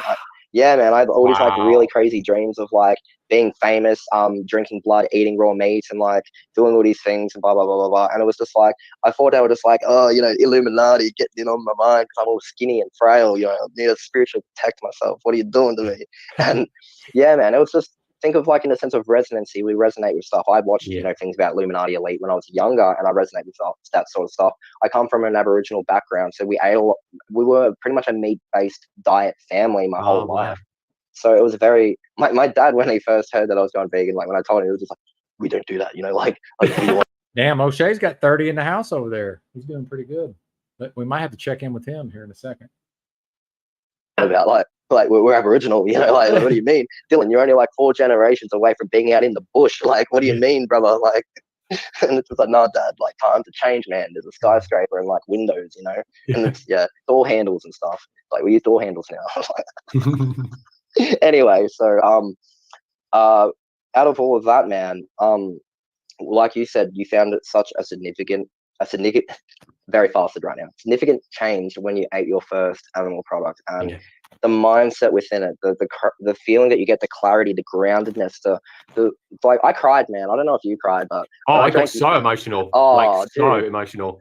How do you like? It's whoa, man. Like it's crazy, isn't it? Because you're such an in tune, spiritual, loving, universal person to feel this way of not feeling what your belief aligns with is such a different thing. And then to finally feel it, like the quiet, the calm, everything's relaxed. I can sense it straight away. It's just like I want to see if it's similar to my experience. As soon as it's just like this inner peace and calmness and feeling so grounded and so content and so connected and so alive, and just like the amount of gratitude and appreciation.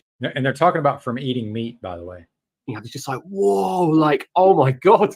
Literally, man. Yeah, that is so well explained. Yes, exactly. And you get that, like you live like that when you're on carnivore or on a high meat diet. You really, really do. And I'm carnivore myself, and my partner is, well, she's carnivore, but she eats fruit. But the thing is, in saying that, herself is amazing of her shifts and changes. And like you, Danny, like, man, I keep looking at your shoulders, man. Your shoulders are like these like rocket jack storm things, man. They look so cool. They're so cool, and your traps are so filled in, man. Now you look like, oh my God, man. And looking at you, like when I was messaging you and like we're having back and forth conversations, and stuff, and everything. And then when I went carnivore and I messaged you, I'm like, man, you're such a huge influencer. Like everyone loves you, man. Like, oh yeah, and I think it's really you just mentioned it. I think it'd be good to mention. Sorry to interrupt you, but no, you're fine. When Dylan started switching to a carnivore-based diet, people were contacting me saying, you need to help this vegan. He's not thriving. You need to help him. Because I was helping certain vegans, trying to help them survive on this diet that no one should be on. Yeah. And I did try to offer him help. And he, at the time, wasn't interested, which is understandable. And he kept saying to me, you need to do this. And I was like, it didn't make any sense to me at the time. I knew about the carnivore-based diet. I wasn't shut off because I was actually coaching a lot of clients on a keto and carnivore diet. Yet me, due to the animals mostly, I didn't want to do it and so forth. But it's very interesting, like, he goes on this journey with it, gets these amazing benefits, like I said, and then look, now I'm there as well. It's like, now you can fully understand it, because you can hear from people their stories, but you don't understand it until you actually experience it. And I think that's probably what you experienced, that like you might think that the vegan diet's the best diet, but like once you actually start trying the animal food, you realize actually this is a diet that is actually nourishing me and giving me everything that I need. Mm-hmm. Dude, I was considering going back to vegan when you messaged me, man, because yeah, man, I was looking at you and the way you were talking to me, because I was like, it was brain fog and hazy and like blah, blah, blah, blah, blah, saying all these things. And you're like, well, if you do this or this or this, you'll be able to do this. And like, it all made sense, man. It was like, you've got the vegan thing on tap, like on point, man. So you know what you're doing. So it was kind of like I could, man. Almost, yeah. Yeah, but then Luke. So it sounds like the guy on the right went carnivore first and Dan was still vegan. So the community sent Dan in to try to convince Roy, if that's the guy's name, Dylan, whatever it is, the guy on the right, to convince him to sort of bring him back into the fold. And it sounds like it almost worked. Miller, I was on the phone to him actually at the time I was messaging you. And I was traveling at the time and I was walking through a park, and Luke was like, bro, he's like, that, like we're carnivores, man. He's like, let's do this, let's keep it rolling, let's keep it going. And I'm like, nah, man, yeah, because he obviously haven't seen your videos, felt your vibe, knew who you were, blah blah blah. And I was like, anyway, so yeah, that's when I was like, I'll let it go. And then I remember I was doing a live stream one time eating meat, and then I seen you popped up on the live, and I was just like, Danny, man, all right, yeah, I'm like, eat meat, man. You gotta do it, you gotta do it. Like, come on, man, please, like, yeah, because man, I just knew. I honestly no, because like, if I had the ability and the power, such as like yourself or other YouTubers that had the audiences you've built through years and years of doing these things, man, I would obviously advocate what I'm doing now. I'm already doing it, but obviously you guys have such an awesome audience, an awesome fan base that interact back and forth, and you go out and meet these people over years and years of traveling, man. And it's shown me, out of all the influencers and stuff like you, Frank Tofano, Cole Robinson, Snake Dive, Bobby's perspective, like, you all have certain grounds that you've covered, and it's like those are your fields that I've realized. And being an outside perspective of that, because you guys are in a community that's in a bigger community, that's in the YouTube community, it's really cool to see how fine line detailed you guys have taken on a certain role or character, and it's very good to inspire from, because you can just jump on YouTube and watch each of you guys for each individual points and opinions of things, and mash it all together and create like a supernova but you're doing the same thing, and then they're doing the same thing. We all just get better within each other, and everything just keeps getting better. And when I lost where I was going, man. Yeah, that's cool, man. I can get us on something else. That's fine.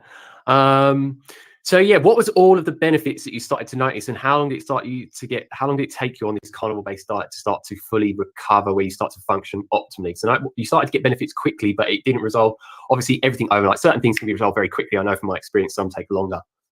Yeah, that's good, because I was actually just about to get to that, because I was talking to you on the park with Luke Miller as well. So I got home, man, and perfectly in line. Got home, and my back tooth was feeling like really weak and sore, and I was just like, I'm gonna go and treat myself, man. I haven't had anything plant-based in forever, so I went out and bought some like keto chocolate, man, and like with this cacao and like cacao butter. And how long was this? And how long was this after you tried? So when you switched from fruitarian to carnivore, how long was you on carnivore, and then when? Yeah, what was the time length of that until you then had the keto vegan thing? About 2.5 February, so 2 months. I was strict carnivore for 2 months, and I went and had this keto chocolate, man, and I put it in my mouth, and I just took a bite, and then I felt it crunch and crunch and crunch, and I was like, that's weird. So I pulled it out, and it was just my tooth in it, man. My tooth was. I didn't feel any pain. It was just broken off in chocolate. Like, my heart, my tummy, my heart. Anyway, I showed Luke, and I'm like, man, like, and then he's like, took a deep breath, and he's like, now it's serious, man. You got to get revenge against the vegans, brother. Revenge, man. He's like, that's your body, that's your tooth, man. Look at the chocolate. And I was like, he was convincing me, man. But my higher self was saying to me, like, don't let the ego get involved in this one. Just flow. Just keep going. It happens for a reason. Everything does. Like, the best situation will happen because of this.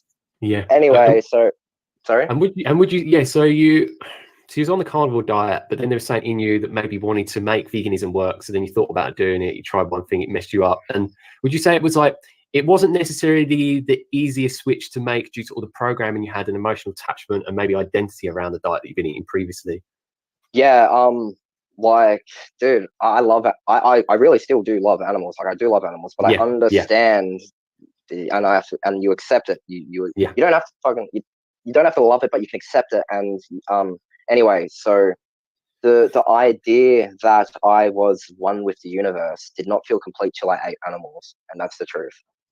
Not until I felt the animal inside of me, I was like, Mother Nature, Mother Earth. Now I can understand where it comes from and what happens when you eat fruit. Like, the way I explained this to Austin was like, when you eat from the highest of trees, you feel the highest, in a sense. Eat from a high coconut tree, you're going to feel high. Eat from a low coconut tree, you're going to feel still high, but like not as high as a high coconut tree. So eat from a plant root, you're going to feel that low thing. Eat an animal, and you, like, I never said like animals are deaf and this and that and blah blah blah and dogma animals, because I had lots of friends that ate animals and they were very loving and happy. So there was no reason to put negativity upon them. But yeah, so once you eat animals, it's like, it's the lowest of vibration. Think of the colors that resides within us. Like, everything is in like a spectrum of vibrancy and frequencies, and if we want to go into chakras or this or that. So that's where the whole love, life, light, fruit, everything. Not saying like we invented blah blah blah or anything. It was well way before that. But then we just got so in depth into like the colors of things and how it resonates with blue chakra, sky color, this, that, everything, red base strength of like dragon fruit, and that's where he's getting the ideal mindset that you can build from dragon fruit, and that's where I got the mindset of all of these sugar rush feelings, man, and just losing yourself in. All right. They talk about girls at some point and the difference between, not, their sex drive and all this, and, women responded to them differently once they, started eating the meat and their hormones went back up. But I don't know where that is. And it's like an hour and a half left. So I think I'm going to check in on O'Shea again, see what he's got going on. I need to take a quick break. Let's see. Appreciate y'all hanging out. I guess we're just hanging out now. Where are we at? Okay, here we go.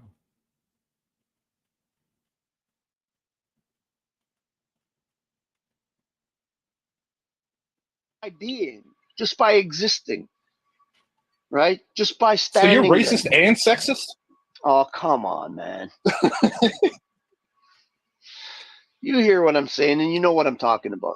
Some of I know them what you're talking get about, but to me, it's not 95% of women. It's like 15, 20% of attractive young women, which is an even smaller number, of the whole population of women.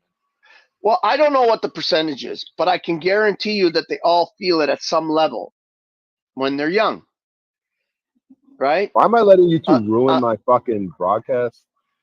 I mean, I feel it at certain Why points aren't you in my paying life. attention, Brian? Because I'm looking up Stuck in fat your grease own head. pig. I'm seeing what Stuck in happens your when own I head. Google fat grease. Oh, grease pig contest. Here we go. You Now, Think that doesn't greasy happen with men though, Lou? The fucking Sorry? like hottest pig. dude in high school doesn't take advantage of his pig. looks. Yes, it will happen with men as well. Sure. Exactly. So I don't even know what the But fuck you're saying. it's less prevalent. It doesn't happen just because you exist.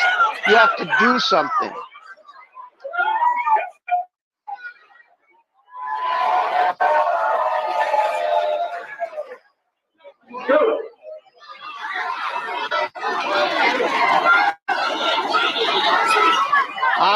I can catch a pig faster than anybody.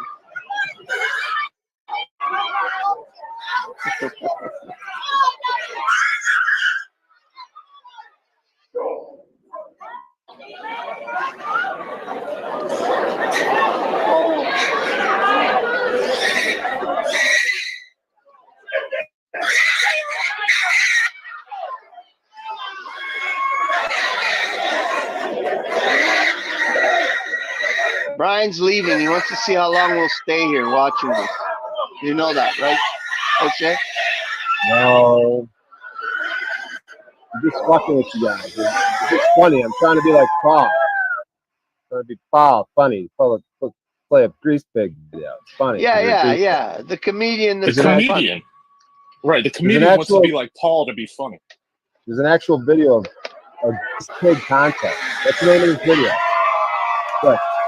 Grease pig contest.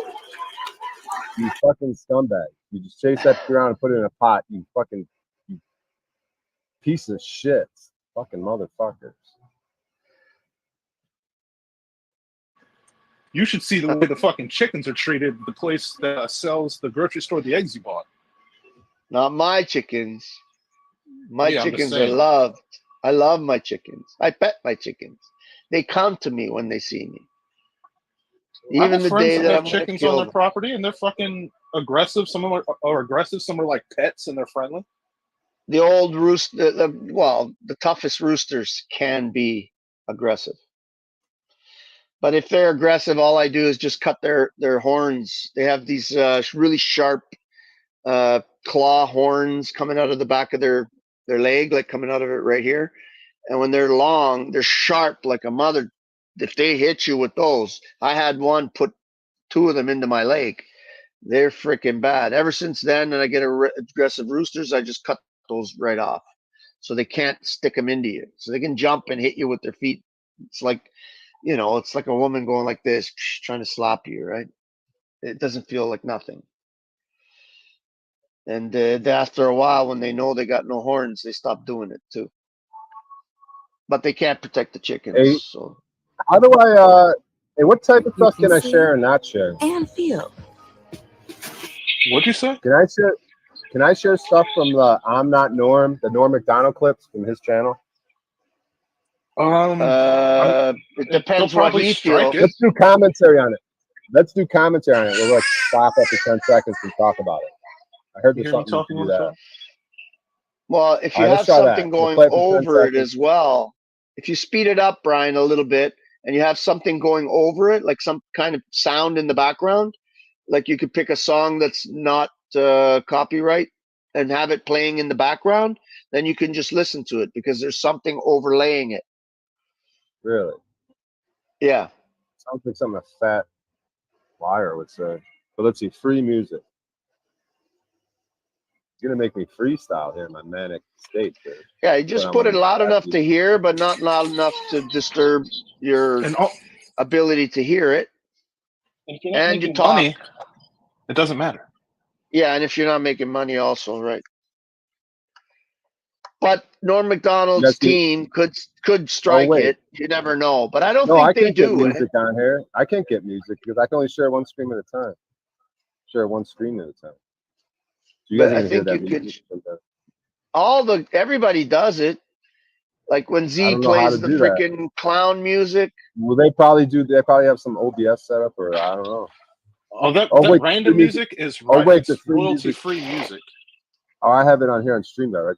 Fuck, dude, we're going to technical fucking. I don't know what they're doing on banner. What is it on there, dude? That can all get pulled in the morning. That's why he does it the way he does it. He's not making money off of it. He's going to shut the stream down anyway. We'll just play one of these stupid fucking music.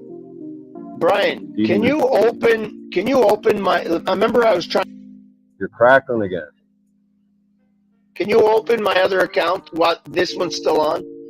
I'm gonna try and come in with a different account. Go ahead. Hey, you guys can hear that music. Yes. What if shitty restaurant? Yeah. Well, there's tons of feedback that really sucks right now. Whoa.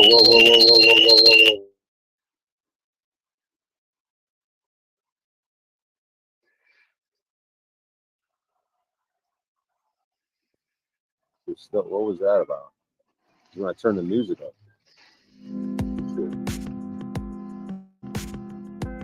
That sound of feedback is what usually happens when the mic hears too much of the actual feedback from the speaker. So now it's okay, huh? So now we're hearing something. I'm hearing static. Like can you hear me, Brian? No, that's white noise. That's but you're staticky as fuck, dude. Hold on. Super staticky, dude. That's fucking us up. Dude. Yeah, we got kind of a chill vibe going on. It's so fat. Jeez, what was that? Terrible.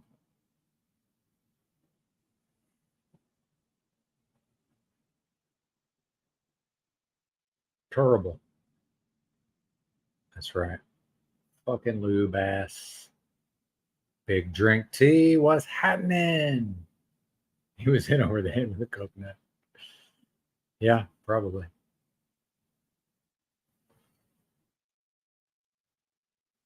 Well, we're down to 12. So maybe go hang out with Lou. I don't know. Or I'm sorry, with O'Shea. Oh, appreciate y'all for being with me, hanging out, riding shotgun. God, just that little bit of that conversation I heard over there, though. It's just the same. I won't even say loops. It's like the same type of conversations. And I guess I'm repeat myself. And I'm sure I cover a lot of the same ground. But, dude, none of this will amount to a hill of beans. All right. I found a pretty good Jack Buddha Depressor Thug video that will piss us all off sufficiently, I'm sure. So Give me just a second. And I don't like most of these auditor channels, but this one I think is pretty good. Let's see. Although I do not watch all of the videos. This shit is crazy. All right, let me share the window.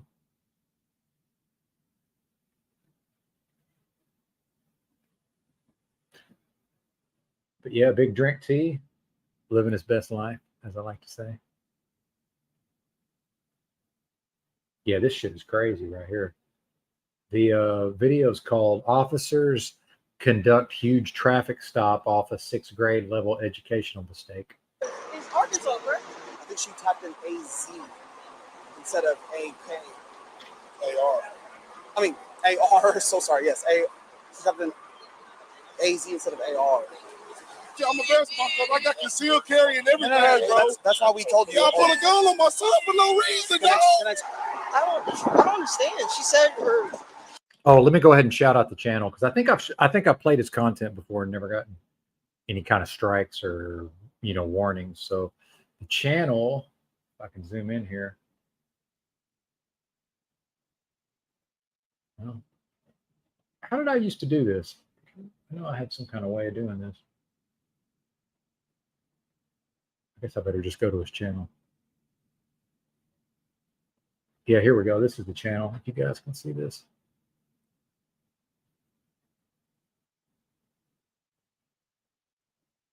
Yeah, at the Bat with 2 T's Media. Pretty good channel. I've enjoyed it over time.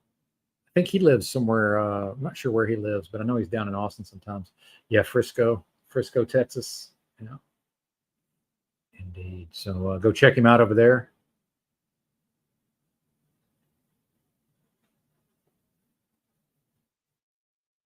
And here we go. Said her.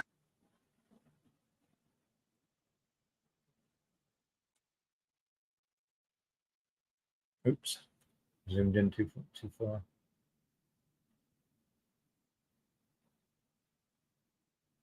Did you not run that out of Arkansas? I did AR. I made a mistake. But just let them know. It could have went all wrong for us. What do you mean by that? No, it's not fun.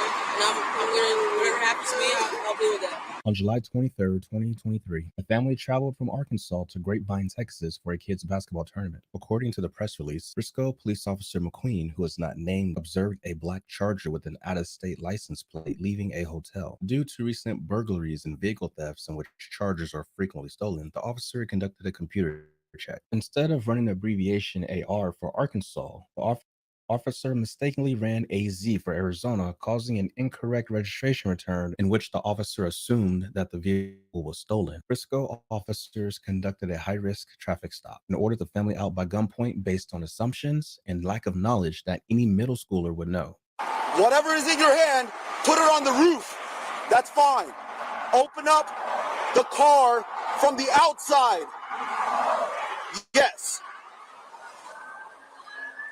If we can get the toilet shut down, people to exit. Hey, move your car back. Move your car back, bro. I don't want them to hit me and then slam into me. Open up your car door and step out of the car. Unlock your car. Unlock your car. Do it now. Face away from us. Face away from us. Face away. Turn around. Turn around. It's okay. Turn around. Do not face us. Everybody in the car, hands outside the window. Hands outside. Maintain your hands outside. Driver, slowly lift up your shirt only for us to see your waistband. Slowly start walking backwards. Walk backwards. Keep walking. Keep walking backwards. Keep walking. Keep walking. Keep walking. Walk a little faster. The tollway is shut down. Keep walking They backwards. shut down the fucking Hands up. tollway. Keep walking. Keep walking. Keep walking. Keep walking backwards. Keep walking. Stop. Stop. Face away from us. Face away. Well, and imagine old Benton trying to deliver the load and getting stuck in a traffic jam in DFW because some lady cop don't know the difference between Arkansas and Arizona. That direction. I'm gonna transfer somebody else. Whose hands? Briscoe officers have taken the mother into custody, and now they order her 6th-grade son out of the vehicle by gunpoint. Stay, hold on. Stay where you are at. Do not move. Do not move. Hey, find out if there's any weapons in the car. We're all the way back behind. They're way back there. Just bring it back. Hold on. 51, are there any weapons in the car?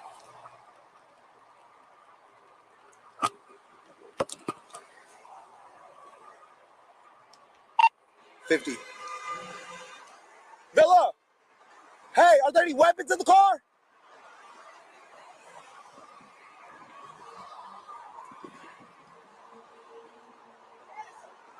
Yes? Officers, be advised, there's weapons in the car. There should be a gun in the glove box. It should be locked up. That's what you're saying. Occupants in the car, leave your heads outside the car. We know there is a gun in there. If you reach in that car, you may get shot. So be careful. Whoa. Do not reach in the car. You know, I missed that part when I saw this for the first time. So that's why he said it could have turned out bad for us. And she was like, what do you mean? Dude, I got to hear, this is nuts. There is a gun in there. If you reach in that car, you may get shot. So be careful. Do not reach in the car. All right, sir, that is on the roadway with your hands up. Gray shirt, gray shorts. Crazy. Slowly step backwards. Start stepping backwards to our car. Start walking. Keep walking. Keep walking. Keep walking. Keep walking. Who's holding hands? Stop. Stop. Hey, we need more officers.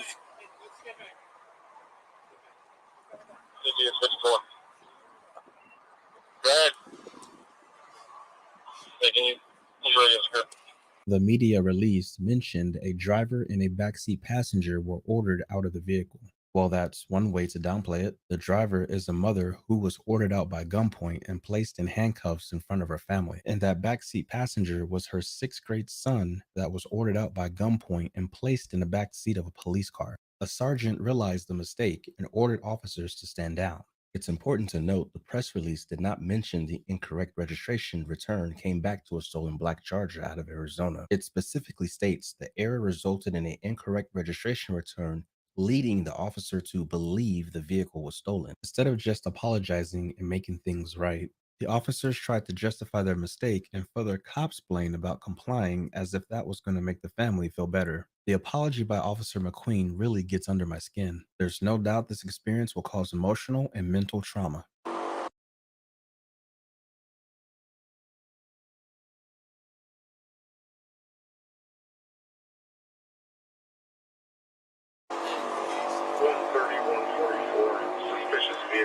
The wrong tag was written. This isn't a stolen vehicle. All right, let's take our. I'm taking my gun off of them. Sorry? Okay. Hey, we're coming up to you.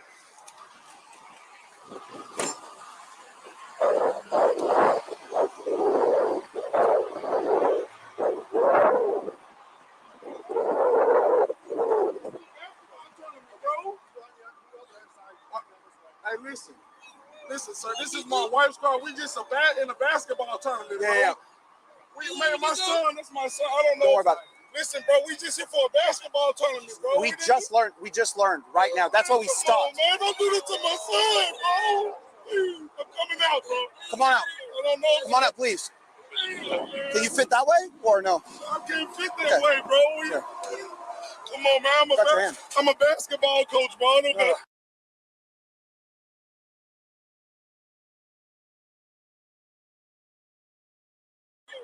Come on out, please. Can you fit that way or no? I can't fit that way, bro. Bro,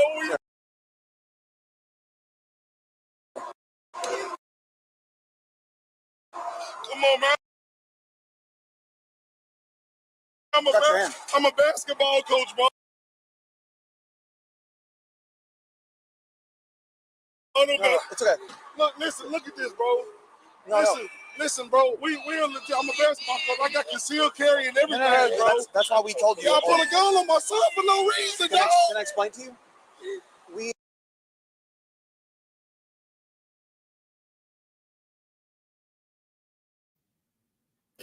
Thank you, sir. What I was talking about was, you see that cop try to shake his hand? It was fucking disgusting, man. Thank you, sir. ran a tag. The tag came out stolen, but it was the wrong state. Come on, man. Let me explain to you what's going on and why everything's happening the way it is, okay? One, if everything checks out, we're good. Okay, so what happened is I ran your registration over by the hotel, so you're all right? So I ran your tag, came back to associated essentially with no vehicle, right? Okay. So I confirmed it with my dispatch because I'm like, that's weird. Like, it's weird. So I'm like, okay, normally when we see things like this, like, it makes us believe the vehicle is stolen. Okay. So that's why everything is happening the way it is for our safety and for everyone else. Cool. Y'all been cooperative. That's it. I'm just saying, boy. I understand. It's very traumatic. We got your son. He's back there. He's fine. Okay. He's fine. All right. Hey, no harm, no foul. Right? It's all good. It's good. You're out of the wrong state. Everything's good. Hey, he's fine. He'll be all right. Just walk it off. No problem. Cop on a loudspeaker, cop on a PA saying he's about to shoot your daddy potentially. I call that the hokey pokey, by the way. Yeah, cop splaining. Are y'all familiar with this Daniel Shavers case? That's a guy they gunned down in, I think it was Glendale, Arizona, I believe. I'm not exactly sure, but it's in Arizona. And they had him doing the hokey pokey. They had him in his hallway, him face down in this hallway of a hotel, and kept giving him all these verbal commands and making him do all these things, and ended up shooting him anyway.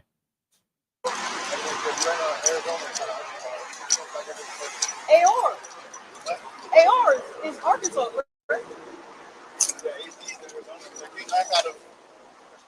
AR for Arkansas. AR. So this is my initial one. Right here. But I love this because apparently this was the lady that made the mistake. Just not a care in the world, just all nonchalant. Just, oh yeah, well, you know. Yeah, these are EBT zero. It's Arizona though. Not quite sure what you mean, GSM. You mean the Popo? Oh, I see what you're saying. Yeah. So everything. Because EBT is from Indiana, lest we forget. He is potentially a tad of a racist streak, potentially. Matches up perfect. That's on me. We're gonna explain everything. Yeah, I know. Just get it figured out. I know. All right. So it looks like I made a mistake. So I ran an AZ for Arizona instead of AR, and that's what happened. And you can also go away. I made a mistake. But just listen up. It could have went all wrong for us though. What do you mean by that? I'm just saying though, one day, because like I say. What do you mean by that? I mean, and I understand that this is whatever it is, and I wouldn't expect him to be, clear-headed enough in the moment. But your partner over there just announced on a loudspeaker that if I reach into the glove box, I may be shot. That's what I'm talking about, lady. It's believable, by the way, believable. Say I dropped my phone here. They yelled out, "Don't move, or we'll shoot." Then I dropped my phone. If I would have went to reach for my phone. Well, to be fair, he said he might shoot you. It's left up in the air, but which, by the way, it still implies that even if you don't reach in the glove box, we might shoot you. We could have all got killed. Man, it's just a there's so much shit going on. Man, this hey man, I'm telling man, this We had no intent on doing this, We're humans as well, and we make mistakes. Right. I'm not justifying anything. I'm just saying, like, it wasn't a computer that read it. It was our human error that did this. And so please forgive us, I man. made a mistake. No, it's not funny. I'm gonna, whatever happens to me, I'll deal with that. No apology, of course. Whatever happens, I'll deal with that. It's just, by the way, all roads lead to narcissism. I mean, She don't give a fuck about these people. Now, probably she's not the type that just wants to, go out here and just directly harm people. But meanwhile, I wonder if she's the lady, if she's the officer that saw them leaving the hotel and decided, oh, well, there's a lot of Chargers getting stolen. And, this one's got, like somebody goes to Arkansas and steals a fucking Charger and brings it to Dallas or something. I guess they could have stole it in Arkansas and drove it to Dallas, but it still doesn't even really make any sense. Because it's it's black people. Oh, by the way, she's a black cop. It's a black people in a Charger. It's got to be stolen then. Like, what even is this? But I think there might be some version of, I wonder how much of this is, her life is probably miserable. She probably don't have no family as far as a man and a child and all this. And I bet some of this is, whether conscious or subconscious, she's probably jealous of this, what's probably just a really good family, right? Sick, man. I'm sorry, man. I'm sorry, brother. Okay? Pain and misery. Well, and then one of the white cops is about to go full Cracker Man's burden here. Oh, damn near full Cracker Man burden. And I don't think any of this is funny. I mean, I really don't. It's just laugh or cry at a certain point. Because believe me, it could go. I could bawl my eyes out at this, or I could just, I don't know. I don't know what to say.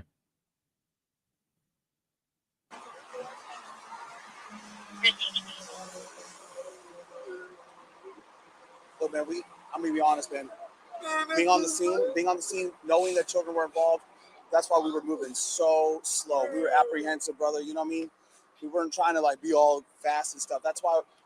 Yeah, as soon as I found out, that's why I didn't pull you guys out, because I figured out the tag, everything was good. Is that ready? Yeah, Trash. Yeah. By the way, this is who rules over us. Just don't care about us. Not a brain in their fucking head. Just, that's, hey, it was rooted in a mistake, but once we figured it out, we just decided, well, we're not going to gun y'all down after all. Like, what? He's just going through the whole motions of what it could have been, which is very legitimate. I mean, I get it. Your feelings are justified. Your feelings are justified. This guy they need their ass kicked. I mean, I'm not calling for this. I'm just saying, and just generally speaking, this, by the way, cop or not, and I'm not saying people were beating up the popo when I was younger, but I don't think people were acting this way. But just in general, this sort of human behavior is an ass whoop. Somebody's getting punched in the face, and I'm not a violent person. I don't commit acts of violence, but damn, there's got to be a line somewhere, doesn't there? Fears and all that's justified. But like you saw during the situation, everything you cooperate, that's how it ends every time, right? That's how I tell her all the time. I got a friend that plays for the Cowboys. That's all the same thing. Y'all cooperate, nothing's gonna happen. No one just randomly shoots somebody for no reason, right? Yeah.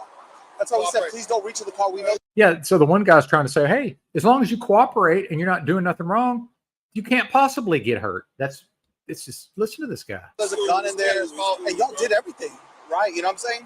It's cool, bro. Yeah. So I mean, we messed up, and that's our mistake. And it was Officer McQueen. She was riding solo, and she was like, "Hey, I need more help." So we came out to help her out, Man, you're not helping anybody. There's no helping out here. No one's being helped. To be honest, I know this is I'm not saying this is the fault. I'm not. But I would suggest getting a thinner so you can see the state. Wow. Because even though it's partly, because when you're riding out of town, wow. Out of state, we don't know what design goes to it. You know what I mean?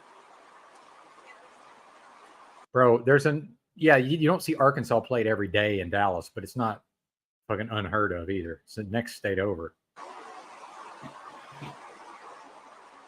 think she typed in AZ instead of AK. AR. I mean, AR. So sorry. Yes. She typed in idiots. AZ instead of AR. Idiots. The crazy thing is, it matched the description to the T.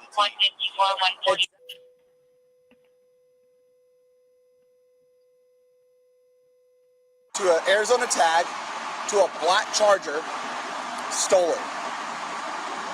Isn't that wild? Man, that's just a crazy coincidence. It's just the craziest coincidence. The exact characters in Nothing different. But in a different state. And it comes back to the same black Charger. Like that's good. Crazy thing to think, man. Like I was telling him at traffic stop, you guys do everything you're supposed to do. Yeah. No one ever gets hurt if they cooperate. You know what I mean? You guys do, that's what you always cooperate, do what they do, and go from there.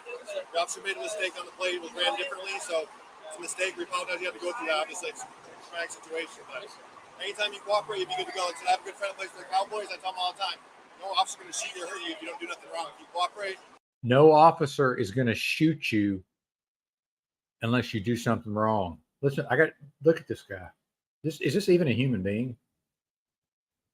cooperate, do what they do, and go from there.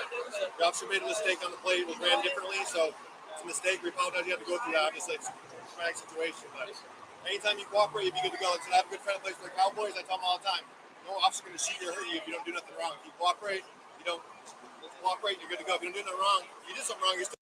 No officer going to shoot you. And listen to him trying to kind of talk. I won't even say black, just like he's from that type of area or something. You don't do nothing wrong. If you cooperate, like I said, I have a good friend that plays for the Cowboys. I tell him all the time, no officer's going to shoot you or hurt you if you don't do nothing wrong. If you cooperate, you're good to go. If you don't do nothing wrong, if you do something wrong, you still got consequences, right? Yeah, walk right. Basically saying, hey, walk right and we won't shoot you. That's basically what he's saying. You know what I mean?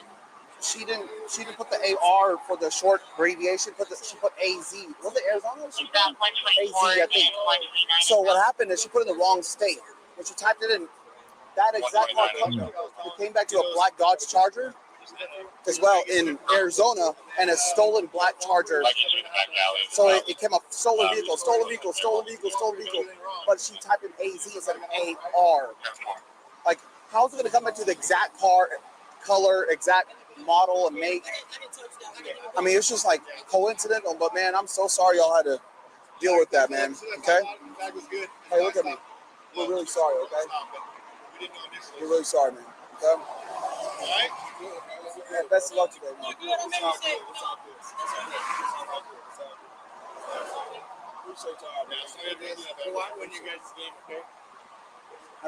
Well, and the identification and the Stockholm syndrome or whatever you want to call it, the identifying with our captors at the end, the guy, and I don't know I'm not a parent, so I don't know, what the father's view of it is, but you can actually hear him kind of, appreciate y'all and all this at the end.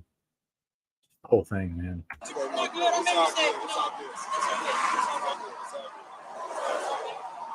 That's not applause. Yeah, appreciate y'all, he said. I mean, sorry again. Okay. Thank you. Yeah, we feel terrible about it. Yeah. I mean, I'm more so worried about them too. Oh my God, yeah, I was too. Oh no, I was too. That's why I was like real slow. Okay. What y'all think about that?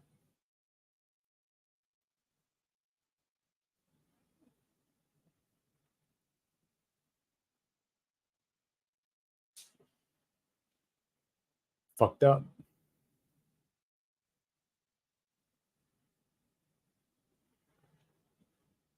I had another one, but sure, I don't remember where it was.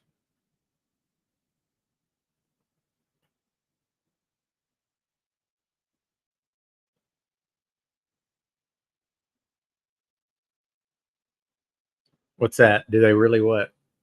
I forgot what I said. Oh, trigger fingers. Yeah. Oh yeah, absolutely. Well, and not that this has anything to do with me, but it does remind me that, when I was living in the streets, I did encounter the police regularly, certainly, because people love to call the cops on vagrants who are not breaking the law, by the way. It's not like I was doing anything other than just, being, falsely believing I was a free human, right? And, behaving in ways that maybe don't fully conform to what the people around me might prefer me to behave, my behavior, which is, by the way, there's nothing illegal about my behavior. I have no criminal record. And I got to where, most of the time, as soon as the cops would approach me, if I could see that I was going to end up talking to them, and I understand I understand a lot of people, oh, never talk to the cops, never talk to the cops, never talk to the police. I'm like, really? Are you just going to stand there and look at them and just not say a word? Because I don't believe you. I'm not you. Sorry. The people that say that, are they really? They're just going to stand there and look at the cops? So get pulled over, and the guy comes to the window and just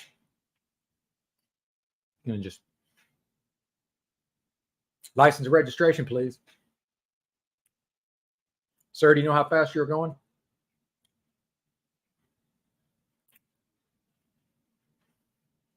It's not a thing. It's not a thing. Now, I did it one time because I got pulled over coming out of my neighborhood when I was with ex-wife number 2. I was driving her somewhere, and I know that I was driving through a speed trap area, but I was usually by myself driving, and me and her were having kind of a conversation, and we were into the conversation. It wasn't an argument or a fight, and I just sort of lost track of my speed. I knew it was the speed trap. Got pulled over. I got so mad. Guy came to the window. I did everything he asked me to do. I didn't say a word to him. Just, I was boiling. I knew if I opened my mouth, I knew it was going to be bad. But let's be honest. Let's call it what it is. People are not going to get pulled over and not talk to the cops. It's not a thing, man. Now, I think when people say never talk to the police, what they mean is like, don't allow yourself to be interrogated. Like and don't give them information. Don't tell on oneself. But if I get pulled over in the car, like, realistically speaking, what if I am, actually trying to get away with something? Probably I'm going to need to use my words and try to, flesh out the situation and try to maneuver things, to my best benefit. Right. But yeah, most of the time I would sit down on the ground because I figured they were less likely to physically attack me, if I was, like a submissive, subservient position. Right. And I don't care. My only goal was to get out of that situation without, tickets or getting arrested. And then O'Shea seems to think he's going to just blow off these Nevada tickets. Now, maybe he doesn't have a driver's license. If he doesn't have a driver's license, it probably doesn't matter. But I know if he does have a valid driver's license, they will suspend his shit. Certain states will for non-paid taxes. Yeah. Well, and see, that's the thing, Rob. Like, there's all sorts of things like that that can play a part. I don't know who you are. I don't understand what's going on. I don't want your papers. But there's still like a reading of the situation, a profiling of that particular officer. What's their demeanor, what's their emotional state seem like, and then maybe my own vocal tone. But yeah, in general, certainly, I think some level of playing dumb, could probably be helpful. They put 30 at 5 and a 30. Yeah, gave him a warning. And yeah, exactly. Got pulled over a year ago, 35 and a 30. They gave him a warning. Well, I've told this story before, but my dad had leased this Audi TT Roadster when the first year it came out. And if anybody remembers what that car looked like, it was kind of a big deal at the time. And he wasn't using up the mileage, and the tires were wore out on it. I had these high performance tires that wore out real fast. And I said, well, shit, I'll put some tires on it and drive out the rest of the miles if you're not going to drive it. So I ended up taking it. I lived in a different part of the state at the time when I was with ex-wife number 1. And so I found I was big into drag racing back then. I found a 91 Eagle Talon all-wheel drive turbo. This was like, best part of the story. This was literally like 9/11 had just happened. This was 2001. Like, I'm talking like a week or two after that. And I found a car down in Houston, 91 Eagle Talon all-wheel drive turbo. And I had you can't really fly out of Northwest Arkansas, especially back then. It cost too fucking much. So Tulsa has an international airport. So I had my buddy, he wanted to drive that TT. He was into cars. So I said, hey man, we'll drive if you want to drop me off the airport in Tulsa, you can drive this thing back, back to Fayetteville. So he was down. And so on the way out there, there's West Siloam Springs, Oklahoma is a notorious speed trap. I know this. I'm aware of it. Meanwhile, it was 4 a.m. or something. I had a real early flight to Houston. And it was dark. I know it's a speed trap. In fact, I had previously gotten a ticket out there. And the cop is on the side of the road up in front of me with his lights on, already has somebody pulled over. I know it's a speed trap, so I'm not speeding. I drive by, he leaves them, pulls me over, gives me a ticket for like, I think he said 55 and a 45. And I tried to have a conversation with him, but I could tell based on his demeanor, right? I knew I wasn't speeding. I knew I was in a 45 zone. He knew I wasn't speeding. He knew, he just was writing me a nice car. Oh, that's a nice car. You're getting a ticket, basically. And I'm trying to, and I know that's what he's doing. So I'm trying to say, like, hey, man, this is my dad. Like, this isn't even my car. Like, my buddy's dropping me off at the airport, blah, blah, blah. Well, the best part of this story is I get air sick when I fly, especially back then. And I used to, to me, there's few things worse than vomiting on a flight into one of those bags, and which I have done a couple of times. Horrible. So cannabis would keep me from getting sick. And this was kind of in the old days, the Mexican brickweed days. It wasn't like now where you just hit a vape or whatever. So I had this little, one of those stupid little honey bear bongs, right? And so I brought that and some weed and didn't think too much about it. And I was trying to wait till the last minute to hit the bong, and then I'm going to walk in the airport. Well, I didn't even think about, and I was pretty normie back then, in a lot of ways, as far as trusting the government to some extent, maybe not fully, but, well, as soon as we stop, like me and him are in the parking lot of the airport, because, it's not some big busy airport, especially first thing in the morning, Tulsa International. And the airports were so keyed up on security that I'm hitting that bear bong, and I look up and there's a fucking security guard coming right towards us. And you could tell there's no way, there's nowhere for him to go. He's coming up to the car. So I'm like, all right, I know that if he catches us like with this bong in this car on this air, this is bad, right? So I know whether I smell like weed or not, I got to get out of this car and just like kind of take control of the situation. I could tell he was wanting to investigate shit.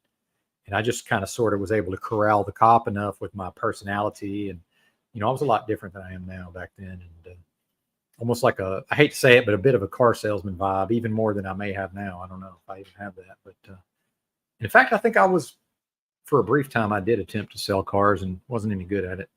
That's another story. But yeah, I don't like flying either. I actually used to not mind it too much, but yeah, I'm not a big fan overall. But so I managed to wrangle him. And then, so my buddy leaves, and again, we're not thinking nothing about it, but he's got this bong in the car, which really should not be a problem. They pulled him over on the way back for 2 miles over the speed limit. Again, they're going to give him a nice car ticket. Well, the problem here is his name ain't got nothing to do with this car. It's got my dad's name on it. Right. So when I got my ticket, I was just like, yeah, it's my dad's car. Well, the last names match. Right. So they let me go. Well, thank God they wrote me a ticket. Ticket was in the glove box. So the cop goes to search the car. And my buddy's just like, oh my God, I'm getting arrested. My buddy thinks he's going to jail because of this bong. Right. Meanwhile, the only reason we had it was because I was going to smoke. Now, why I didn't really have no idea why I didn't just smoke a joint. I don't know. No idea. But regardless, and then, we were trying to think of how old I was, 25, 24, 23, 24. So, well, the cop is searching the car, opens the glove box, finds that ticket, and it's got my name on it. So now it's like, okay, this is the guy, that has permission to drive the vehicle. It's this other guy's son. And they let him go without searching the rest of the vehicle. And I can't remember if they gave him a ticket or not. I'm not sure on that one. Exactly. But anyway, maybe not that exciting of a story, but made me think of that. Tingling sensation in the feet. I actually in a former life, I used to fly for work regularly. I had a job that would fly me out to various locations Worked for a textbook wholesaler, and see, another low confidence gesture, but I'm actually just, this is kind of the pain of reliving what my life used to be like. And by the way, dying of various illnesses, most likely forced into one of the most miserable industries in the country, and not in touch with my gratitude necessarily, but this is still way better than what my life would have been like back then. That's for sure. Yeah. Overall, I had some pretty good luck on flights, but this one time when I was talking about this textbook wholesaler, so when I first got hired, actually, no, this was a different company. This was, I worked for a Walmart vendor, and the company was headquarters called CompuCom. I'm not sure if they're still around or not, but so they were going to fly me from Northwest Arkansas to Dallas, and I had never flown out of Northwest Arkansas. It's just especially back then, it's just a rinky-dink little airport. Well, actually, I think still now it is. Direct flights to damn near anywhere, but I mean, to almost nowhere. But a few places, like you could actually direct fly to, like, I think Seattle and Dallas. There's a few places you could actually go to nonstop. And so we got on one of them little bitty prop planes, right, with the two propellers. And I ain't scared. And well, we take off and fly directly into a fucking thunderstorm and turbulence like you wouldn't believe. At one point, the plane dropped, just like the plane's flying like this, and it just dropped. Like, I don't know how far. So my stomach, by the time we get down here, my stomach's still up there. So Lord knows I filled up the puke bag on that one. Well, so the storm was so bad, guess what we did? So the storm happened about halfway there. So we flew into a storm halfway, and it was bad, dude. I mean, like, we're looking around at each other like, oh shit, is it on? Like, are we going down? I mean, it was bad. And then so the pilot turns around and goes right back where we came from. So not only did I go through this, it was like I didn't even get there. So I called the company. I said, I'm not getting on one of them prop planes. I said, I don't know what to tell you. And they said, well, I guess we'll rent you a car and you can drive, and you just have to miss the first day and you can get there tomorrow. And then I ended up being the only one there with a car at the orientation in Dallas. But and then this guy I worked with, on this new job, although I don't think we directly worked together, but we were in this orientation together, and he was from Chicago. So, me and him decided, because when he found out I had a car, he's like, oh, you got a car here? I was like, hell yeah. So me and him went out to the bar, and somehow, and I usually don't do this, but somehow I let him talk me into driving the car. I don't know why he wanted to drive. I let him talk me into driving the car back to the hotel. And he, like, I guess he wasn't used to driving in Dallas or something, because if he's from Chicago, he should know how to drive. But he was like going the wrong way on a divided, 2 lanes in each direction. He pulled out, and I'm like, man, you're going the wrong way. And then he's still going the wrong way. I'm like, man, what's going on? And he's like, I'm just looking for a place to turn around. And we're going past all these like openings. I think maybe he must have been drunk, I guess. And I just didn't realize how drunk he was. It's bizarre, man. All this bizarre shit that I've been through in my life that I just don't even really think about most of the time. And then, it's like something comes up and kind of sparks that memory. Does that ever happen for y'all? Well, this was in Dallas, but yeah. Yeah, this was actually in Dallas, but this guy was from Chicago.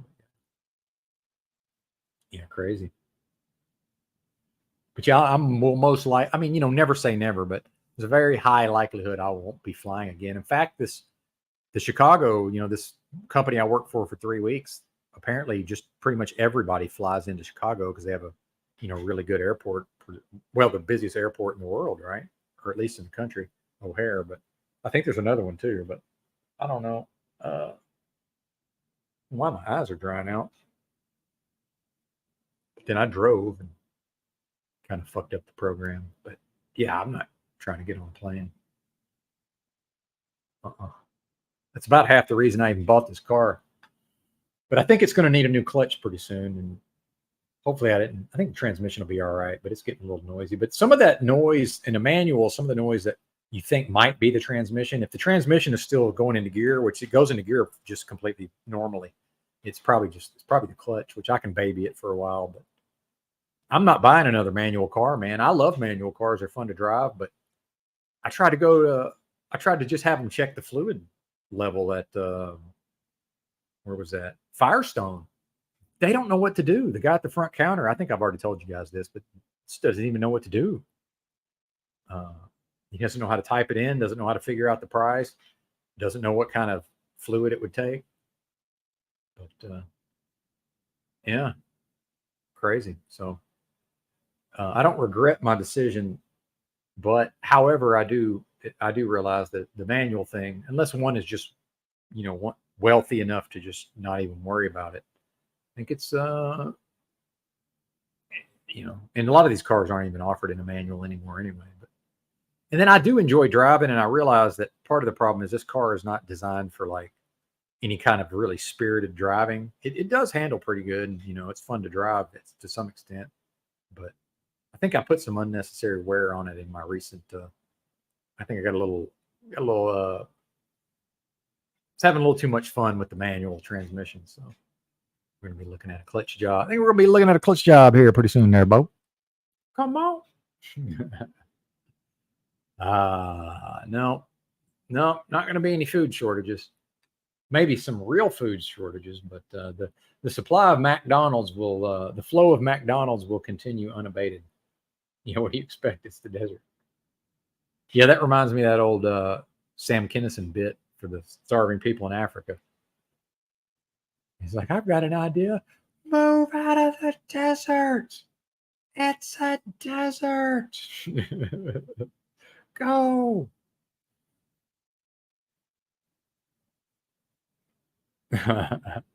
Oh, am I getting accused of making stuff up here? Never take the jab? Or is that somebody? Oh, it's Cap. Oh, the food shortage, you mean? But say, I'm not really creative enough. I am a good writer, but it's nonfiction journalism style. I don't really have the imagination for making up stories. I don't know that I'm not sure if I've been there or not, to be honest with you. I really can't recall. I might have had a connecting flight there at some point. Can't remember. It's possible. Yeah. Oh yeah, no, we're not going to have any food shortages. You think this corporate system is going to shut down McDonald's? Now I know they shut them down for indoor dining, during the fake pandemic. But as far as I know, the rest, it was open for takeout or drive-through. I mean, and delivery. So yeah, this fast food ain't going nowhere.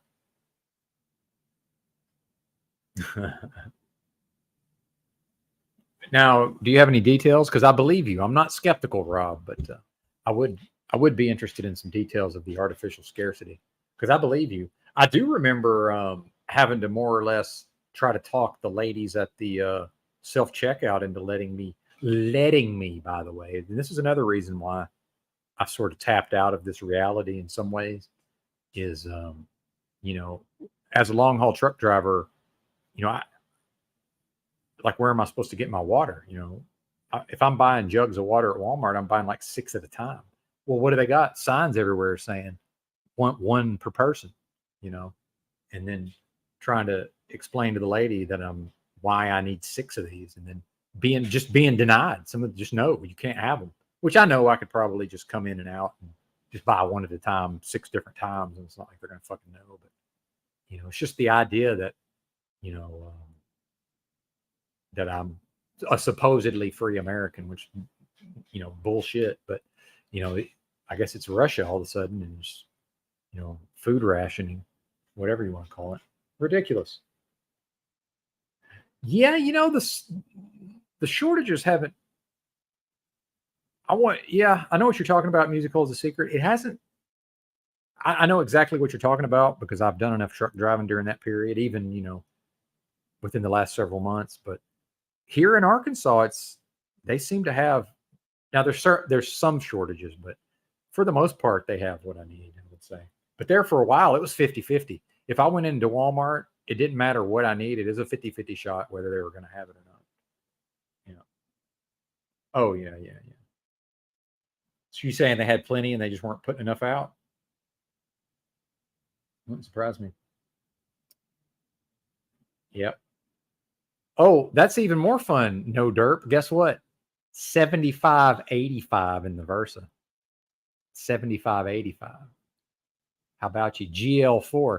So, if I haven't tore up the, if this is transmission noise that I'm hearing, and it's either that the original, because it's got 80,000 miles on it now, it's either the original fluid is so degraded that it's starting to wear, or somebody replaced the oil, because it does seem like the vehicle was serviced properly, and I'm pretty sure it calls for a transmission service at 60,000.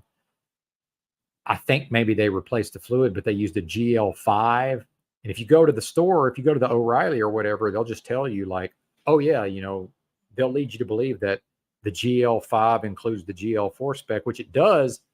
But my car, the GL5 has, additives or whatever that wear out the brass and the synchros or something, according to my research.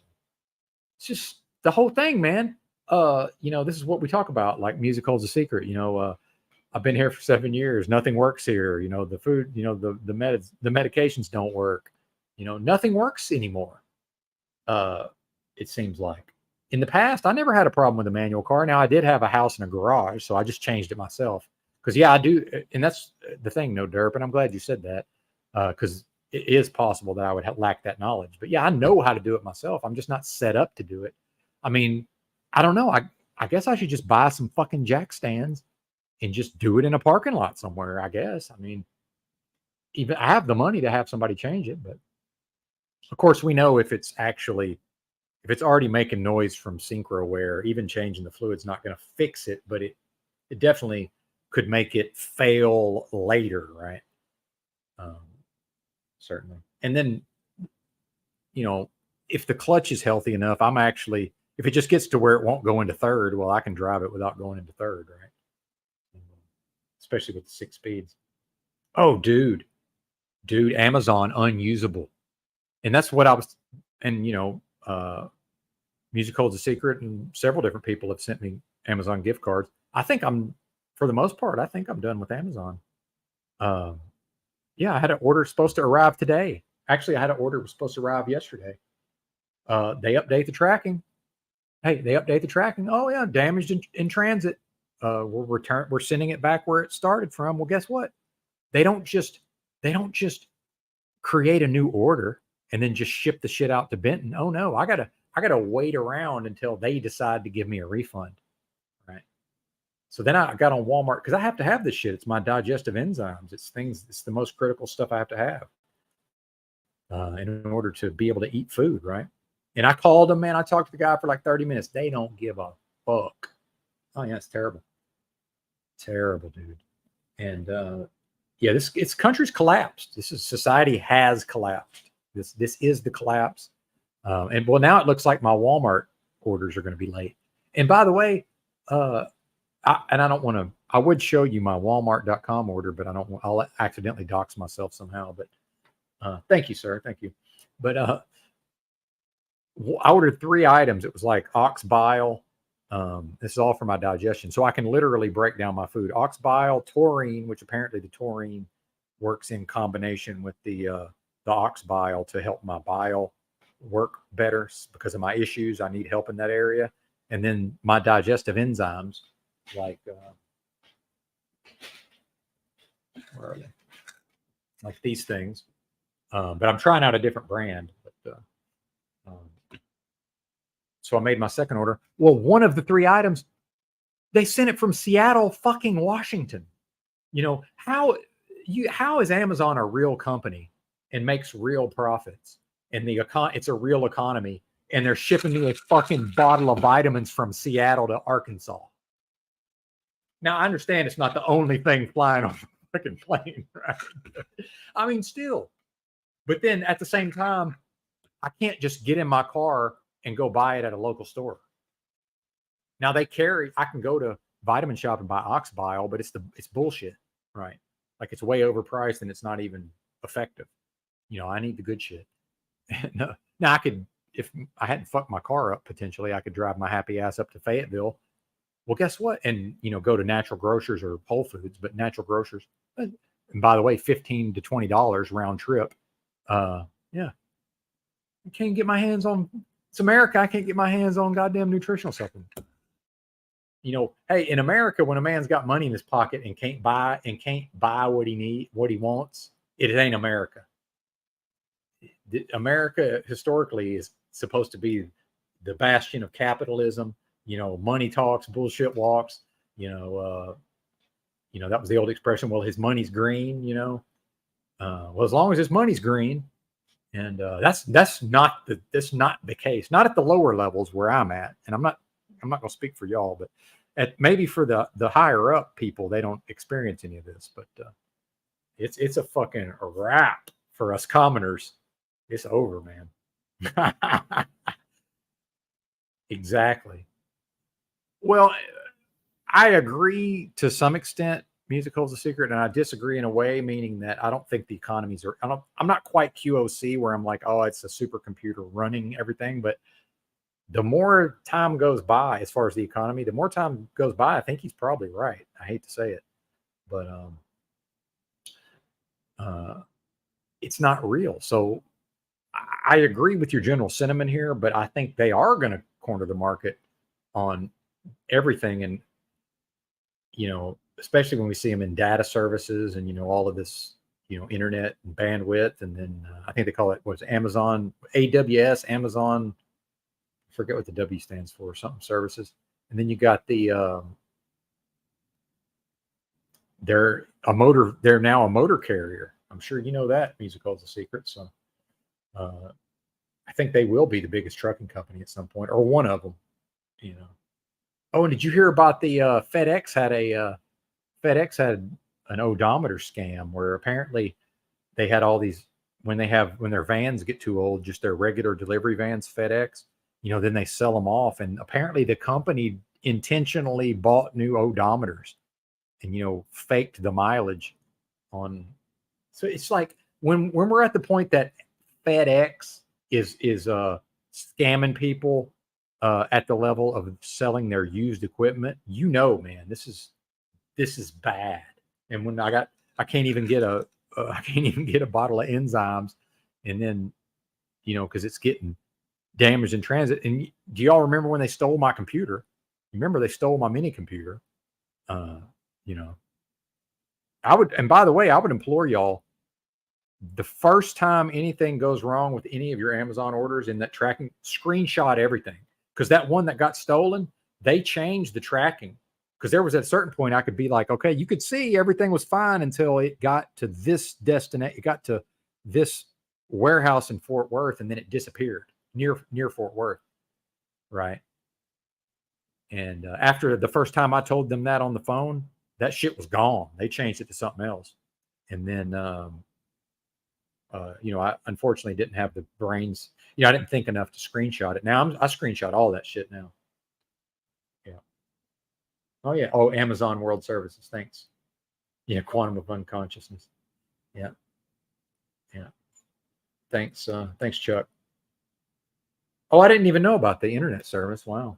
Yeah, and we know it's when you know, we talk about Mussolini's helicopter hand, and you know, I talk about the movie Network from 1976. It's all one thing. It's all, you know, Amazon is the government, is the state of. It's all one thing. So, you know, what's it even matter at this point? But and I honestly, I'm not even mad about it. It's just I'm a little disappointed in myself, because it's almost like, you know, how dare you, Benton, expect to actually be able to, you know, like order some fucking bottles of vitamins or supplements, you know, and I've had a lot of problems with a lot of my orders, man. Thankfully, I'm not paranoid enough to think I'm being targeted or anything, but because I'm sure a lot of people are going through this. Yeah, there you go. Yep, smart, Chuck. Very smart. So I don't know. Maybe I should check and see if any of this stuff's updated. I guess I should be. Oh, dude. And I don't remember if I told you about me talking to the guy at Amazon for 30 minutes, but at a certain point, I just told him, I said, you're lying. I said, you're lying to me, because he's trying to get me off the phone saying, well, you can call in tomorrow and we'll have the option to give you the refund. I said, no, that's a lie. I said, you're lying to me. And look, they don't care. I'm not dumb. Like, I know I'm just might as well go talk to the wall. Right. But I guess, you know, I feel better on some level, I guess, or it's some feeling of, whatever. I feel like I'm accomplishing something, even though I'm not. But I'm like, look, either you're lying to me and you're lying to me, or they're lying to you and you're just new and don't know yet that this is how you get people off the phone. But I said, and you know how I know it's a lie. By the way, imagine being in India somewhere, listening to the Benton explain, explain how Amazon's a scam, right? It's almost like I should have been able to bill him for that's what I told him. I said, man, and then he told me, okay, call in tomorrow. And then I'm looking at it on this while I'm talking to him. I said, no, not tomorrow. I said, the day after. I said, the day after. And then he's like, oh, you're right. I said, why do I know your job better than you do? I said, you know what? I should be able to bill Amazon for training you, sir. And I told him, I said, man, I understand that your hands are tied and you can't help me. Like that part I understand. But the one thing, like if I had never encountered this issue before, the one piece of accurate information that I didn't know previously that you could have helped me with, he fucked that up, right? So these people are not competent. They don't care. How dare I, believe that I have spent my hard-earned money and I should receive what was promised to me, and in some way that is a contract, right? And it's just, oh well, that's just the way she goes.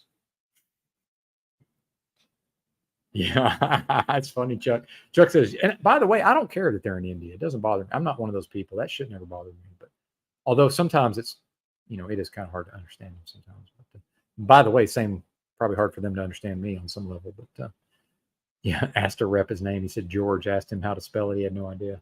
Exactly. Yeah. Oh yeah. But see, that's another thing. You're right, Dow. The Indian dude thinking, leave me alone. That's true, but I think after this fake pandemic, I think people have just tapped out. They've just tapped out and given up to the point where I just don't think he cares. Like it's just, I don't think he gives a fuck. It's just a nothing. It's a nothing bird. And I feel bad because, a little bit, because I'm thinking to myself, like, because I see it's bad on purpose, right? I see part of the reason is, yeah, just be competent. That's all. Yeah, be competent. Exactly. Yeah, I need to be able to convey the information to me in a way that I can understand and do your job or do their job, right? Yeah, amen, music. But I told the guy, I said, this is on purpose. I say it's so that I won't call you. It's so that in the future I will know that y'all aren't going to help me, right? So I'll just use the chat bot. The chat bot will tell me that to go fuck off, right? Which is somehow less painful than a human being, lying to me in a way that at the end of the equation equals fuck off, right? And that's what I told you. I said I'd rather talk to the computer at this point. And by the way, at least the computer isn't telling me the wrong day to call. But meanwhile, I'll call them just for fun here in a bit. Maybe we'll do that on stream. I don't know. Probably not. I don't think I've got the equipment set up for that, but maybe we should. But I played that game before. It's like, if they can't give me a refund now, how are they going to be able to give me one tomorrow? It don't even make sense.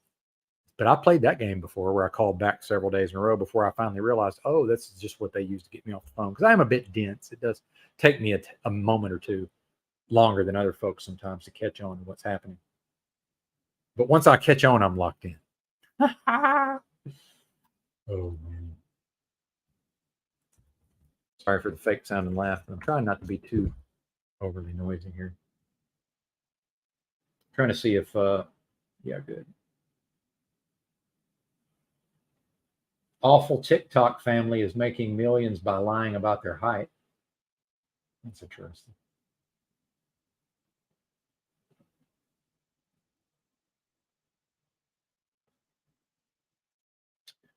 Well, if y'all want to keep hanging out, I'll probably go. Let's see, what time is it?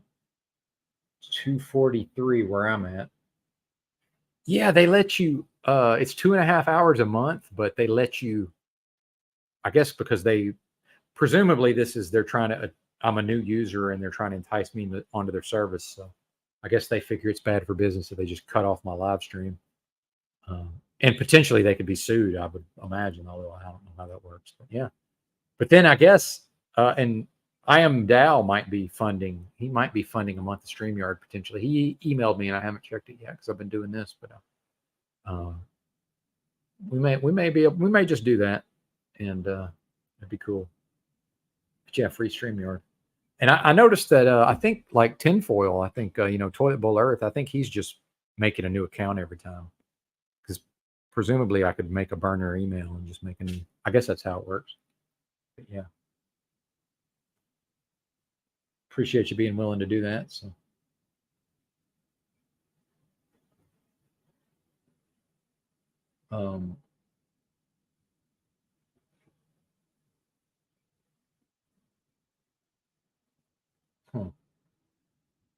Yeah, my YouTube addiction is going strong.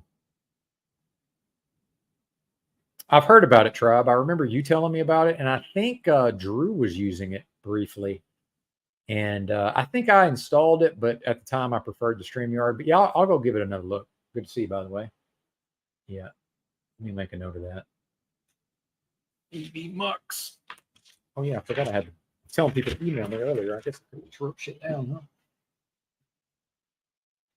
What is my pin?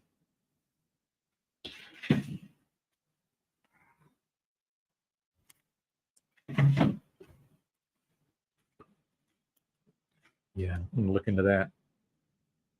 I actually like StreamYard, but it has its drawbacks. Okay.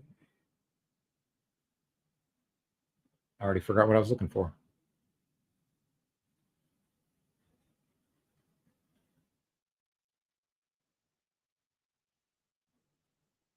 Oh, Shay's still talking to Thomas.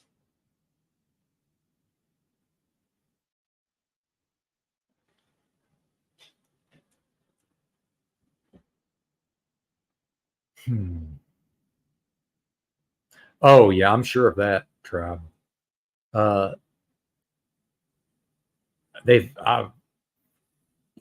hate to be this way, but that ship has sailed in my life. I just assume more or less everything that I do anywhere near electronic devices is just, they've got it all. That's. But yeah, I hear you, man. I hear you.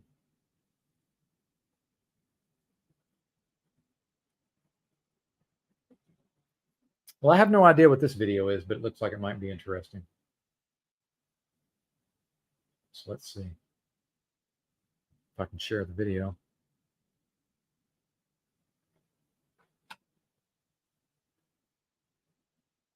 I have no idea what this is. Never seen it.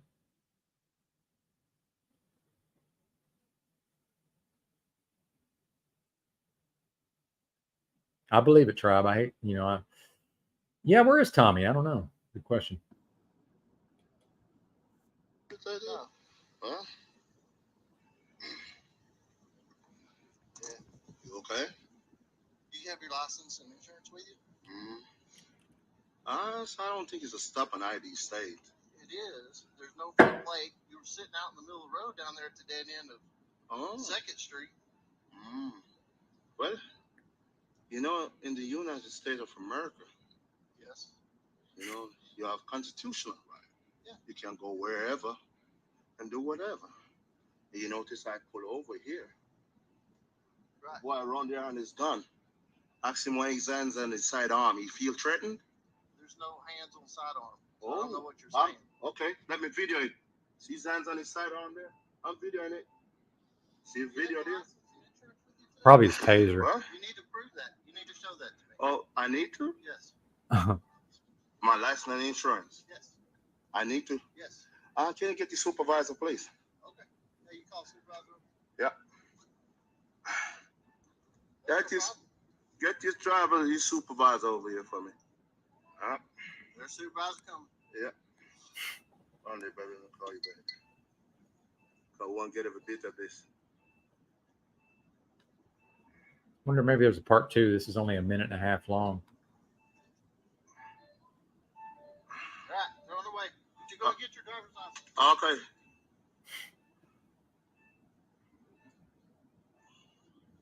No comment. Is there a part 2, sir? Oh, I guess there is. Oh, Tyler, Texas. What happened in November of 2017 at this intersection right here? I was going on my business. I was. Yeah, I can't do the wind, and I can't hear this guy anyway. So it's probably interesting, but sorry, buddy.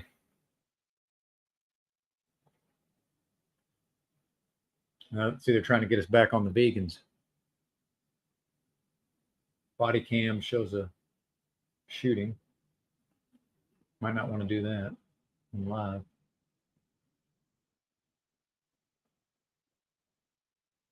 Frozen shoulder exercising.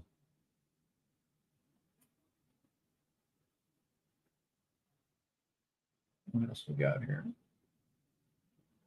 You guys can see how I've been, if I've been living right or not. Looking at my feed, right?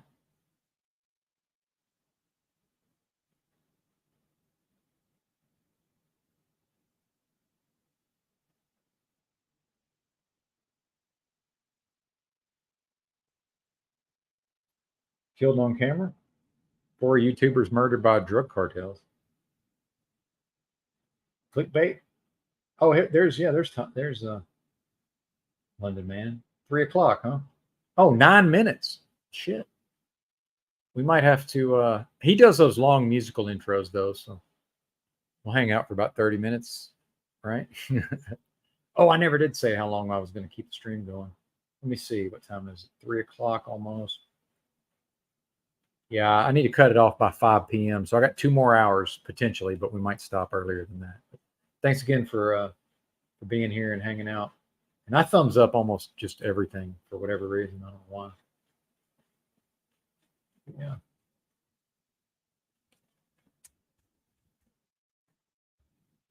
Why I have so many typos, by the way, in the live chats, because I type like 80 words a minute, and I got so used to Discord where you could just immediately edit your own typos. I just go and hit enter. Just whatever is there is whatever's there. I'm not on Discord anymore, though. No Moss Discord. All right, O'Shea, you're out.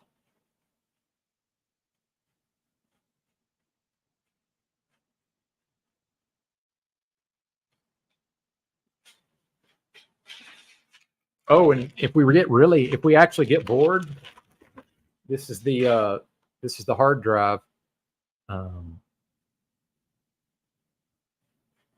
Has the first, I think, 9 of the live streams from although some of them he never did, like he did the live stream, but then he took it down. But the first 9 that were left up are on this hard drive.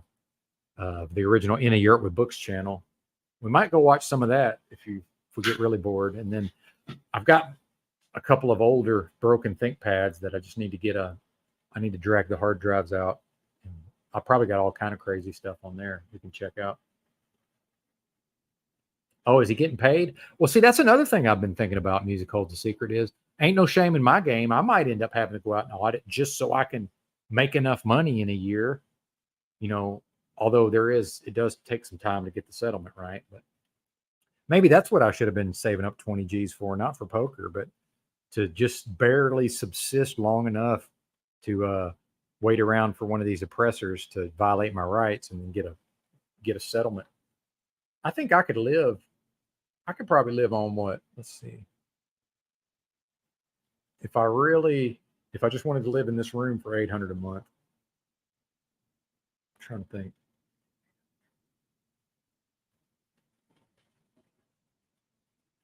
I bet I could 30 G's probably. I could live on about 30 grand a year.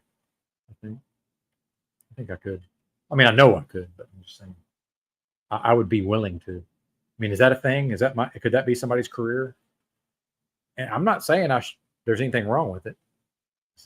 If if the citizens employ jackbooted oppressor thugs that violate my civil rights, why shouldn't I get a paycheck? Well, thanks, Roy. I'm feeling okay today, actually. Yeah, I'm feeling all right.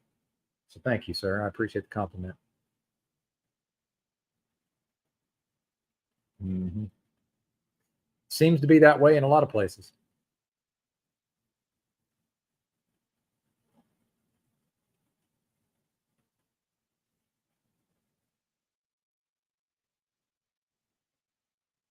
State police chase Google Street View car at 100 miles an hour.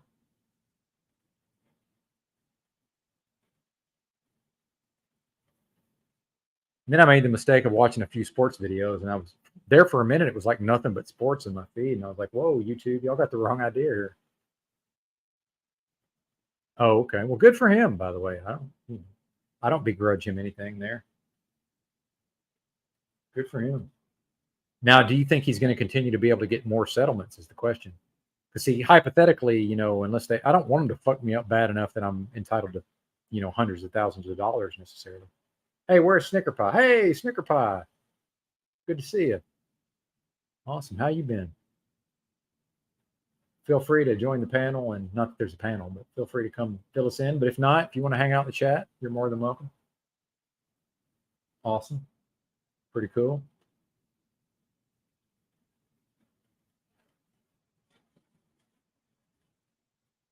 This looks interesting. I'm going to watch this later.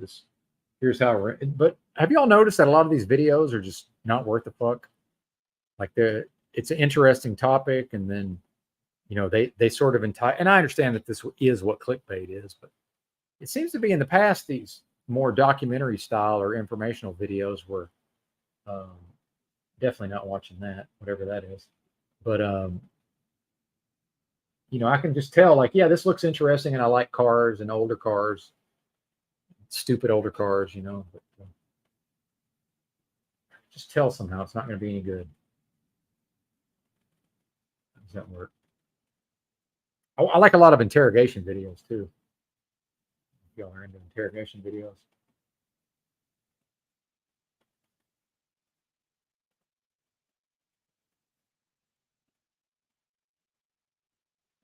The fuck is wrestling? Indecent frolicking couple busted on beach? Nah.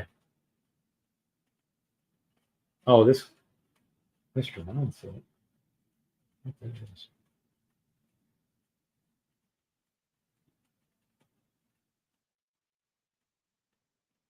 Oh, did I miss this fight, or has this not happened yet? The Nate Diaz, Jake Paul?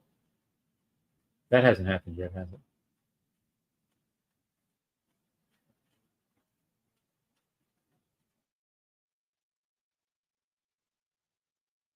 I like this channel. You guys ever seen this channel? Tom Dark.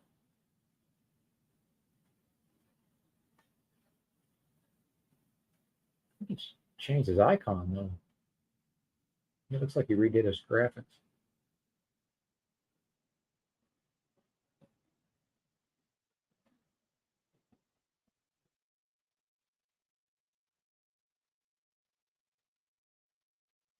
It's the same guy as that Turkey Tom.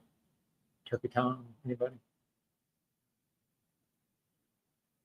See all this sports, man. I'm not a sports fan anymore. Knock it off.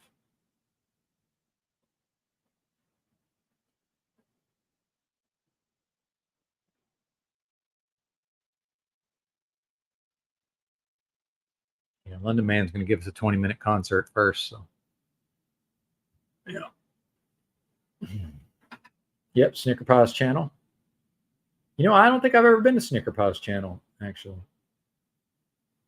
Cool. Yeah, absolutely. Glad you did.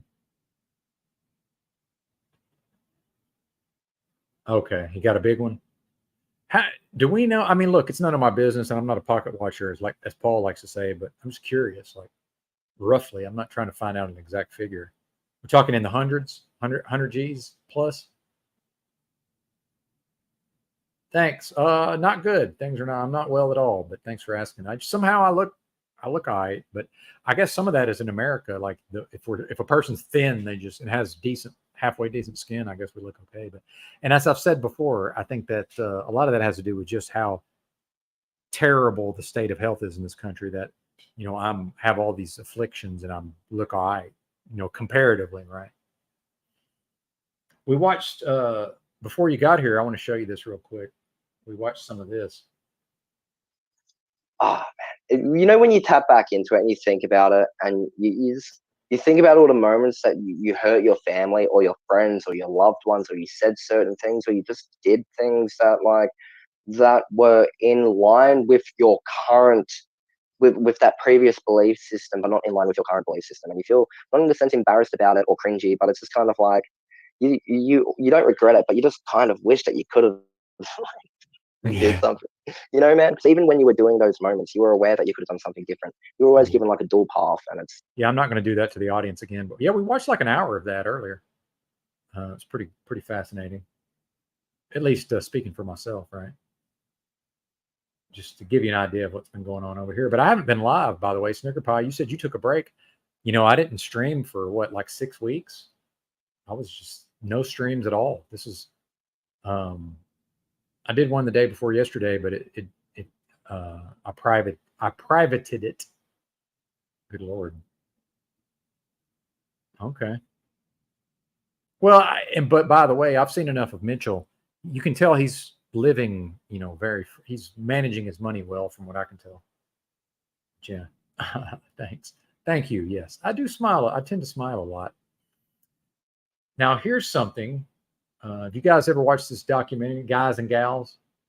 I don't usually say guys. In fact, when I waited tables, because I was trying to make tips, I broke myself of the habit of calling groups of people guys, because, you know, people don't necessarily like that if they're female.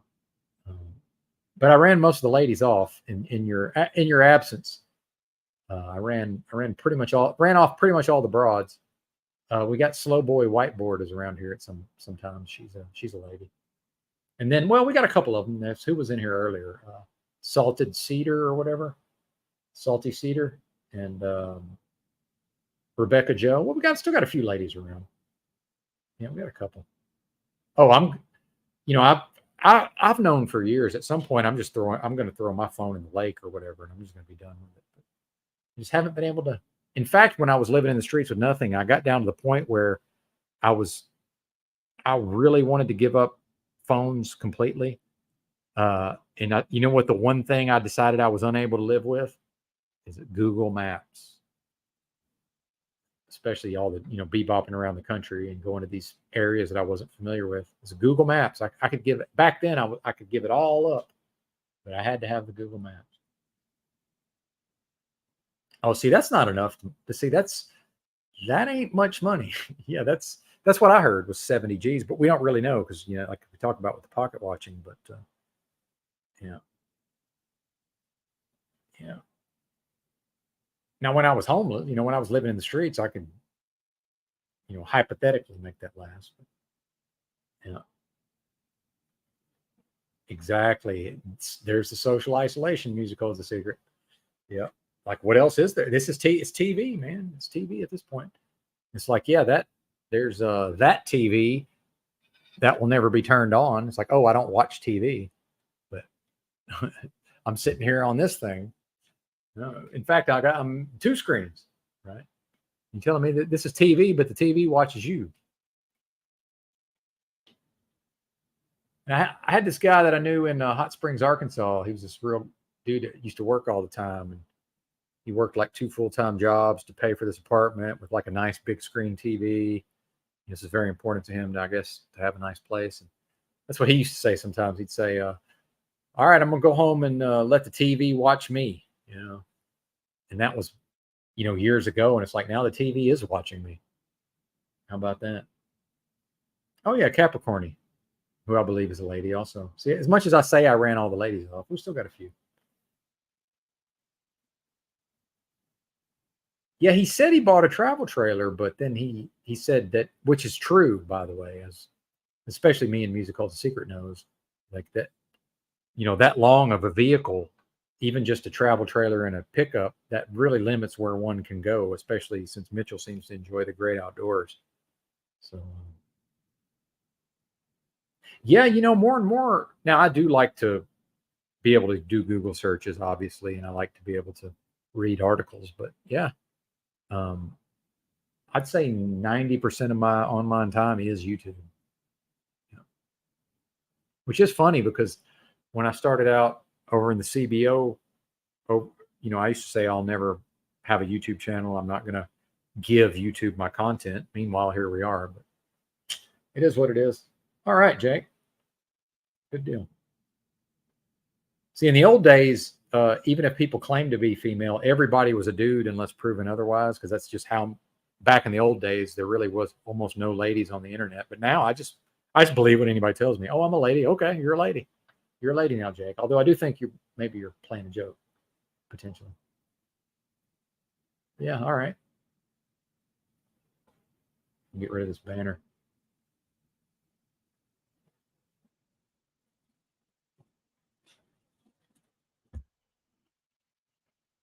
Now I'm like Croco, rest in peace, making all these mic noises, banging on the table. Used to be famous for that.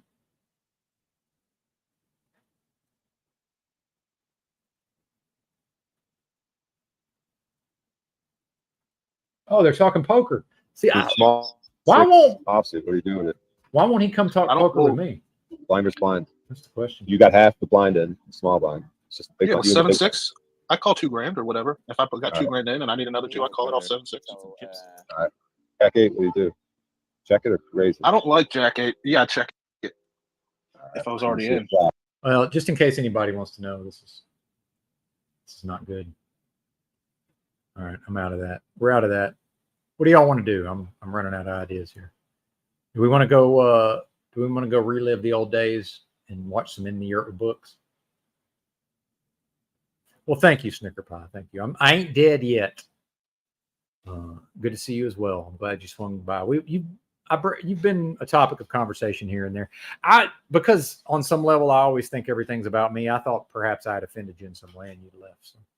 But it's good to hear that you did no, that was some online live. That was a live stream, a live stream of a live poker game. Probably a tournament.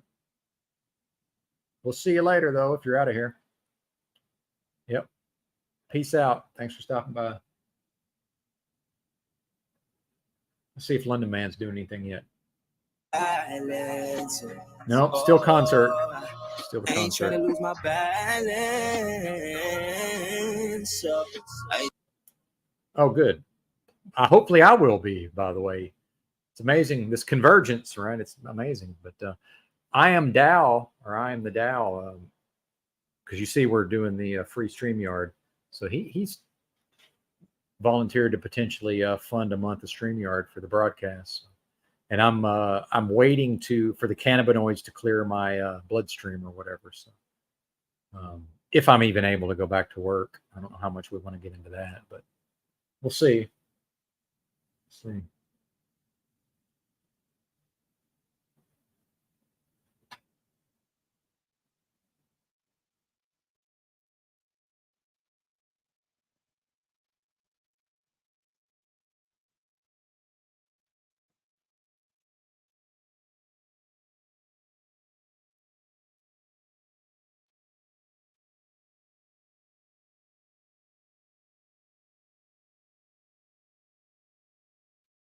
Anybody got a topic?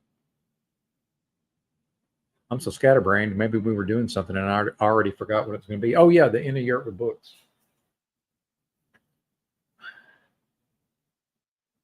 Off the hard drive. I think one of those other ThinkPads, this has a, SATA connection. So I think at least one of the hard drives in one of those old ThinkPads is this type, but I think I'm pretty sure the other one has I'll need a different adapter.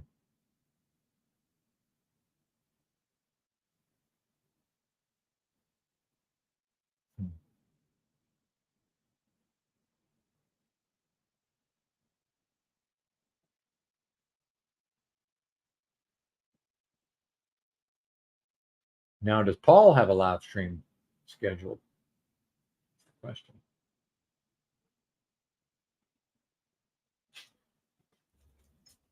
Well, good for Mitchell, by the way. I'm happy for him. Yeah, exactly. IDE, yeah. Yeah, man. I was a big computer nerd back in the day, but it was a long time ago. No, man. I'm not good with the predictions.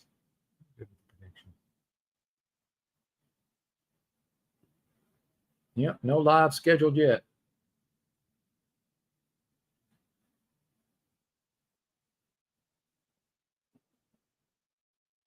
Damn. 12 hours yesterday for Paul. Wow. God bless him. Yeah, I'm running out of steam, folks. It's been a good day for me overall, but thank you all for that. But definitely been fighting some fairly serious fatigue of late. Yeah, indeed. Got that right. Lurkers. Yeah, always lurkers. The lurkers abound.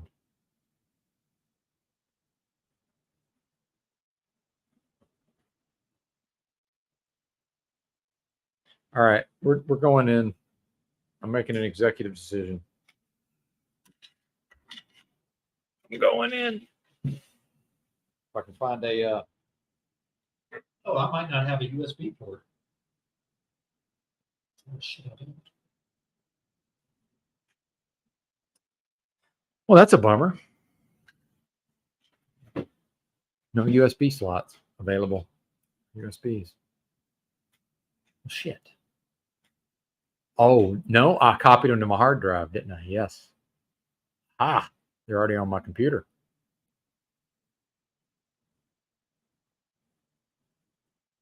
If I can remember how to use StreamYard.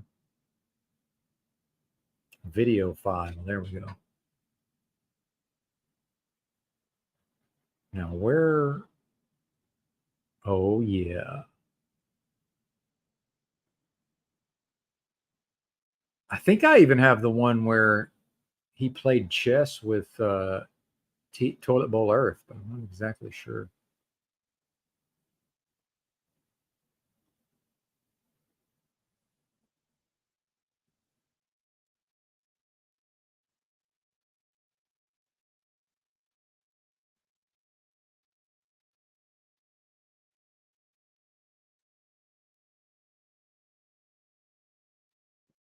No sound. Oh, wait a minute.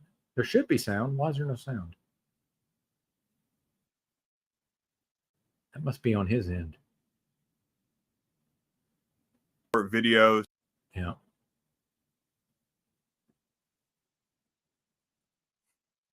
You did the first. Okay, only 6 minutes.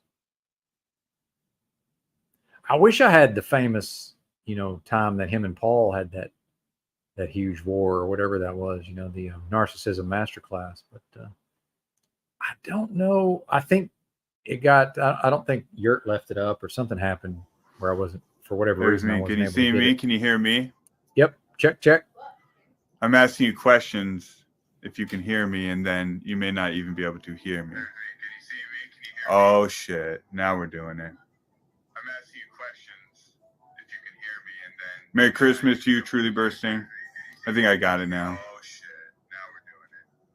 I'm asking you questions if you can hear me. I had a cool video I wanted to play here. It's an open forum today. I don't know how much now you can hear me loud and clear. So basically what I just said there for the first few minutes, you didn't hear it all. Mixed bag tonight. I have a presentation to share. Some more lines from the YouTube channel. The code enforcement about a month ago saying, hey, you come. You think you could just be running out here just like trying to help cats out, spraying them and get them sprayed and neutered and finding homes for them and stuff? Funny guy. You think that should be allowed? A couple of women should spend their day doing that on a nice day in public park.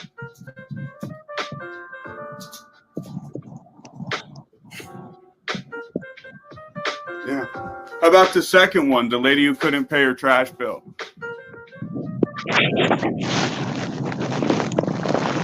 Dang, JT's mic haunting us from the past. I've likely already explained this in the video.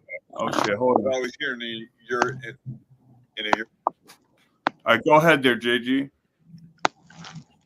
No, I that video with the two elderly ladies. I mean, those cops, they could have just drove right by, you know. Yeah, that were contained in the Bible. And then my mom told me that, and I just, you know, I cut him off. And he's tried to, you know, he's tried to gas me a couple times, and I shut him down, you know, because I know how to stop that shit. But did you say this was your stepfather or your father? I'm sorry. No, my dad. Oh, your actual dad, and you had to go no contact with your dad because of how he treated your mother. Well, it's just, you know, I had to get away from him, man. Yeah.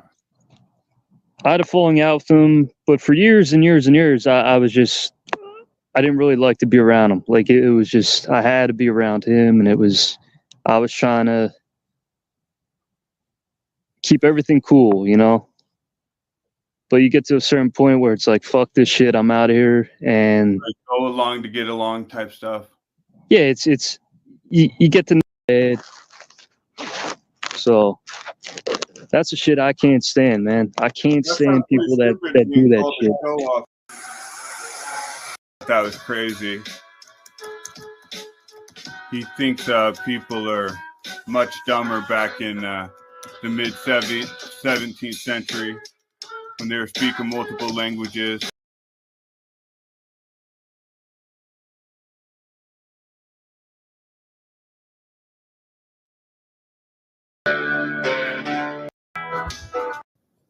We can talk about whatever.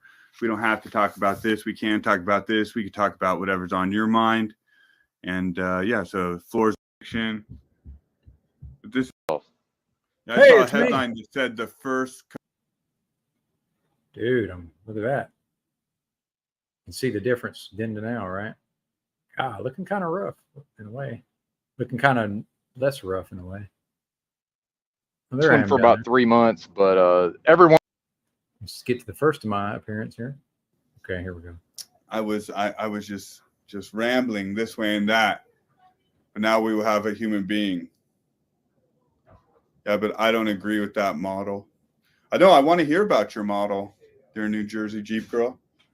You need to give me the exclusive. This book is crazy though. This is on archive.org.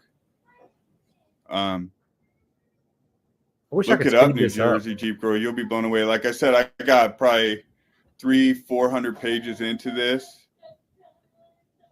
Some of the mythologies and stuff were super interesting and cool.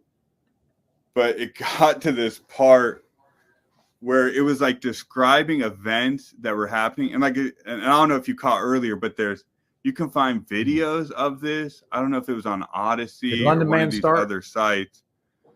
We'll go over to London Man. This character has made like appearance here. All these cartoons and panels, right? Well, I think my point was that I'm trying to get to where I first. Okay, here we go.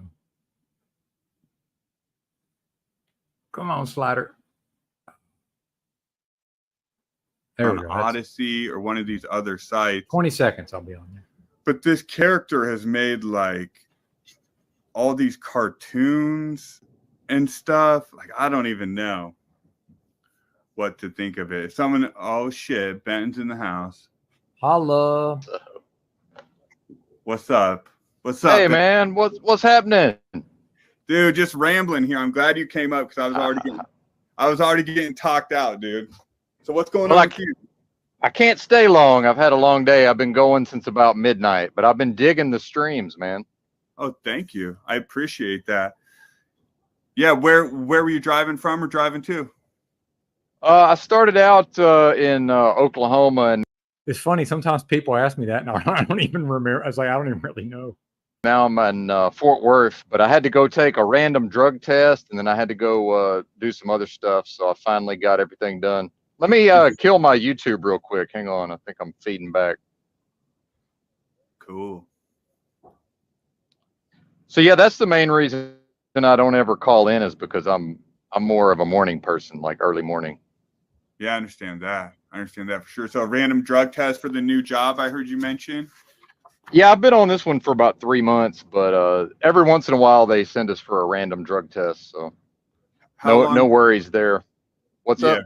How long have you been driving trucks? I started in 2018, but sometimes I quit a job and take several months off. Well, now I see why Snicker Pie says I look good, or I look healthy or whatever. It's like, dude, look how run down I look back then. Even though I had more weight on I was less thin, but dude, I just look fucking wrecked. But now, I'm at least well rested, right? But I mainly just wanted. Sorry to interrupt. I mainly wanted to call in because just so you know that I'm not the type to just listen and never participate. Oh hell Oh, this yeah, is I my respect first that a lot. appearance. You got to get up here, right, and show your face and. Yeah, first appearance. Yes, your last perhaps. comment to me was about how these panels aren't doing nothing. We're not doing nothing with these panels, right?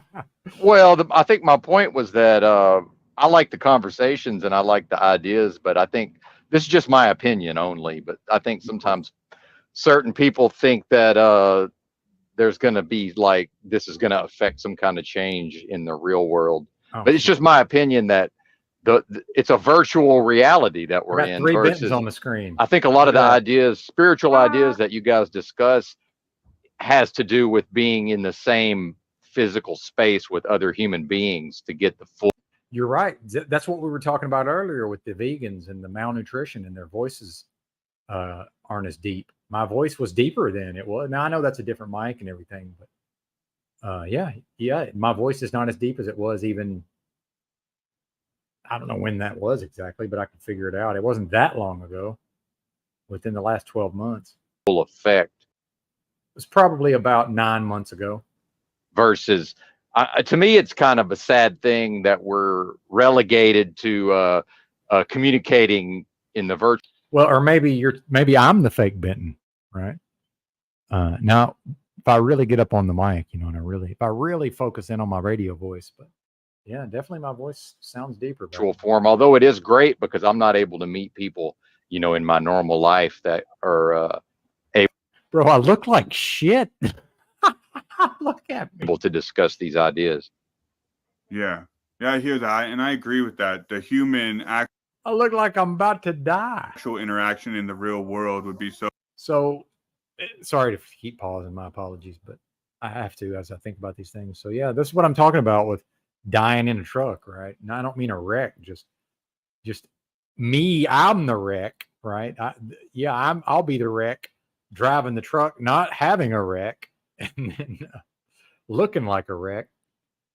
Damn, dude. This shit is much wild. more powerful. But this is sort Oh, of where Benton, not we're giving at. a It's hard to fuck. get people to come up here Yeah. and chat on these sort of things.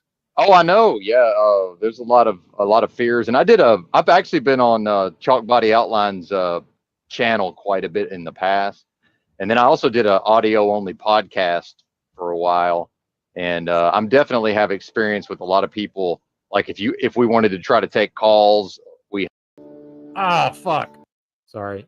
I hate StreamYard. Why would they put the pause play button right next to the slider? That makes no sense. You motherfuckers. But dude, look how much thinner my neck is now than even back. That was not that long ago. This is not good. And that's what happened, but that certainly, points in that direction. Where were we? Every once in a while, somebody knows, a hurricane is an elect. God dang it. Public school for 1 year, would have been my freshman year of high school, and that's where I actually did like formal debate. And then I was sort of recruited back to the Catholic school and got a free ride to the Catholic school. It ended up not being free, and I ended up not even getting my diploma from high school because. Sorry, guys. It's going down. My apologies. It's like the 10th apology of the stream, but we got to do it. Shit that you don't know whether you can afford it or not. It's just not. Don't you get it? It's just not logical. Yeah, boy.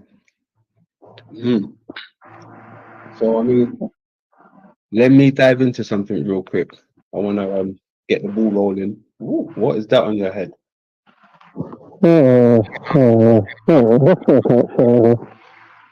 What me and my homie just kicking it. Chee! Look at that. One second. I didn't know who that other guy was in the title. I wanted to see what he was bringing. Oh no, that's just a video that I'm showing of somebody else. That person didn't just Word. Yeah, there you go. And I like the new filter. Was that? I like the new filter. Oh yeah, I got a whole shit ton of them now. Okay, that's what's up. Gary full of shit. I even got one. I got one that has a bunch of the triangle eyes as the background, and at my chest it says Illuminati confirmed. Damn. Yeah. Much love, much love. So how you been for the last few days, man? Man, I've been tested in these streets, man. I think I already talked to you about the situation with the Thorpe that came around, and now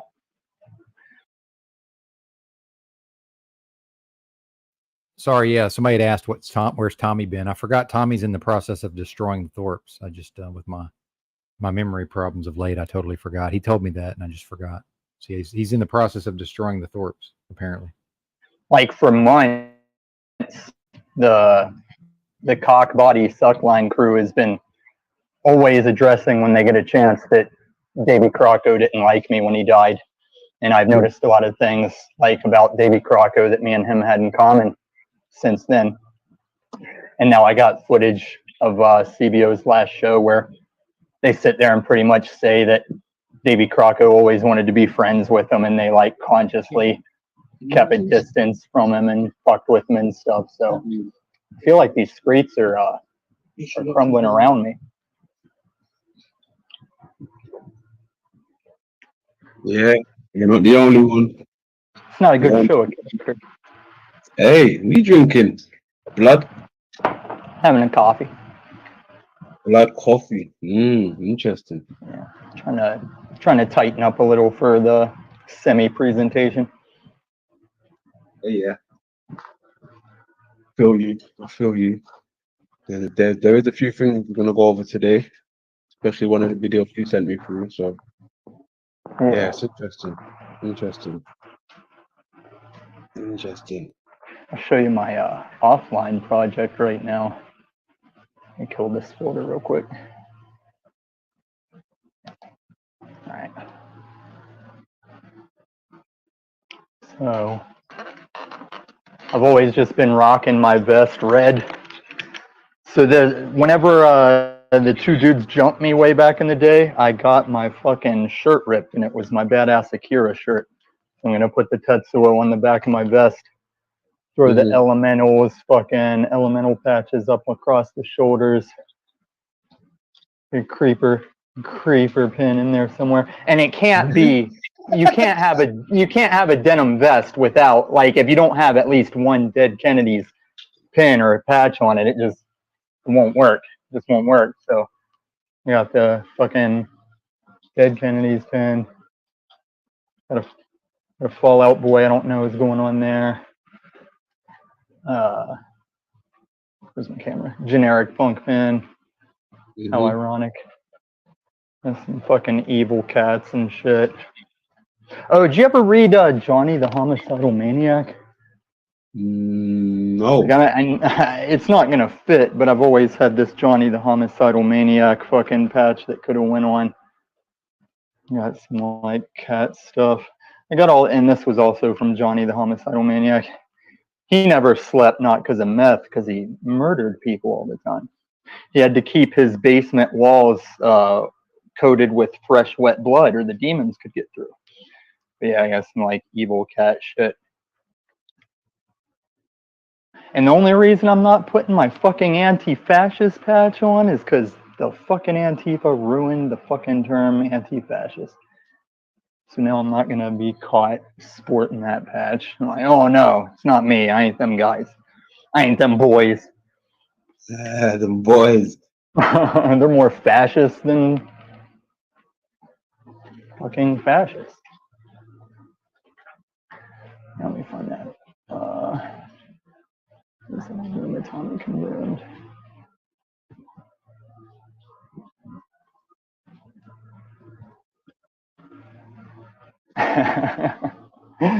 Illuminati confirmed. It's got like the GTA text.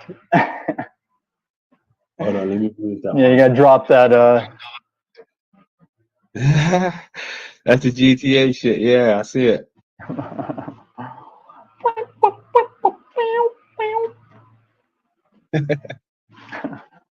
Have you got a GTA character? Have you made one? Like, you're gonna present us with one soon?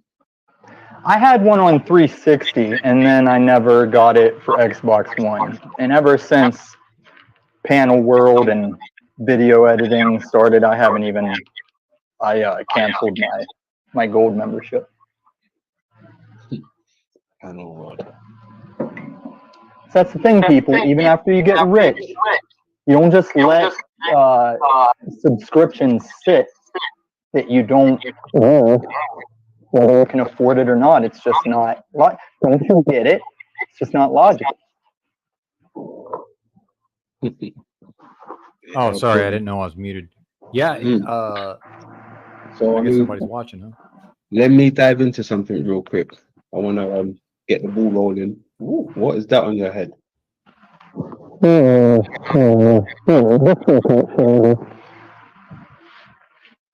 Okay, it is there, but you have to type in at Illumatami. Yeah, it's all calcified and shit. Yeah. Get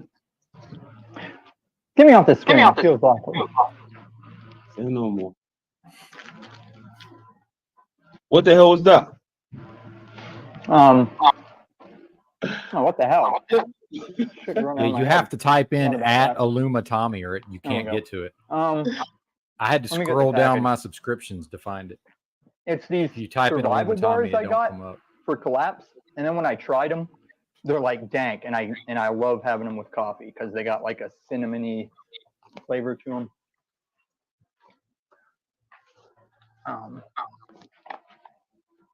Let me get it flattened up. Y'all can find these on Amazon if you want to try them or get them. They come 9 to a pack, and it's like 3 a day. Gets one person through a day. SOS. Emergency food ration. Okay. Life on craft natural. Will it take disaster? Did it say?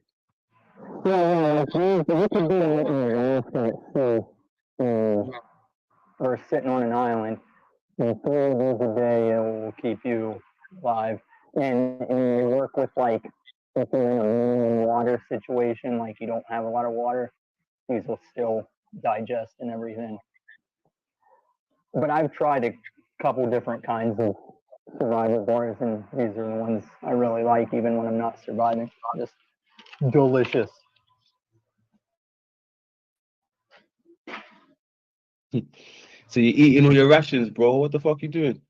No, I just keep buying them. I have my rations set back, but I still keep buying these to have with coffee.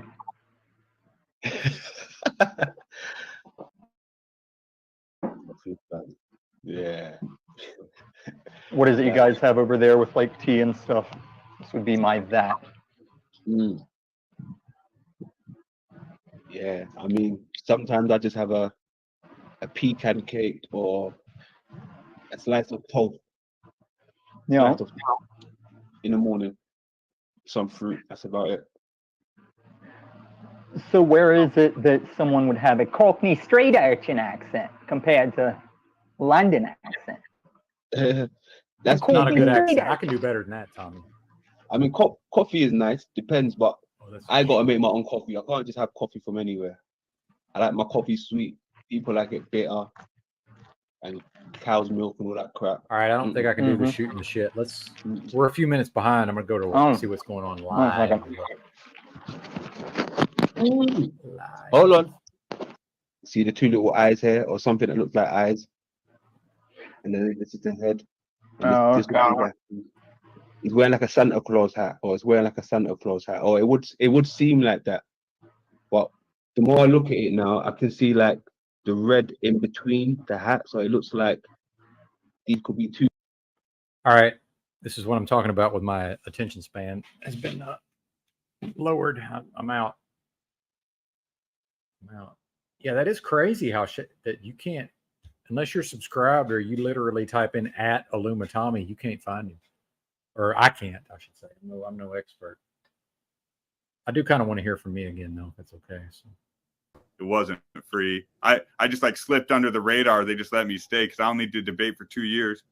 But I actually went to a national tournament in Oregon. Oh, right on. Yeah, it was the first time I actually flew on a plane, and we had like me and my debate partner had like this our is own the first time I ever hotel talked to room Yurt in Portland, Oregon, and that was Nice. sick. But I gave all that up for partying and girls and shit that 16-year-olds like to do as opposed to debating. I mean, that's what you're supposed to do when you're 16, if you ask me. Yeah. And now here you are debating on the internet, at least some of the time, presumably.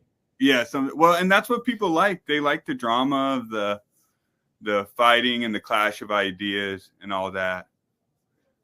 And, you know, I get suckered. Yeah, it's hard to find the ideas and the drama simultaneously. What I've seen a lot of channels, it's more going to the drama versus a combination of the sparring with the ideas.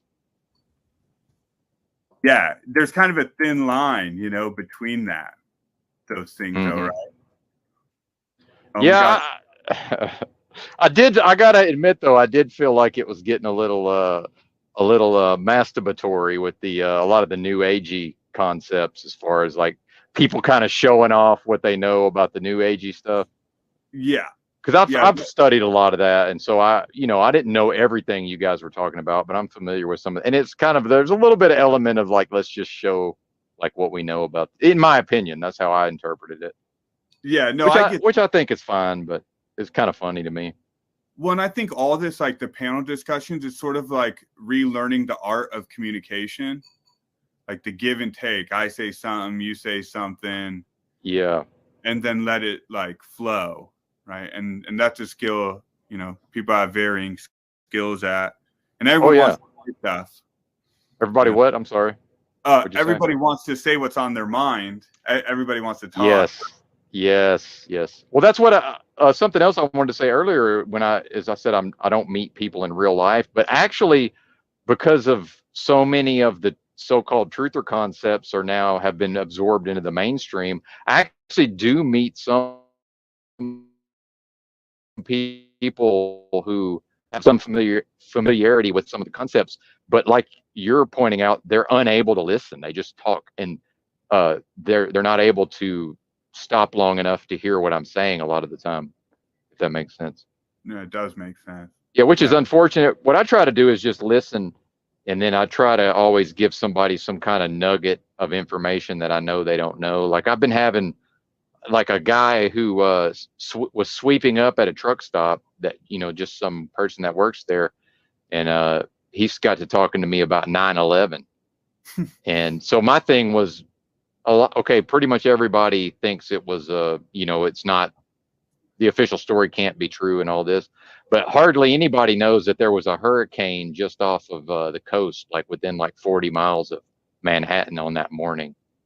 So that's what I left him with. I was like, hey, I bet you don't know this. And then invariably they always say, well, why, you know, why? They want me to explain why there was a hurricane there. And what's wrong? And they're like, well, why was that? You know, which I think, you know, like Dr. Judy Wood wrote that book about the directed energy weapons and all that. And I'm not saying that's what happened, but that certainly, you know, points in that direction, possibly. So I try to plant these little seeds here and there when I see the chance. So you think the hurricane was caused by the electrical disturbance from the... No, I'm saying a hurricane is an electrical storm. So Dr. Judy Wood seemed to be implying that, and she never said it directly, but she seemed to be implying that with weather, you know, with some sort of technology that could control the weather, that the hurricane was there intentionally so that energy could. But I'm not a scientist, so I don't have a great. My grasp of it is not good enough. But that's what I extrapolated out of that book anyway. And what happened to old Judy Wood? She just sort of. I don't know. That's a good question. Yeah, like these people just kind of pop out of nowhere and have their moment in the sun, and then they just. Well, they're all agents, I'm assuming, right? I mean, presumably she's a government agent. Right. I mean, there's lots of people think I'm a government agent, like literally. Oh shit! Are you like ask EBT? He'll tell you. He thinks I'm on a soundstage in Quantico right now. What? But and he's not paranoid. Like he's just that's his logical deduction. Oh no, dude. I can't speak for him. I'm not gonna say anything else now. Man, but that's the thing is we're here talking into this technology and it's all going into databases. Like it's, right. You know, like the whole Edward Snowden thing, you know, with the, of course he's probably a government agent, but then, you know, according to the official fiction, Edward Snowden was like, hey, I'm going to sacrifice and I'm going to put out this knowledge. And he claimed that his greatest fear was that he would sacrifice himself, publicize the info, and then nobody would give a shit, which is basically what happened. I mean, people care, but we don't care enough to put the phone down because the phones are too good now. Like we're monkeys, and this is the shiny object is too appealing. Yeah, that's something I've been ranting about a lot. Right? Is that we're on? This is the tool of MK Ultra right here. Like yeah. And I think you've kind of taken it. I think you've done a good job because I'm big into the MK Ultra, and I read that book. You know, Fritz Springmeier, How the Illuminati Create an Undetectable Mind Control Slave. Are you familiar with that book? I'm aware of Fritz Springmeier, but I'm not aware of that book. What's that book about? Not a very well written book, but it explains in detail exactly how the MK Ultra is done onto people, especially like people that end up being sex slaves or like. Especially the government supposedly using people like where to be able to memorize a bunch of information but not consciously be aware of it so that they can then convey it to a third party when necessary. All kind of crazy shit like that. Yeah. How the Illuminati Create an Undetectable Mind Control Slave is the title. I think we got it right here, a copy of it. That's so interesting. Yeah. It's a very good book, but terribly written. Because I know you've been critical of some books that are very poorly written, but excellent information. When you find that a lot, actually, in some of the, you know, they could have all used like one more round with an editor or a copy editor where you find the, you know, those typos and stuff. No, I was busting on Quantum of Conscious. Oh yeah. And that was just bad fiction. You know, it was just like a bad fiction book. The Texas Shrugged or whatever. Oh no, there was that one. No, it was this one. He doesn't. It was called Quantum of Conscience. I've misplaced it. But that was the title. Okay. Yeah, and the premise of it is a classic bad premise for a book because it was about dream research. And that's sort of like a hacky first writer thing is to write a book about a dream because it's sort of like, you know, but it was about dream research, this college kid who can lucid dream really well. Okay. It was a weak part. It wasn't a very good book. But I was probably interview on Chalk Body Outline. There was other sort of strangeness in there that, you know, I found more alarming than the bad book, or equally, I guess.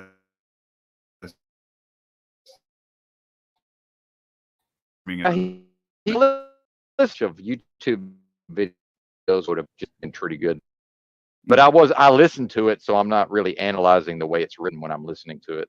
Oh yeah, he's always talking about like chapters in the book. And I listened to him a while ago, and then I basically stopped listening to him.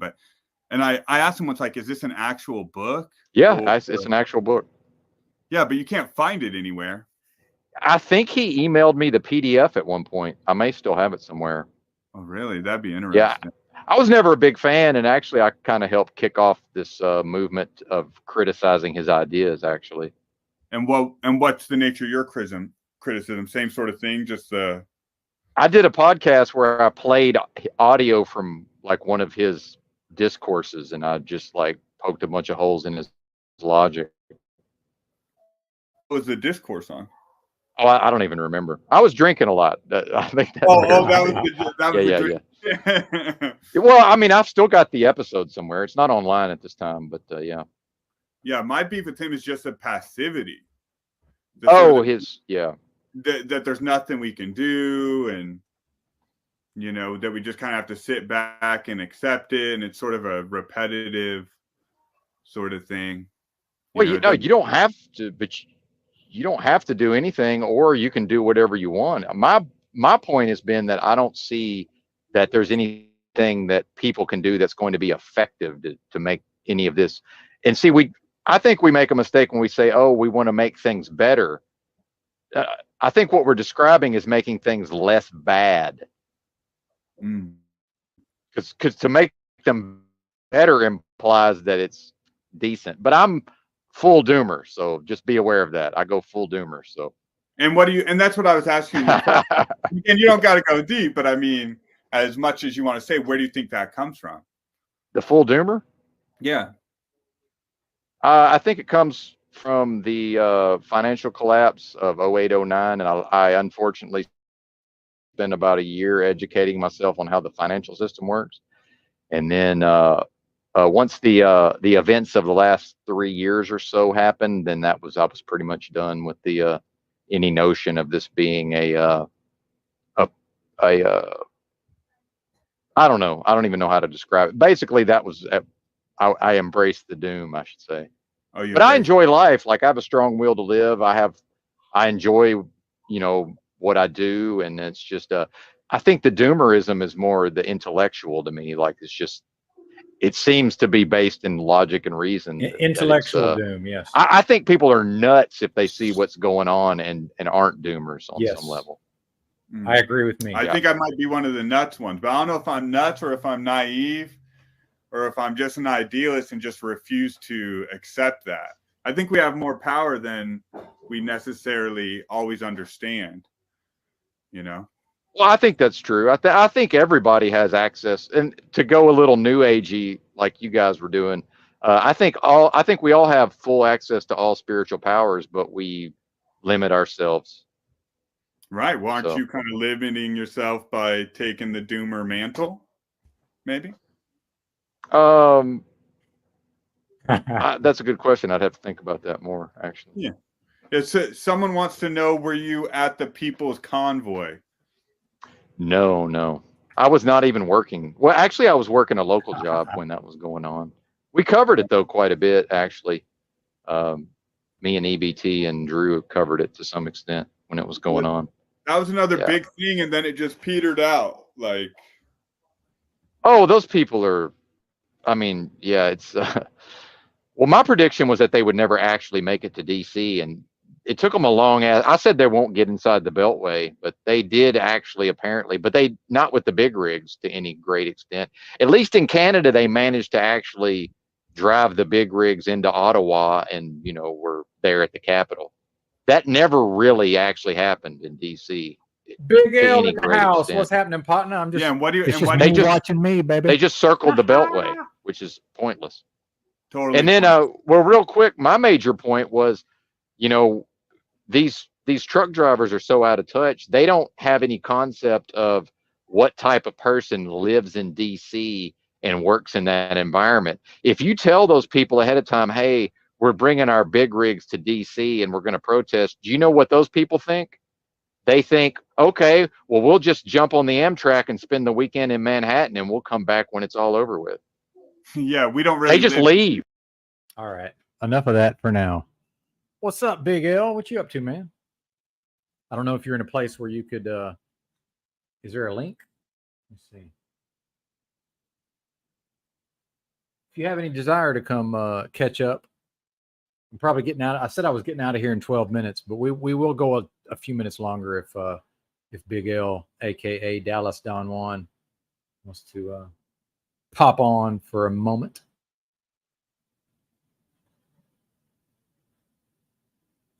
Oh, out there in Utah. Yeah, probably you probably ain't got the signal then, huh? I already know. Yeah, he probably ain't got the signal to join the panel. Yeah, been through there a few times. Where you headed? Where you headed out there? Coming back in or out or in? You going out or you headed in? Oh man.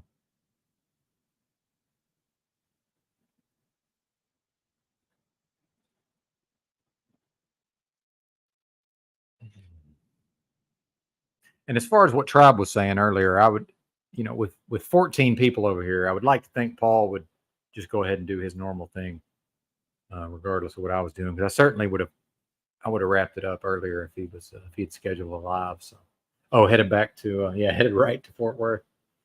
Well, how you been, man? It's good to hear from you. I think about you sometimes, and I guess I'm just a bad friend, man. I don't, because Big L used to call me, but I'm one of them bad friends that I don't hardly ever call nobody. I finally broke down and made myself call my sister the other day. We had a good conversation. So, but I've been having a pity party. I worked for I worked for one of them companies out of, that 1099 company out of Chicago for like 3 weeks. And that was going good, but they wanted me to, I actually liked it. And I was only running about 2,500 miles a week, that was good for me. But they wanted me to they wouldn't pay me as an individual taxpayer or whatever. And then they wouldn't just 1099 me, I guess, as just a person. So they wanted me to make a corporation. It's just, I didn't know enough about it ahead of time. I guess I should have done all that before I showed up, started rolling. And also I did not have anywhere to park my car there at the, I didn't realize this, but they don't really have, it's not like what, Balkan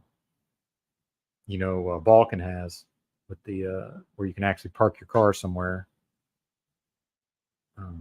And then the truck broke down, the 2018 Volvo, which I liked it. It was a really good truck, and I don't mind. They all break down at some point. No, nobody in my family has anything to do with the witnesses anymore. But that's something I wanted to talk about earlier when I was ranting. Music holds a secret, and I didn't quite get there, but we might go back into that. Oh, that happens. Yeah, I ain't been doing shit really. Feeling sorry for myself, not as much as I can. I'm not really. Overall, I'm not a person that's inclined to feeling sorry for herself, but there's a little bit of that. But yeah, I do agree. Terry Miller says Moab is a great name for a town. Here, let me get up on the mic so I can maybe pretend like I still have a deep voice. God, yeah, it's crazy how much deeper my voice was back then. Yeah, we've been talking about some of the effects of my illness and the malnutrition and everything, and then we watched some video with these guys that used to be like fruitarians, that they were all vegan fruitarians and all this. And then, they became carnivore where all they eat is meat and eggs or whatever, animal products. And that's what somebody was talking about, that when those guys go vegan, their voices get, even if they have a deep voice, that their voice becomes higher. And I can tell mine's not, because I'm actually trying to enhance the deepness, and it's just not as deep as it was. It's funny how that works, huh? Mother of all bombs, Moab. But got about 8 more minutes, unless. So I don't know. I would implore everybody to go find something to do. Maybe I'll have it. Oh, but you're welcome to stay. Also, it's not Paul's internet, but out of respect, I do usually shut down. And this is more or less his time slot, but he doesn't always go live. Maybe he's got something he's doing. And he's 10. Sometimes he's late night. So, and I heard he went 12 hours yesterday. So maybe he's resting. I don't know.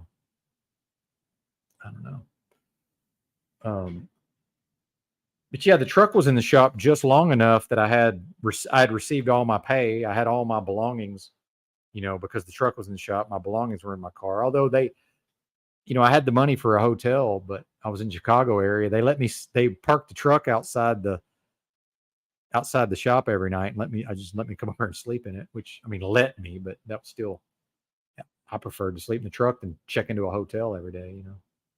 And these mechanics, man, they're great mechanics, but I think they had their own shop that also does, like, even though they don't have a yard really to speak of, they had their own shop and they do outside work also. And in that Chicago area, man, those mechanics know they got that shop by the balls, and they just get it done when they get it done, unless it's something, you know, like mission critical. Although we did have a miscommunication where they thought I was taking home time, because, you know, these people, nobody understands that I don't really take home time. But I also don't mind days off at the same time, since I generally run 7 days a week. So, and I don't even know if Big L's still around. Let me know if you're still here, Big L, but if you would, please. So now I indulged in some cannabis, and I know it's possible to beat a test, but I'm waiting about another 3 weeks, and I'm going to go back to work. Hopefully, I'm able to. But man, even that 2,500 miles was kicking my ass. I mean, I could do it. I was able to do it, but you know, even that was kicking my ass. 2,500. So I hate to say it, man, I'm probably going to end up with some stupid big company, whatever big company does a hair test that has a terminal I can park my car at. Cut to the chase. I'm not with the company out of Chicago anymore. But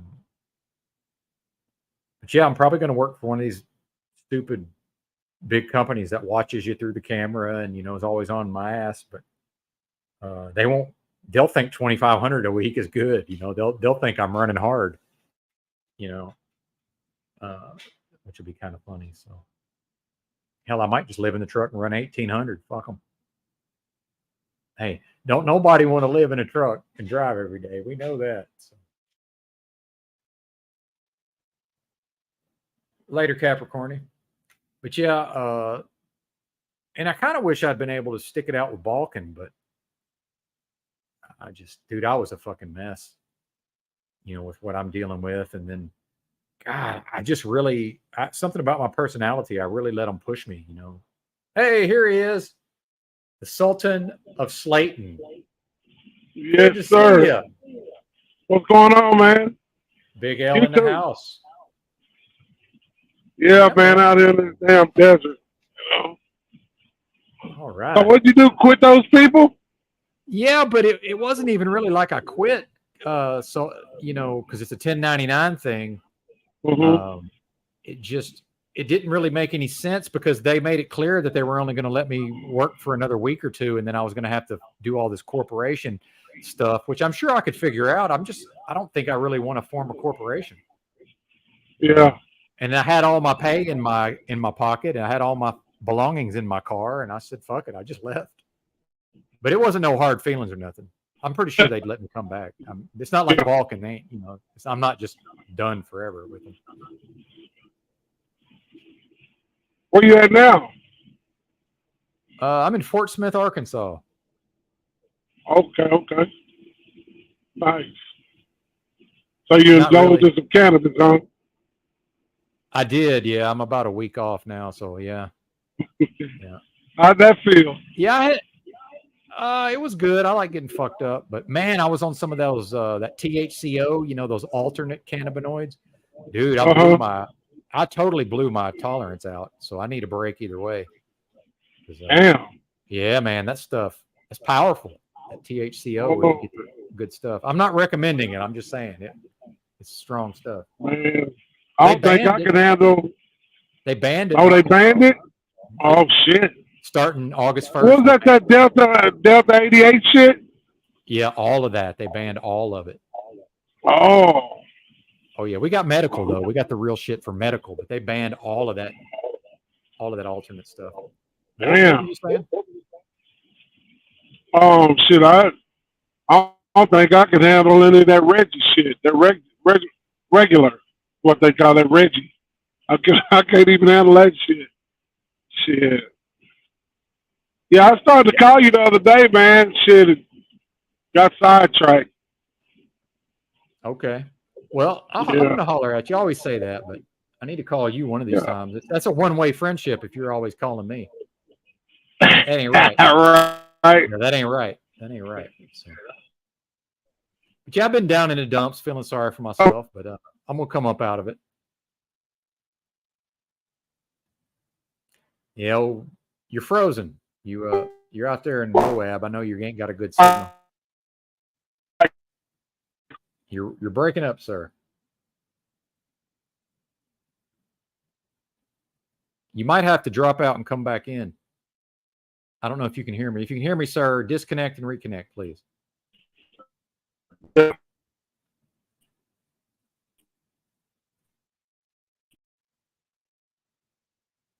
Gosh dang it. Hey, rejoin.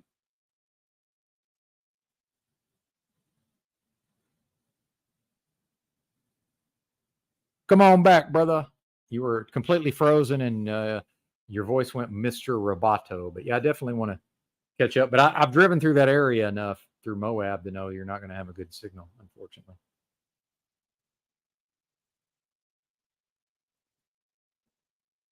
And I can't tell him what to do, but if he's got enough time and sees a place to stop, he might have to stop.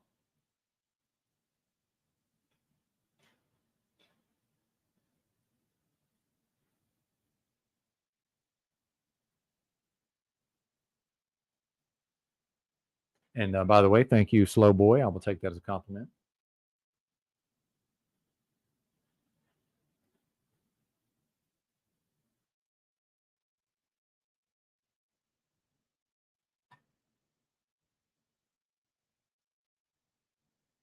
Big L, come back, brother.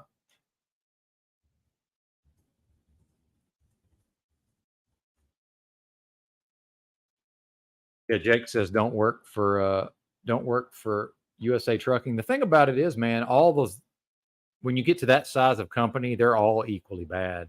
It's just you pick your poison. It's they've all got something bad about them, and then they've all got things that are okay, right? So yeah, there's none of them are any good. None of the big companies. In fact, none of the companies are any good. They're all bad. What's up, Winker? Oh, I'm sorry to hear that about your channel, sir. Well, I can only imagine what you did, but good to see you, sir. Glad you're checking in. Hopefully Big L will be back. In fact, I think I'm probably going to shut down the stream because I bet I can actually talk to him on the phone. So we're out of here. Thanks for being here. Go check out London McLovin. He's live. Perhaps, God, my voice. I'm going to be self-conscious about this, but I have noticed it on my own. Or, just talking to people in my real life, I've noticed that I'm not. It's like, man, my voice is not deep like it used to be. What the hell's going on here? And then it's like, damn, I'm off of all them supplements and. Dude, maybe the old testosterone is probably not what it used to be. But yeah, I'm gonna. Well, I guess I could talk to him on the phone with you guys here, right? Call him. Fuck it.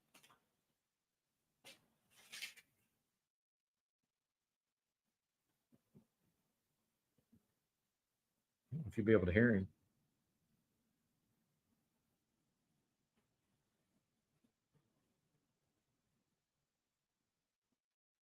Oh shit! Airplane mode.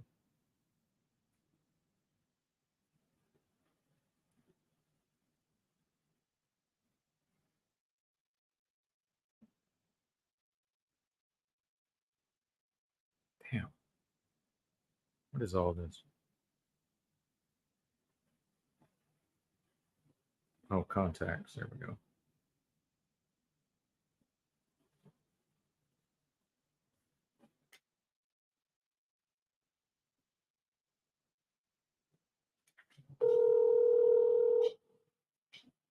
Later, slow boy.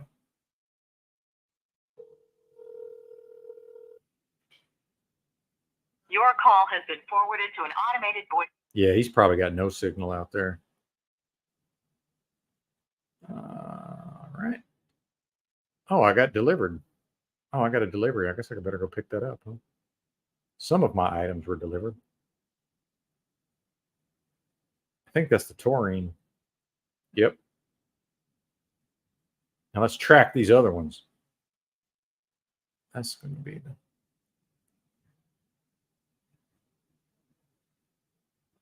We're holding to see if Big L returns.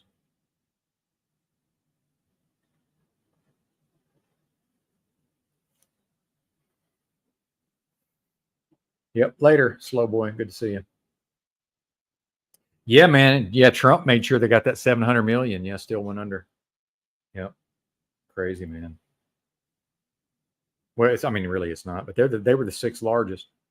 So yeah, it's trucking not looking good.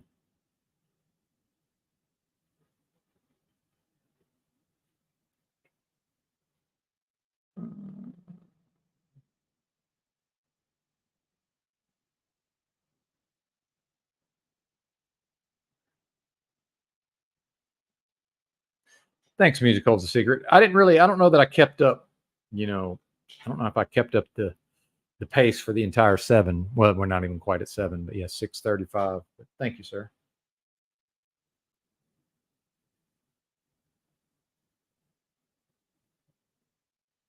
Yeah, this is crazy. I'm trying again here. He might have got a phone call though. You never know. Although it did sound like he was trying to call.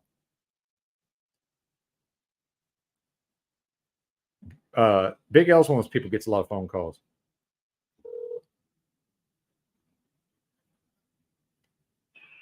Oh, I must just got my signal back. Okay, cool.